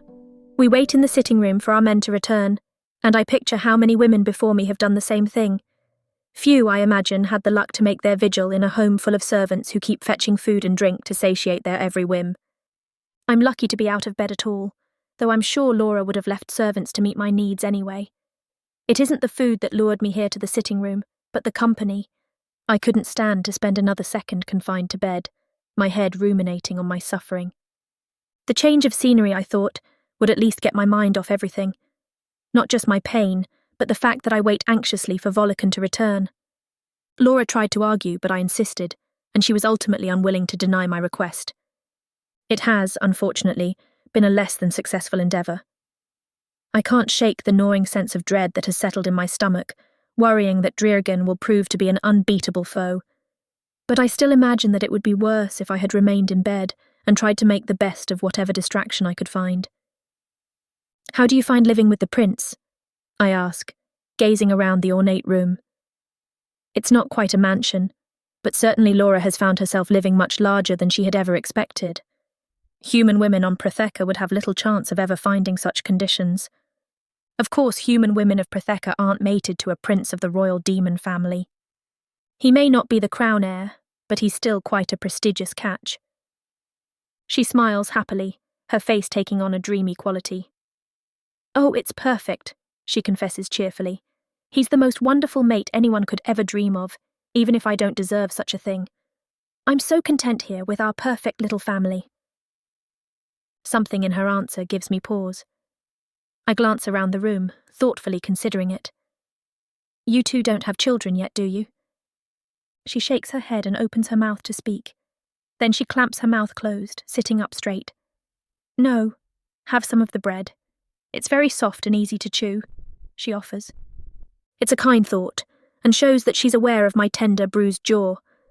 But I can't help but feel as though she throws it out as something of a distraction. She has a stiff air about her now, as if she inadvertently realised she had something out of place and was hoping I hadn't noticed. I furrow my brow, studying her. But I can't tell what's on her mind, and decide it's not my place to inquire. Whatever it is, she clearly didn't want to share it, and I can respect that. "I'm glad you're happy," I offer, letting the matter blow over easily. She relaxes, but then her shoulders stoop sadly instead. "Better than the other women," she reflects, a twinge of guilt creeping into her voice. Those words are all it takes to confirm for me that Laura didn't fully understand what she was doing when she had the human women sent here to Galmaleth. I've always lived with the lingering question of whether my friend had deliberately betrayed me in order to advance her own standing. It's a reasonable suspicion. One day, we were in a work camp on Protheka. The next, we are being kidnapped and taken to Galmaleth by demons, locked in a castle dungeon. And Laura somehow has found herself the right-hand woman of the prince himself. Whatever Laura did, whatever agreement she struck with the demon king, she did not do it knowing the misery that would come for the rest of us. Hearing the regret in her voice makes it easier to finally let go of the burden of blame that I have carried deep inside of me. I have done everything in my power to silence it. I remind myself that everything only happens with the pushing of the deities, and that Laura was simply the conduit for the events that needed to unfold. If it was not meant to be, the mother would have stopped it. Besides, it's not like it didn't come together in the end. Without the horrible events of the past few months, I never would have found Volikan. Ultimately, the mother was right, but it makes it easier, looking at Laura's regretful face, to let the past go. I can forgive her fully, knowing she did not comprehend all she had wrought. I hurry to cheer her up, assuring her that I have done all right for myself here as well. Volikan may not be a prince, but I wouldn't want him any other way. She gives me a smile that reaches her eyes, that troubled expression vanishing as she listens to me describe my happiness. "Eat! Eat!" she urges, waving her hand over the little decorative table heaped full of food before us. I recognize it for what it is, another attempt to ease her conscience, and pick up a piece of bread. But I'm too nervous to eat, and instead pick it apart with my fingers. I look out the window at the sky outside, trying to judge how much time has passed. It's hard to guess, in a place like Galmaleth, where the clouds never lift. Shouldn't Volikan be back by now? I try to reassure myself that everything will be fine. Perhaps they had to hunt Dryagan for some time first. Volikan managed to beat Dryagan within an inch of his life before to protect me. Surely he can take him again, and this time he has the prince's help. But then I remember the last time I had been confident in Volikan's success. Dryagan knocked him out cold and assaulted me, the price I paid for being so sure of success. It's enough to give me pause and make my stomach turn over. Looking down at my lap, I suddenly snap back to awareness when I see a mess of crumbs strewn across my skirt. I stand up, offering a hasty apology as I brush myself off. Laura must sense the anxiety in my voice. "They'll be back," she says confidently. "No one is going to let Dryagan harm the prince at the very least." That's true, I think. As long as he has the prince with him, there should be a relative certainty that Dryagan can't pull any sneaky moves. No one is going to stand idly by for that. Dryagan's last success was only due to him taking advantage of Volikan when he was unprepared. Without that element of surprise and ambush available to him, I feel a renewed sense of confidence that Volikan can best him. But I can still only fidget nervously with my food, no matter how much Laura tries to reassure me. I notice that she eats without hesitation, and wish that I had her nerves of steel. My stomach, even empty, can barely take this horrid weight. Finally, we hear the front door bang open loudly. It turns out that one of the perks of being royal is that you can get a broken front door changed with extreme ease. The new one was installed within hours. No one is willing to be the one who makes the prince reside in a house with an unsecured, gaping hole for a door. Laura jumps to her feet, already racing toward the entryway. But then she pauses, remembering me. I'm doing my best to get to my feet as quickly as I can, dying to see for myself that Volikan has come back in one piece. Despite my best efforts, my injuries slow me down. Laura patiently offers as much assistance as she can. I grip my teeth as we rush as fast as I can manage, ignoring the pain and the tears that spring to my eyes. Our heroes stand triumphantly in the entryway, already doing their best to clean themselves up and brush the dirt away. The servants are fetching wet rags and drinks, and the overall scene is chaotic, but heartening. Because Volikan is there, safe and sound. He's bloodied, and not entirely unscathed, but sound. He turns to face me as I enter the space, immediately flashing a big, confident grin that stretches from ear to ear. I shake Laura's hand away and run for him. The tears that fill my eyes are no longer from the pain. This time they are tears of joy and relief. I leap into his arms. His eyes widen in surprise, but he catches me neatly, holding me tight against himself. I feel my ribs protest in pain, but I don't care. I don't care if he's bloody or dirty. All I care about is that he came back to me, just like he promised. My heart bubbles up, overflowing with something that I think must be gratitude. I've never felt so much of it before. As he holds me tight, my feet still dangling off the ground and his arms wrapped around me, I say a prayer of thanks to the mother. She has always looked after me and continues to do so. It is more than I deserve, but what a blessing it is. The prayer flows out of me wordlessly, unbidden. The words are so jumbled up in my head that I can't imagine they make any sense.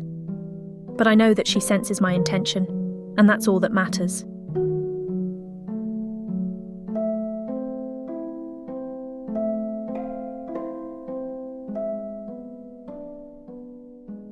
Chapter 28. Volikan. I hold her against my chest, feeling her warmth flow through me. Her visible relief and delight comes as a shock. It's a feeling that I'm not familiar with, having someone excited when you return. I had never expected how pleasant it would feel. Can she possibly care for me that much? She seems to trust me with her whole self. The fact that she dangles willingly from my very arms proves that. How can that be after what happened? After I failed so miserably to protect her, she still has faith in me? I'm back, I point out lamely, not sure what other response to give. She chuckles tearily, slowly sliding out of my arms. I lower her until her feet find the floor, waiting until she is steady to let go. When I begin to pull away, she wraps her arms around my waist to delay it. Clinging to my torso, I can feel her tears dampen my shirt. My mind is blown that this woman could care so little about my shortcomings, that she still has it in her to attach herself so firmly to my side. She's truly unshakable. It's a trait I've seen since the first day that we met. Though I have long admired that about her, never before has it been so valuable or precious to me. I wrap my hands around the back of her head, holding her close. It seems to comfort her. Her sobs slowly dwindle away until she falls silent, only the occasional sniffle breaking the quiet.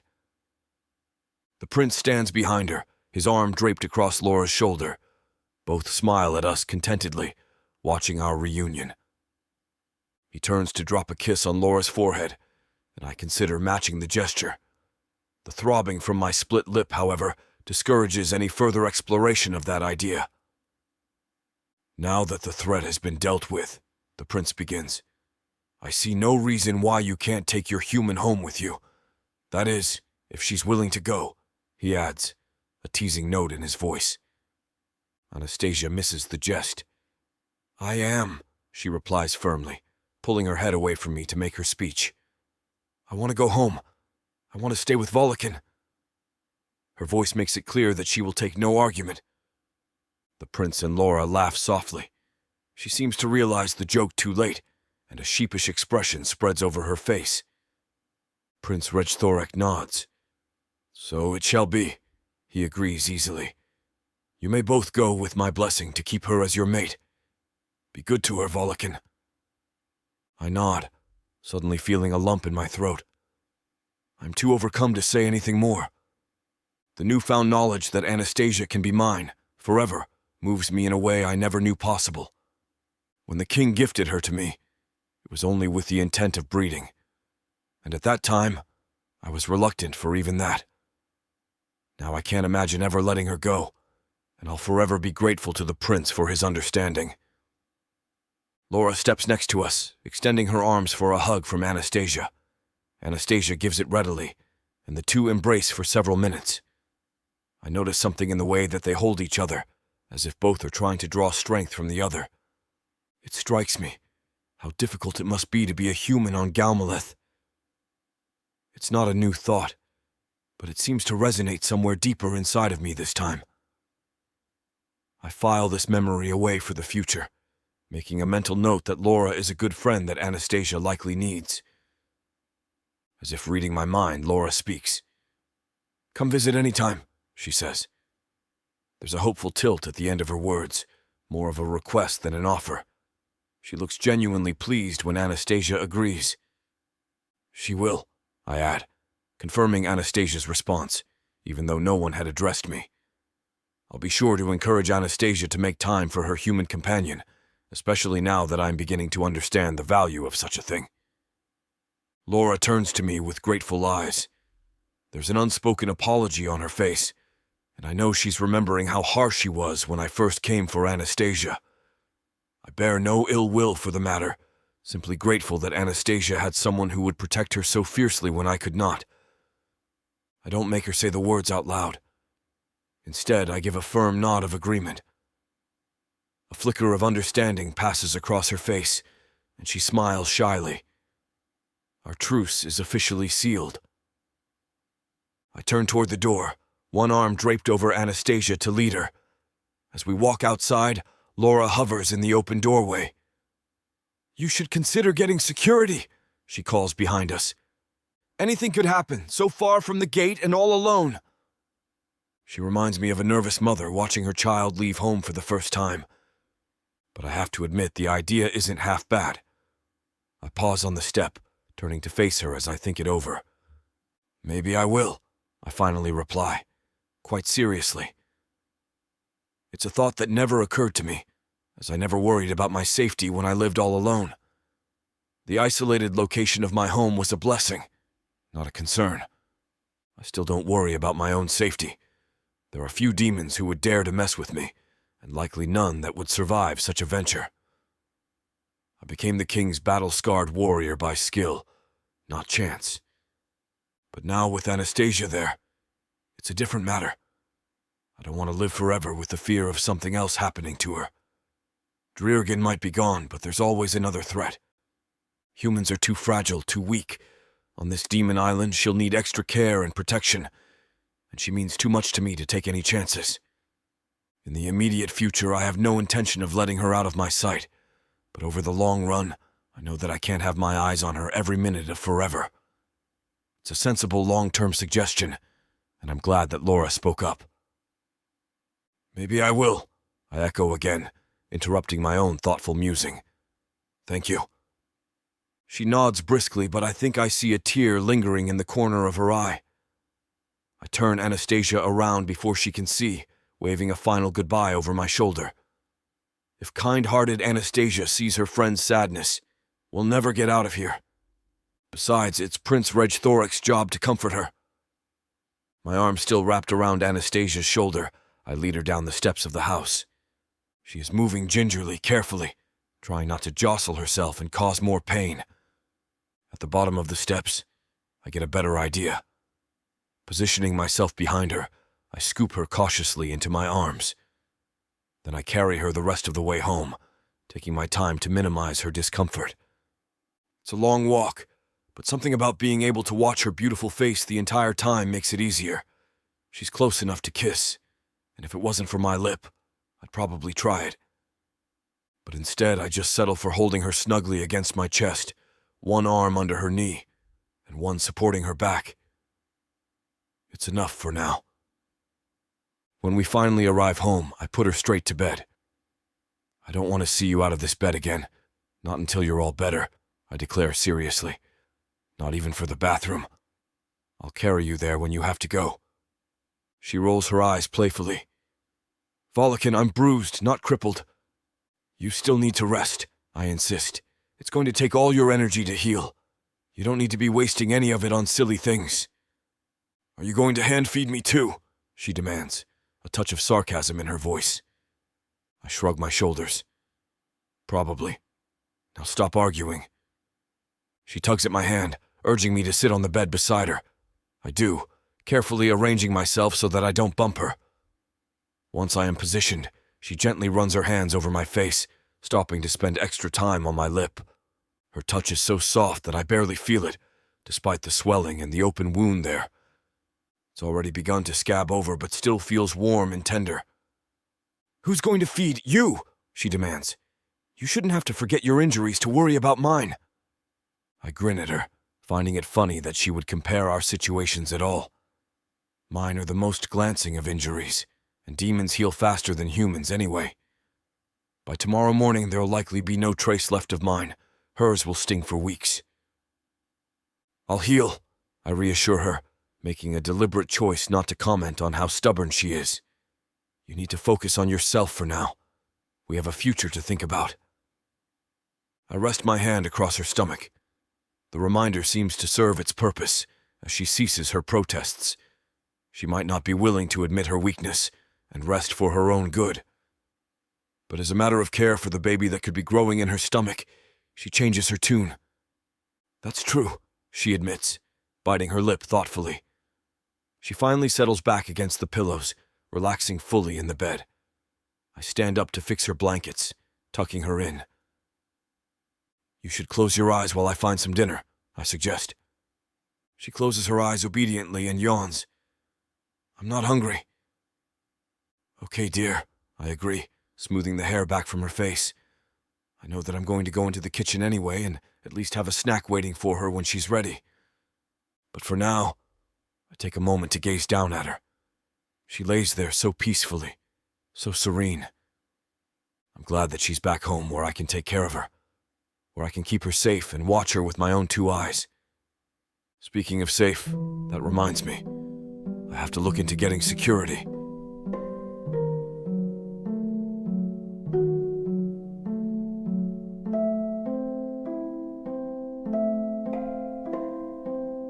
Chapter 29. Anastasia. They're nearly better, Volikan says, trying to be helpful. He's kept his word to make sure I do as little as possible. Even as I sit in the tub, he kneels behind me, washing me tenderly. It's gotten a bit mind-numbing, the degree of laziness that he expects from me.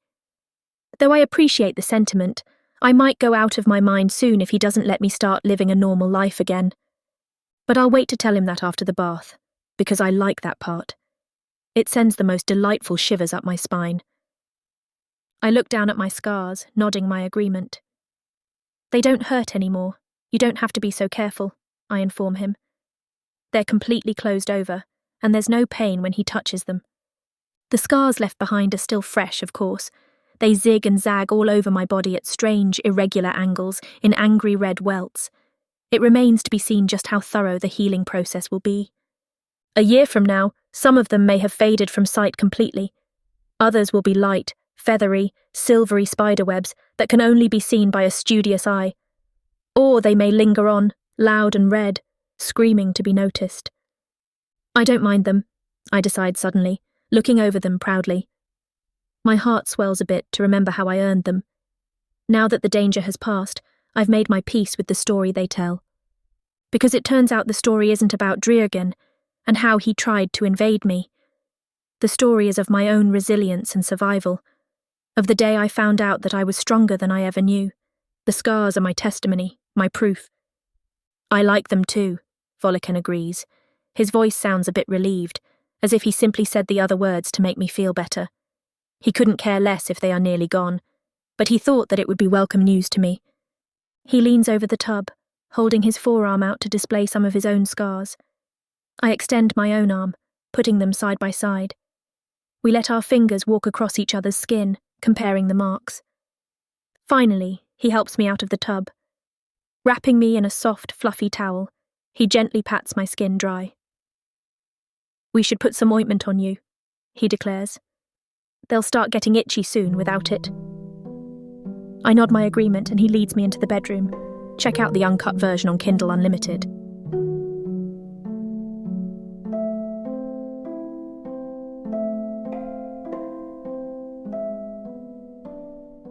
Chapter 30.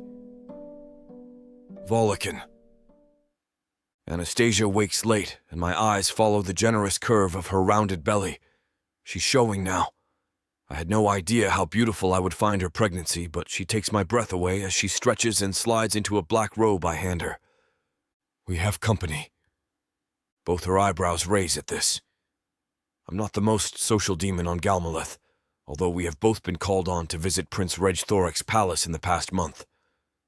Although I'm grateful for the prince's help, mostly I've visited because Anastasia's pregnancy hasn't been without trouble, and the prince's human mate's company and advice has proved beneficial.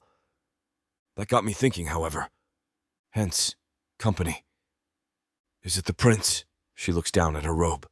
I think I need something a bit more formal, if it is. No royalty, but dress. I don't want to give anything away. For warm weather, I finally say. Anastasia stares out the window at the storm brewing outside. Are you sure? We do have seasons here, I say, and it's not exactly a lie. There are seasons, very stormy and even more stormy. She isn't convinced, but she goes to draw herself a bath anyway. Her ass sways magnificently as she walks, and I can't hold in a sigh of appreciation. Stop watching me waddle, she complains. Maybe there is a bit of an extra sway in her steps, but I can't help but admire the reminder that she's carrying our child. My child. A discreet knock on the door alerts me to my guest, and I shut the bedroom door and go to let my visitor inside. The Sosgaroth is thin-lipped, with large, pointed ears and the manner of a wet razor fiend. Your estate is quite remote, he says, and it sounds enough like an insult that I might have lobbed his head off for it in another lifetime. But not this one, mostly because I need his help, and Semitek is known for being tight-lipped. Please, come in. He stands in the doorway, keen eyes on mine. You've told no one about this? None, I assure him. And if you say a word, I'll cut out your tongue. You will try, he says evenly before stepping inside. I decide that I like this sorcerer. Anastasia steps into the main room, hair still drying, with a bright silk dress I had made for her. It moves like magic, partly because it is, and partly because it's just how she moves. Gracefully, even with child. But her skin is pale, and when I reach for her hand, it's clammy.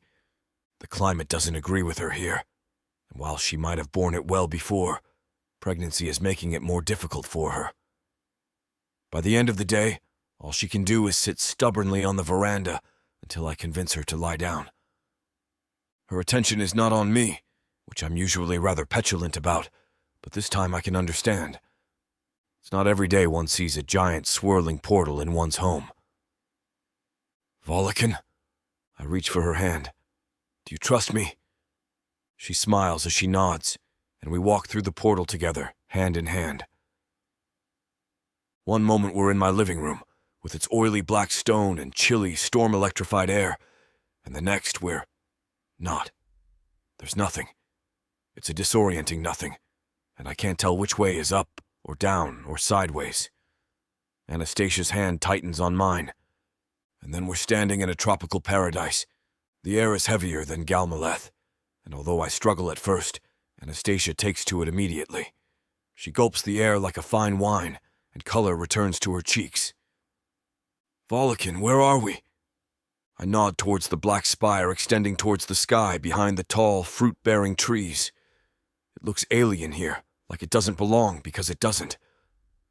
Perhaps I should have insisted the Suzgaroth use local materials, but I didn't want to risk the structure failing.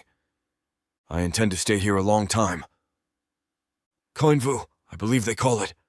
I thought we could both use some sunlight.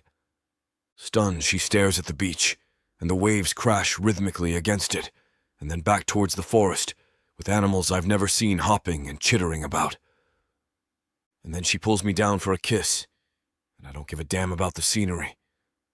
Her kisses are sweet and light, but I want more. I always want more when it comes to her. Lightly, I drag my teeth against her lower lip. She shivers. Here. Her voice is husky, and it drives me wild knowing it's because of me. Are we alone? Very. Not that I care. I want her so badly I'd take her on the royal lawn. Check out the uncut version on Kindle Unlimited.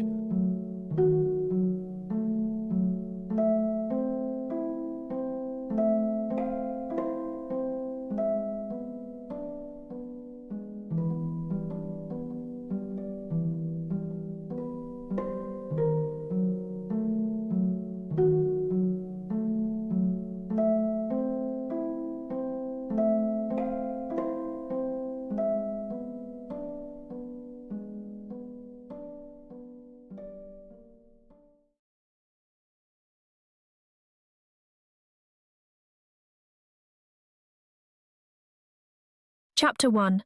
Vanessa. 1 year earlier.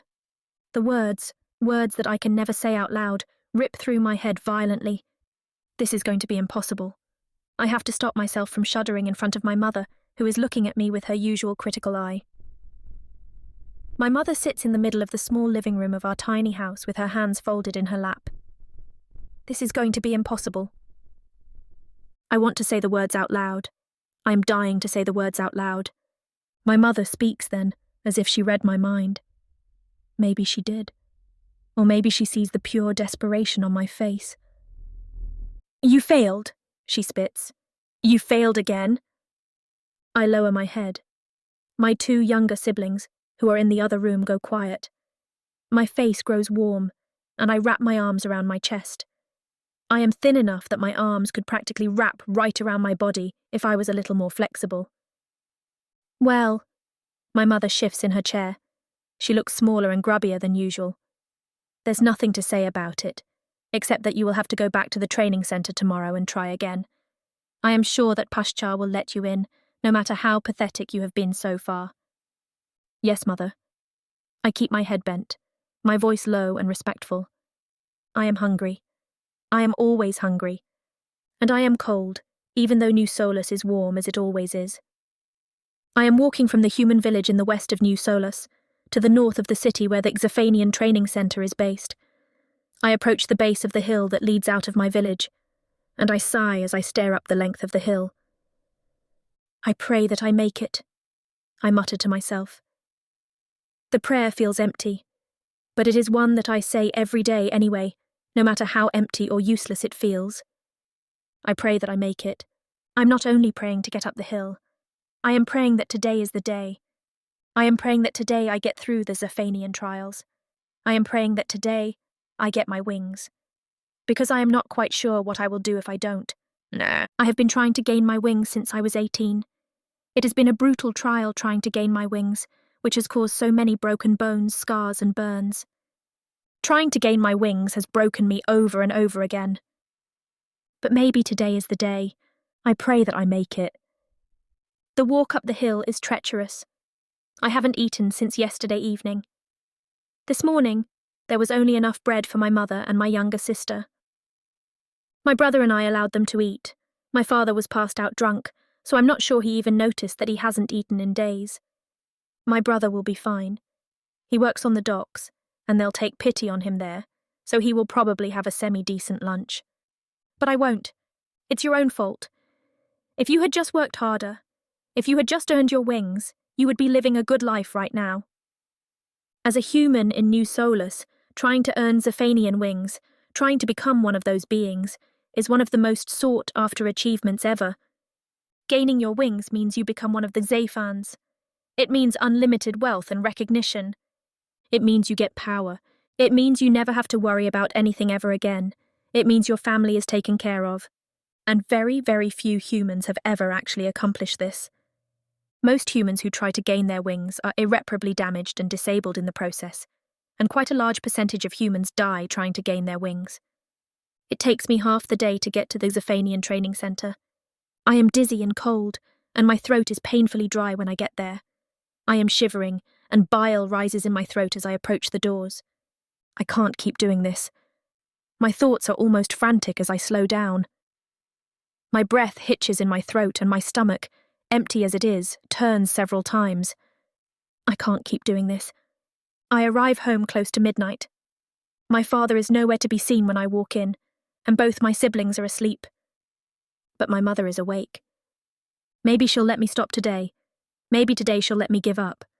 I can probably get a job at the docks, or as a servant. That will help us out financially. But I dread asking my mother this. I dread asking her to give me permission to stop. I dread asking her for help. She has wanted me to gain my wings to get us out of poverty since I was a child. This is the one thing she wants me to do for her, and if I give up, I'll disappoint her beyond measure. But today was another disastrous day. Today, I barely had the strength to lift my body off the ground. Today, the Zaphans in charge of the training, including Pashchar, just laughed cruelly at me. Why won't she let me work, instead of forcing me to do this futile exercise? This thing that will never result in anything. I know that at some point in her youth, before my mother met my father, she also tried to gain her wings. She also failed several times. She met my father then, who at the time was a young, successful dock worker. She thought that my father would bring us wealth through his connections with the Zephans and the Gorgons. But humans never get anywhere on Arasak, especially not on New Solus. My father became a drunk very early in their marriage, and his drinking became worse after my mother gave birth to me. And then my mother had her accident after the birth of my youngest sibling. And her life, as she put it, was over. How did it go? My mother's voice is sharp and unforgiving when she speaks to me. There is not a hint of kindness in it. She already knows what my answer will be. I wouldn't have come home if it had been a good day. Mother. She remains completely unmoved as I fling myself to the ground, kneeling next to her chair and sobbing. My chest rattles as I cry silently. Please, I cannot keep doing this. I cannot go on. Please, it's going to kill me. She inhales heavily. When I look up at her, her face is blank. Vanessa, do you really think that giving up is an option? Do you really think you have a choice? Look at us. Look at how we're living. Gaining your wings is the only way for us to get out of this. I can get a job. I sniff and try to wipe my tears away. I can work. That will bring the money in. My mother's face twists angrily. You want me to continue living in this hovel? You want me to continue living among these degenerates? She gestures at the front door, pointing towards our neighbours. I deserve a life of wealth and prestige. She raises her voice, and I shiver at the anger in it. My life ended when I gave birth to you. You owe me this. So don't you dare give up, or just don't come home. Okay, I say as calmly as I can after I have stopped crying. Okay, I'll try again tomorrow. My mother breaks into a pleased smile and pats my face softly with her wizened hand. I try to lean into her hand, but she pulls away too quickly and I nearly fall over. Make me a cup of tea. She shifts in a chair, and I do not miss the way she grimaces in pain. I nod obediently and stand up, even though my right leg is aching from today's exercises. As I go about and make the tea, using an old tea bag that I stored away for my mother a few weeks ago, I search my mind for ways to get through the trials. You heard her. You don't have a choice. You'll just have to get through it. After I hand my mother her cup of tea, I head up to the attic where I sleep every night. Before I collapse into my bed, I examine my new wounds. I have a gash on my arm that stopped bleeding several hours ago. Now it is simply covered in dried blood, and an ugly blue-green bruise has spread around the edges of the gash. I also have several cuts and scrapes on my face. I sigh as I get into bed. I will bathe in the morning. For now, though, I have to figure out a way to get through the trials. For now, I have to figure out a way to gain my wings and become a Zafan, without dying first.